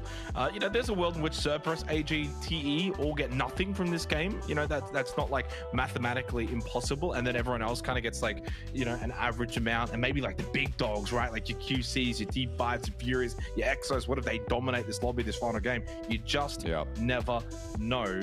But, you know, what's interesting is we closed out yesterday and it was like, hey, what if Daytrade get the 73 points? Well, if they had the 73 points, I wouldn't say they're like guaranteed, but it would have been a lot better. We'll know by the end of tonight. Now, the teams that we need to kind of keep an eye on, and you guys at home should be keeping an eye on: Cerberus, Armory Gaming. Obviously, they're both tied 65 points. The Expendables 64 points. Now, from the future, they're out. They're Group C. They can't get any more points. Don't worry about them. And same with New Generation. But then Archangel Predator and FW and Newhouse and also Unicorn Cyber. All of those teams are the teams that we're going to be keeping an eye on, even down to Newhouse, because they're only 12 points behind Cerberus, Ross. And if Newhouse go and get like a 20, 25 point game, not impossible to think they could be in that 8th spot. Yeah, absolutely. I mean, we've kind of touted the 80 point mark might be the cutoff, but you look at that leaderboard and that last spot is a lot lower than the average we thought it was going to be. That one is up for grabs for like 6 different teams, which is not what I thought would happen. Usually you see your top 8 and the bottom 3 teams of that top 8 are kind of around the same point mark, but not this time around. As you can see for the games tonight, it was Cerberus, Fury to start things off on Erangel, and then Q Confirm had all of the fun on Tago and Vikendi for the first time in the group stage, back-to-back wins from a same team. Nosh then got Miramar, but that really wasn't the story of that Miramar. It was kind of the capitulation of all the other teams trying to get into the top 8. They all kind of tripped over each other, and it has left us in this position. Map 6, final game, Miramar. So many teams all vying to get into the grand finals, and it begins right now. Miramar, it's the final game of the group stage of the PUBG Asia Super Cup. It's been a super enjoyable journey to get to this position, and even if Daytrade get knocked out immediately, Russell, there's so many teams, we have no idea who's going to end up in the top 8 by the end of this game. I've loved it, man. When you and me combine, it seems we get photo finishes all the time. Doesn't matter whether it's group stage or the qualification to PGC. It seems like there's something that happens when you and me get together. But yeah, ending on Miramar, and again, it can be quite 50-50. I would have loved to give Nosh more credit for that win in that last game. If it was earlier on in the tournament, you can start to create a storyline for them, and maybe they can build off that momentum. But there's very little momentum for them to build off now with only 1 game left. But yeah, we're finishing on Miramar, and I suppose, I feel like Miramar is going to give us those very entertaining finishings, right? I mean, you end on a wrangle sometimes. It's just, okay, the compound team wins, but that's not always the case for Miramar. Yeah, it's certainly not. Either way, I'm excited for this game. Can't wait to see how it does close out. If you had to take a guess, a prediction, Russell, who, and we'll keep it simple, just one team out of those that are not in the top 8 makes it in. So no funny business like an EXO misses out or something. Just one team, not in the top 8, who makes it in? I'll put my money on Cerberus. I feel like Cerberus or TE, but I'll go with Cerberus if you're talking no funny business. I feel like they're a team that if they really lock it in, they can get the necessary points and then die happy. TE might, they're judging by their playstyle, they could also get it done. I don't know if Armory is going to be able to. I feel like just based off vibes, I don't know if that's something an analysis should say, just based off vibes, maybe they're going to crumble. I really don't know, just because the points are so close, but I feel like with the stature of Cerberus, you kind of have to rely on them. Yep. I'm going to go Armory Gaming. A little bit of a surprise choice, but I liked what I saw from them last game, and I've also kind of liked what I've seen from them this tournament. I think as a core 4, and maybe led a little bit by Dynasty, who I think has done a tremendous job for them. He top franked on the team back in the Tie Series Phase 2 as well, so I've really enjoyed watching them, and I think they're going to do it. I like that. I mean, to be fair, we're both splitting hairs. You've gone Cerberus, I've gone AG. They're both on 65 points, and we know PUBG, anything can happen for this final game. You could just get super unlucky and you get nothing, or you could get hard fed and you win the game. It can sometimes be a little bit RNG when it comes down to that final game. It's all about how can you minimize that as much as possible, and obviously a lot of our focus. Oh my god, that's not the best of starts. That's a 1 knock state too. Like if you want to get really pedantic, Russ, like that's a knock state. So the next one will bleed out much quicker. Yeah, I feel like you have to be a little bit pedantic though in moments like this. You really gotta, you have to put value on the attention to detail. You have to put value on the little things and things like that. I mean, that's going to delay looting time. Someone has to come and res him. They might not get the loot they want. They might not get the vest they want. And then if they don't get the vest they want, then they might lose a 1v1. It's the butterfly effect. But right now, Thanadol, He's been ever present. And finally, in the last game of the group stage, we'll see him go up against Arctics, who again are in last place, versing what will probably be first place after this game if they continue to play in their form. And I think Danadol's just heard that car behind him. So Arctic's trying to pull off some sort of flank, but it's not going to work. They're just going to group up. They know that Theraton 5 would have heard that vehicle. This oh, Jesus. Okay. I was about to say this Dragunov is dangerous at this range, and he proves it to me. I think this player is dangerous at this range. At any range. Two teams on opposite ends of the leaderboard. One, obviously, and has had a very rough group stage in Arctics Gaming, and for Theraton 5, they have utterly dominated. The question will be, can they overtake Buriram United? They only need the 4 points. The way that they've been going, I think they very well could get those points against Arctics Gaming. So for Buriram, it may end up being second place, but nothing wrong with that, especially when both essentially net them the same thing, which is grand finals, which is, was the case in this scenario, right? First and eighth both get the same reward at this point in the group stage. That reward, though, is still a very nice thing to have, and also means that, if you're at the sort of more top end of that top 8, well, then you also get the reward of having good form. Hello. Well, mate, I wasn't expecting that. Neither was Rossiter Jr. and Patton Pong. And Buriram United might, in the end, be able to keep that top spot. They've just lost 2 members. They over-aggressed. They got a little bit complacent. They thought, hey, these guys are on the bottom of the leaderboard. We can just push them without info. Guess what? They had no info, and then they got knocked. Nice little jump shot. It's a 1 versus 2 in favor of Arctics. They may well wipe out Theraton 5 just for the sake of why not? The bottom team taking out one of the top teams. That shot from Thanador with that iron sight scar is nasty. I've never seen anything like that in my life. That was a fadeaway prone spray headshot. Oh my God. And it didn't matter. It didn't matter. He's last one up. 3 remaining for Arctics. They could just get this done quite easily, but maybe not. Not against this caliber of player. He's put himself in a good spot too. Look at that open ground that Arctics have to push as well if they want to get towards him. Maybe this is something they just shy away from, but they're in last place. You may as well take a fight, have some fun in the last game. I see no reason why they wouldn't push this unless they just wanted to kind of go into circle and play it, but Tatswat, sorry, not Thanador. Either way, capable player. Now we just have to see if these guys are actually going to commit to the push. Well, I think it just really speaks volumes, though, for Arctics Gaming that, you're not giving up. It's final game. You're obviously not going anywhere. You're dead last. You may, if you have a really good game, get out of that very dead last position. But, yeah, clearly these guys are still professionals. You can kind of sit back as a viewer and look at that and be like, oh, these guys aren't that great, but they're still pros. It's just a really difficult lobby. It has some really nice gunplay, some really good PUBG. And I think it just goes to show you at no point can take the foot off the gas. You cannot underestimate these teams. And there you go. Omochi gets the final kill onto Hatsawat. And that's kind of what I think in that scenario Theraton 5 actually did, was they just pushed in, didn't have the info, 2 players holding close, couple of shotguns, close range weaponry, bam. And it's that sucker punch. 2 players go down and suddenly the whole thing's in disarray. Obviously nothing to lose for Theraton 5. They don't care. They finish second, whatever. It's all for funsies. First, second, makes no difference. But it does kind of highlight, hey, we next time we're in that kind of scenario, let's not get too ballsy, respect our opponents, let's not, throw this one. And I gotta say, fair play to Arctics, played that extremely well. Only lost 1 player for the 4 kills too, so really happy for them. Yeah, I mean, mistakes can be made. If your T5 is as solid as they've looked, they can throw it away. I mean, I feel like most of the time in this tournament especially, we've seen one player get knocked on one team and then the whole thing has fallen apart. I remember that happening to AAP and New Generation as well. As soon as one player goes down, yeah, it's 1 out of 4, but it completely messes up the scenario. It completely throws your entire play, as you said, into disarray. And it's just the nature of PUBG. You have to be so solid and make as little mistakes as you possibly can if you want to succeed in micro and macro situations. But yes, keeping an eye on Cerberus because they are one of the teams that only need a couple points. And there's one from TE as well. 3 teams on 65. I would honestly, I'm just going to say, I would love for all 3 to just go out on 65 points. Going to say, I don't care. I have no bias because none of these teams are from OS, but I just think it would be the most fun. It would be the funniest thing ever if they all went out on 65. It's not going to happen. It's definitely not going to happen. Day Trade will miss out here on top 8. Yeah, there's just, I would love to see some kind of mathematician look at the statistical probability for all 3 of these teams to go out now and get nothing else.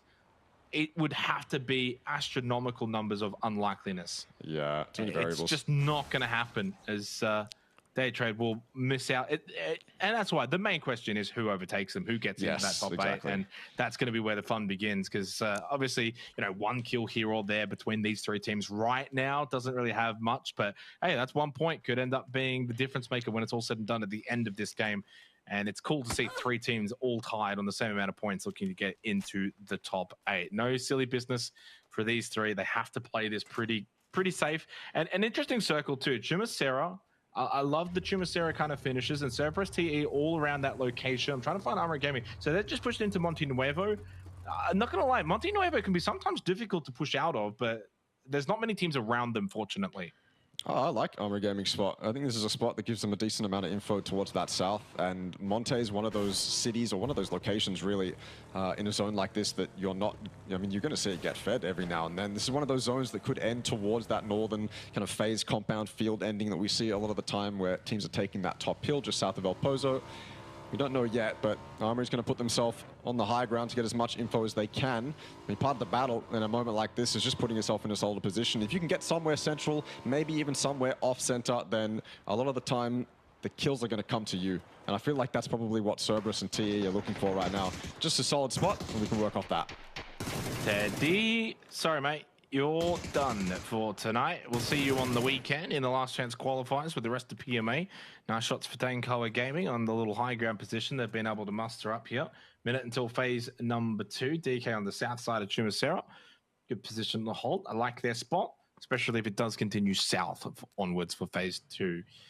But yeah, AG actually just kind of pushed out AG and Armory Gaming out of Monte Nuevo towards Pixel Stars. Again, at this point, just 1 kill from them and bye-bye Day Trade. So that's kind of the scenario we find ourselves in. And, well, no disrespect to Pixel Stars, they probably should be able to at least get 1. If a T5 got 1 against the Arctics, and they're in a good position to maybe catch someone off guard here. Dynasty spots Fury on the rotate, can call out good information for them down the Western Highway of Death.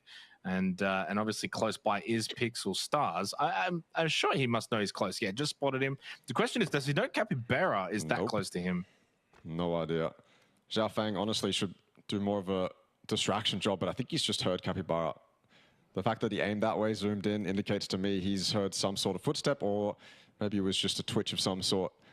Zhao Fang's going to drive off, and maybe that leads Dynasty to focus more on the people below him if he knows they're there. Zhao Fang's going to go off towards this compound, very close to Fury. Fury's got a decent spread. Sneak attacks on the outside of this compound, on that ridge, probably just waiting for someone to enter it. But Zhao Fang smells trouble. Of course, he's going to leave, go to the next one. Probably good because that one's a little bit closer to his team. Maybe his team's got a little bit more eyes to cover the one he's currently going towards. And so Sneak Attack won't get his kill.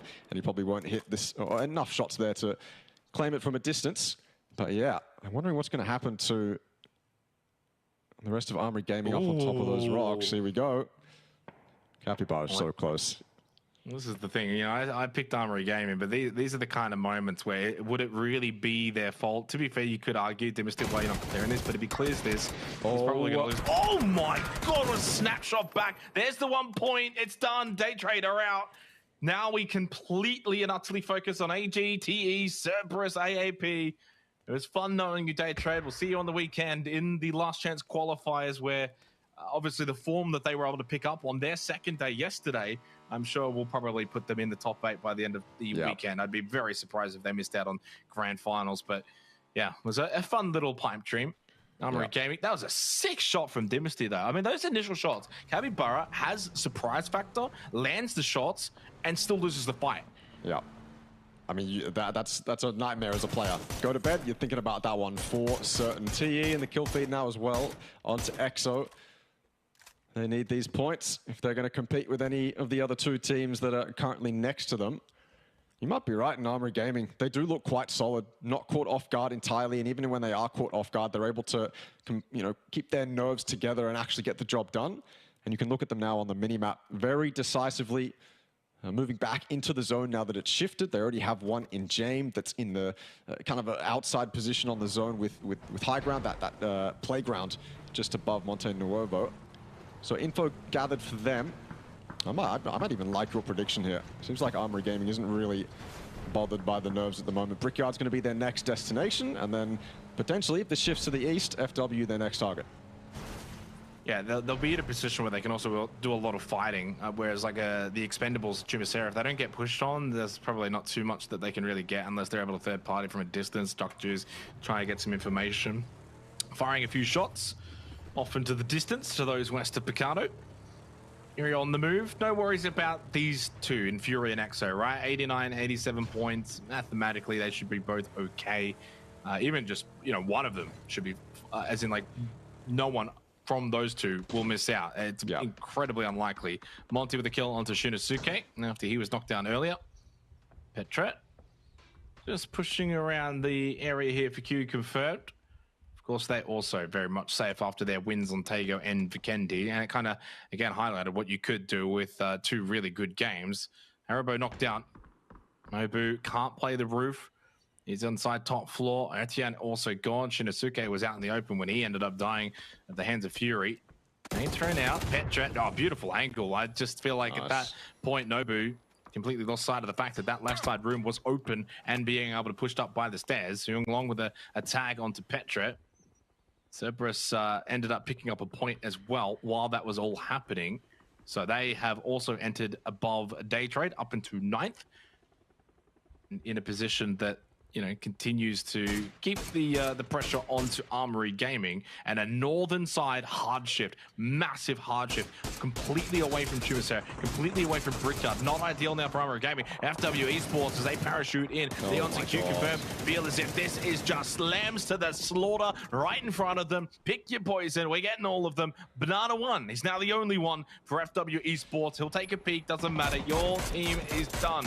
Into the last chance calls with you guys. He's the solo as Monty steals one for Exo Clan for good measure. They tie up with Fury as Armory Gaming found another kill. They go 1 point above Cerberus. I want to give credit to FW for timing the emergency parachute for the circle pop, which is what you'll see a lot of teams do very often. But instead of going to the soft side, which would be the north in this case, they gunned it straight to the center in a completely occupied compound. So a very bittersweet moment there for me, because that's the first time I've seen a team do this in this competition, time that emergency parachute perfectly. And you could see that there's a compound free on the north they could have taken. They could be 4 up right now, but they maybe got a little bit too greedy with the one that they chose. The Expendables are going to be the benefactors of that. They're going to be able to take this warehouse for free. And God, do they need it. They need to position themselves really well on the north here. This is a compound they can definitely take fights from. It's not only a compound that gives you access to the one that Q Confirm is in now, but it also gives you access to that road just to the south later on in the game when the circle is a little bit smaller and there's not many angles for you to worry about. Banana One finally does go down, and this is kind of the spot I thought TE would end up in, but I think they realize it's a little bit too dangerous now. That's something we can take later on. Alec knocked down for AAP, eastern side of the circle, pushing in towards Exo Clan. Not the easiest of teams to beat in a fight, but they've got to back themselves in, and it's a perfect start, courtesy of Alec. Knock, nade, kill. Nice point for AAP. Remember, they're not that far behind the others. 8 points, well, 9 behind AG. That's the main one. So, and 9 points behind a team that's still live. Big shot from there, double with the Dragunov. We've seen that be utilized quite well by these players so far this tournament. And Akita now has to go and play Revive. Insight's at the back of the compound too, so he can't really help too much if wanting to stop AAP from pushing up. Omachi with a knock, and then Shanks eliminated. Not good news for Armory Gaming. Not at all. They're on a rotate, Russell. They're rotating through everybody. They're going to end up with something, though, I feel like. There's no way they don't end up with anything. There's a shack there that they can take. There's a dirt road just beyond that that they can hunker down with. If they've got the numbers of cars, then they can definitely make this work. And you can see them already. If you're on LPL_play, which is the map stream, you'll be able to see them. They're safe for the moment. I don't think anyone's going to be able to push them, not even Cerberus. I feel like if Cerberus were to extend, they'd extend just that little bit too much, and they might expose themselves to other teams in the lobby. So I feel like for the moment, Armory Gaming is safe. They're just kind of hoping for a shift, but in a spot like that, I don't think Armory Gaming are going to get many kills, and that leaves it entirely open for TE and for, I forget the other team, for Cerberus. Yeah, to actually deal some damage here and get the kills that Armory can't get. We'll see how it plays out past the halfway point for this final game of the group stage. Final game, top 8 to grand finals. Armory Gaming, Cerberus, the Expendables, AAP, Unicorn, Newhouse, all still alive to maybe make it in. Of course, those two at the bottom of that, the 15th and the 16th, Unicorn and Newhouse need something crazy from here Cerberus have got Godsport, Center, Compound. They can play the long game. They don't even have to worry about kills. Because Armory Gaming, I don't know if they're going to be able to survive as long as Cerberus, who have that prior Compound. QC out towards the east, playing Hill, good for them. And to the south is going to be your Exos, your DKs, and your AAPs. Spray from 777, wanting to get out of dodge, and Picardo, a position that I think he's a little bit surprised that Fury's even sending in. This is so far out of zone, it's not even funny. Blue's now going to start moving as well. So Fury, you pushed in, you can't stay here. You got to keep going. You can't even park. Get straight back in your vehicles and get rotating. Yeah, this is difficult for TE though, because they have a team in Q Confirm that can come up behind them if they allocate too many resources to dealing with Fury. They really have to get some solid information on what Fury do here, or it could end in disaster for the Expendables. Q Confirm, I feel like there's not many threats to the south. They're going to stop them from pushing over these ridges and taking out TE if, say, Fury were to just send it straight into TE's compound, but it doesn't look like that's what Fury's going to do. Or maybe is it? They're kind of heading towards it, making me a little bit nervous. Luke 12 in his car, it's already smoking as they head towards the compound. I suppose they didn't really have any other plays, and what a good spot to pull up, although Duck Juice is above them. What a fantastic off angle, and he's got time on the blue to work with as well. Fury might just end up getting ripped apart here.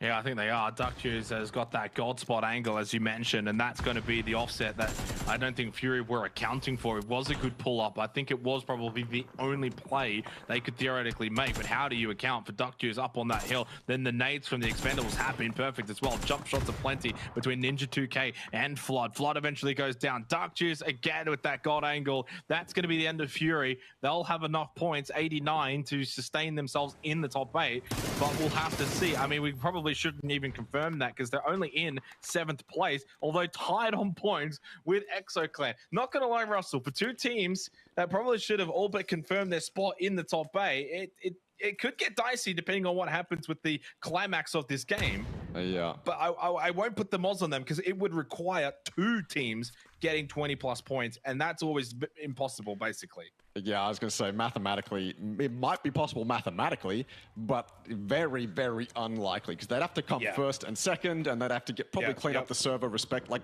all to themselves. Just not possible.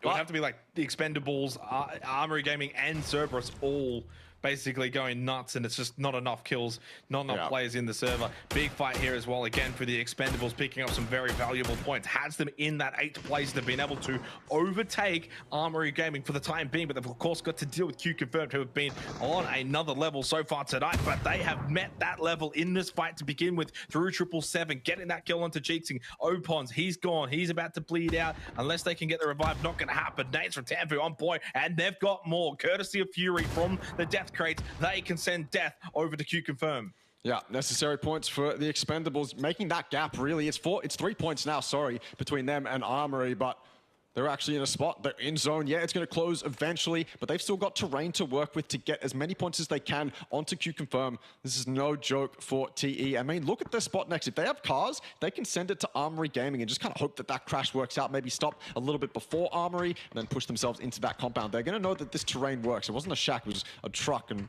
whatever the hell James is hiding behind. Either way, it's playable. I don't know. A crate with an open door or something. Q Confirm, are they sending it straight to Armory? They're putting themselves in between Armory and TE. I don't know what's going to happen here. Yeah, I mean, when you lose Shanks early on, you lose the ability to play aggressive from these kind of positions. So you just kind of play the ball. I guess it's a crate. You play the crate and you just kind of hide, play late game, get placement points, try to stay alive as long as possible. If you've got 3 players up in the next 3, 4, 5 minutes, you're probably equal with the majority of other teams. Over towards QC, they take the fight. They're down to 2. Eagle Patrick lost his life earlier. That's lost. Ooh, that is quite big for AAP. Massive from where it's that's going to be Petra, and Leon's gone. More points for AG. Not enough, though, to get them into the top 8. Still 1 point behind TE. They're only on 69 points. As nice as that is, it's not going to be enough to get them in the top 8 right now. That's their backside cleared, though. Oh, never mind. TE's coming in. I saw TE go to the north. I thought, okay, they were going to ignore Armory completely, but now they have information on a team they're competing with. But down goes Tanvu, down goes 777, and Ninja 2K is the last one. He goes down here with this flaming car. It's over for TE, and they are gone. Armory Gaming pushes them out straight into 9th, and now it's just AG and Cerberus. Well, you know, there's still a couple of others, but you're right. Most likely down to Armory Gaming and Cerberus for that final spot. And Cerberus have got themselves the warehouse. They've got best position, but guess who's closest to them? It's Armory Gaming. If they wipe out Cerberus, AG are most likely into the grand finals, but they've only got the 3 players, and it's a very much death run to get to this position over towards the long building. So this is not going to be easy. Cerberus, I would say from here, have got best spot unless it goes hard north, and suddenly then Unicorn Cyber could have a little bit of something to say about this game. They need a lot for Unicorn Cyber. They need to get a lot done. Not many well, kills there's a couple to of teams around them. There's a couple of kills around them. You know, if you can get New House, they don't get the feed though. It doesn't happen, and that's not a fun circle for any team in the server right now. Nah, especially not for Armory Gaming. If I'm Armory, I'm looking as high as I possibly can and looking for dips across the road. Obviously, we have the map. We know what's free and what's not, but there is playable land there. I just don't know if it's playable now or only playable in the next circle. Either way, Cerberus in a prime position. I would still say as well, Unicorn Cyber are in a fantastic spot as well, but not with their competitors also being in a great spot. So yeah, and AAP as well. They're only down to a solo. You could have put stock into them before this game. It'd be a risky bet, but not anymore. Down to a solo. Not much that Alec can get done. And this is Dynasty looking. Trying to get info as well. Looking across the road. This is years of experience. Just, you have to know what dips you can take. You can play across that road. I know it. I've done it before. I just don't know exactly where they can do it and whether or not they have the cars to do it. You look at those cars right now, it looks like they're both smoking. Well, there goes Alec. The solo effort for AAP comes undone. He's gone. 7 teams remain. Placement points being distributed. And a chance. Riz solos on the roof of the warehouse. Drops down. Gives up that position. Smokes now start to go out. Do they sense maybe a chance to push on that? He blocks one of the doorways.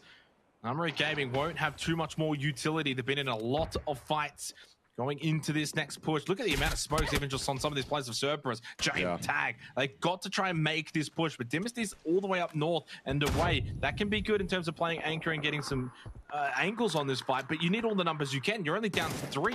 Cerberus have got the 4. Otherwise, it ends up being a 2-on-4 as you push up to this warehouse, and that's never ideal for a team of Armory Gaming's position. They got to play as 3 here, I think.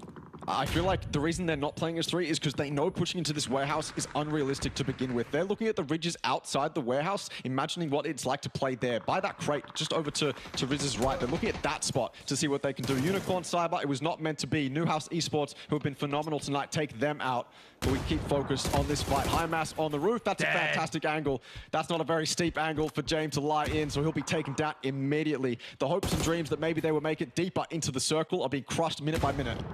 Dynasty taken low. James finished off. 1 player made it to the warehouse, and that's going to be Riz for Armory Gaming. It's very likely they're going to have to forfeit top 8 spot to Cerberus, the team that is beating them. And what an angle. Headshot onto Dynasty. No chance that he's going to get revived. They've got 1 player left at the warehouse, and he is not long for this world. You could drop down at this point if you really want to give up roof building. They do lose 1. That's how long. Doesn't matter. High Mass, like Batman, jumps down, gets the kill. Armory Gaming is still in 8th by 1 point, but there's no one that's even remotely close to wiping out Cerberus. They should very well from here get into the top 8, and there's no other competitor. Can you believe it? In a game such as this, 3 out of the 5 teams, Russell, are in the bottom 4. This is perfect for Cerberus. Unbelievable. On cloud 9 right now for Cerberus. It's so hard to mess up a spot like this, and with that circle shift as well, you can continue to play the roof of that long building.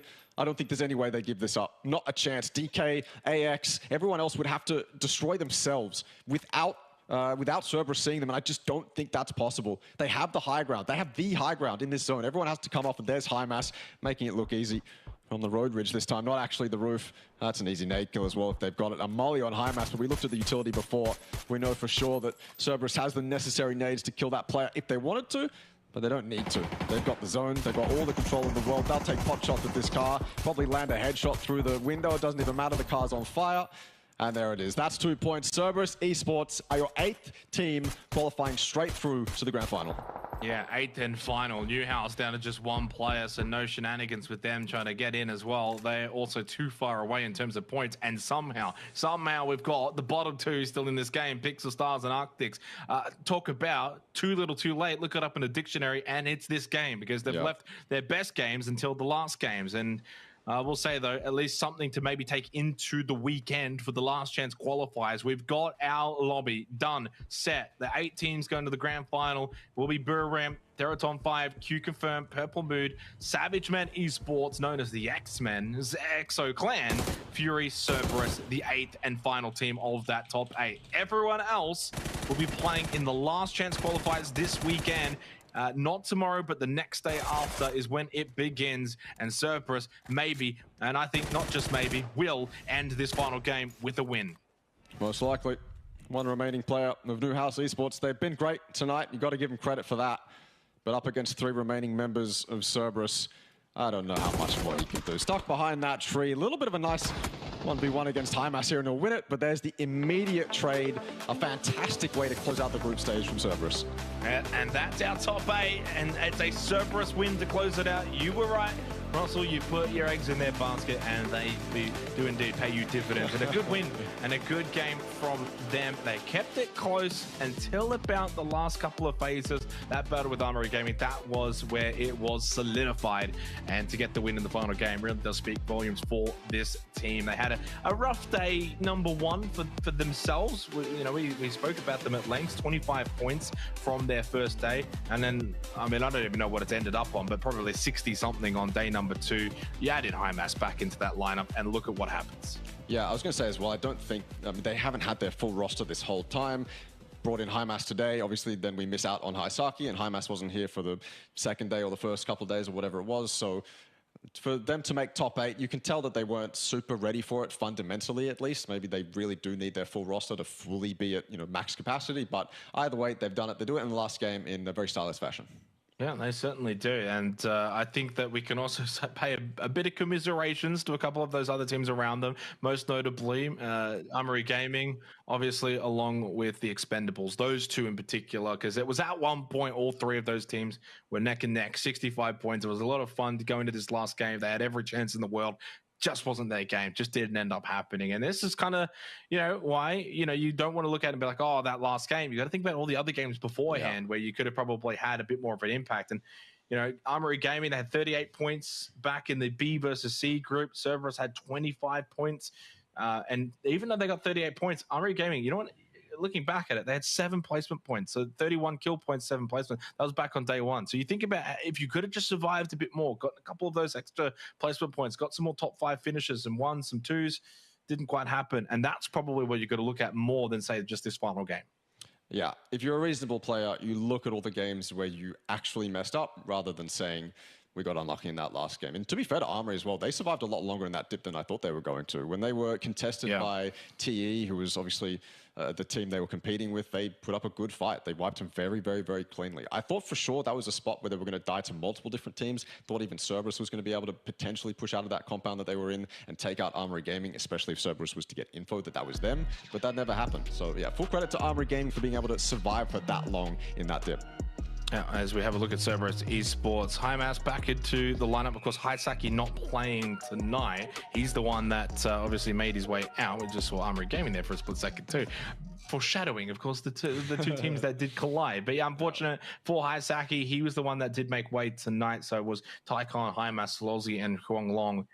Which actually, Huang Long actually did quite well, I thought, tonight. There was maybe that thought process yesterday where it's like, oh, HiMass is out, Huang Long's in, they have a bad day. But hey, he actually was really good tonight for an academy player, still pretty new to the roster. Let's go to the leaderboard. Of course, no real surprises with this one. No real maths needed. You can put away your pens and your notebooks. It's the top 8 that we knew very well at the conclusion of that game. A little dicey for Exo Clan and Fury. The 89 points was enough, but not by a whole lot, all things considered. Burram take top spot because Teraton 5 kind of trolled last game. It was a really good fight win over Arctics Gaming. And I think we've got obviously a couple of teams of note outside of that top 8. Armory Gaming, Expendables very close. Day Trade, obviously that day 1. You can't go 4 games with 1 point and expect to make top 8 as close as they were. That was their downfall. Archangel Predator, very solid team. They miss out.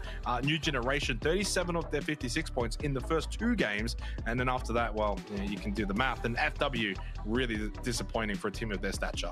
Yeah, I was going to say, when you look at this leaderboard, you don't really have a choice but to look at the teams that didn't make it and what your expectations were for those teams. And there's definitely a couple teams of note that didn't make it. But at the same time, you look at that top 8, it's really stacked. Like, there was no way we were going to fit all the relevant teams into the top 8 without having some sort of upset. So when I look at this leaderboard, honestly, it kind of makes sense to me, apart from potentially NGE and FW if they were ever going to live up to their previous results. But right now we have to focus on the LCQ as well. I think throughout this day and throughout yesterday, we kind of put a lot of pressure on these guys to make top 8. But obviously that's what they want to do if they want to skip straight to the grand final. But at the end of the day, there is last chance qualifier for these 16 teams. And I think a lot of them, especially your NGEs, your day trades, are going to be super, super confident going into that lobby. Yeah, that's the benefit, of course, for these teams. They're not eliminated. They don't go anywhere. They play 2 days from now on the weekend to make it easier, where they get to have a second chance. That's why it's called the last chance qualifier. The top 8 from that will then also meet the top 8 from here in the group stage in the grand final, which the grand final itself has plenty of opportunities. It'll be 4 days, 6 games each day, so 24 games just for the grand final alone. That can't be said, though, for the last chance qualifier. You just get your standard 12 games the way that you had it for the group stage. So a little bit more of that RNG.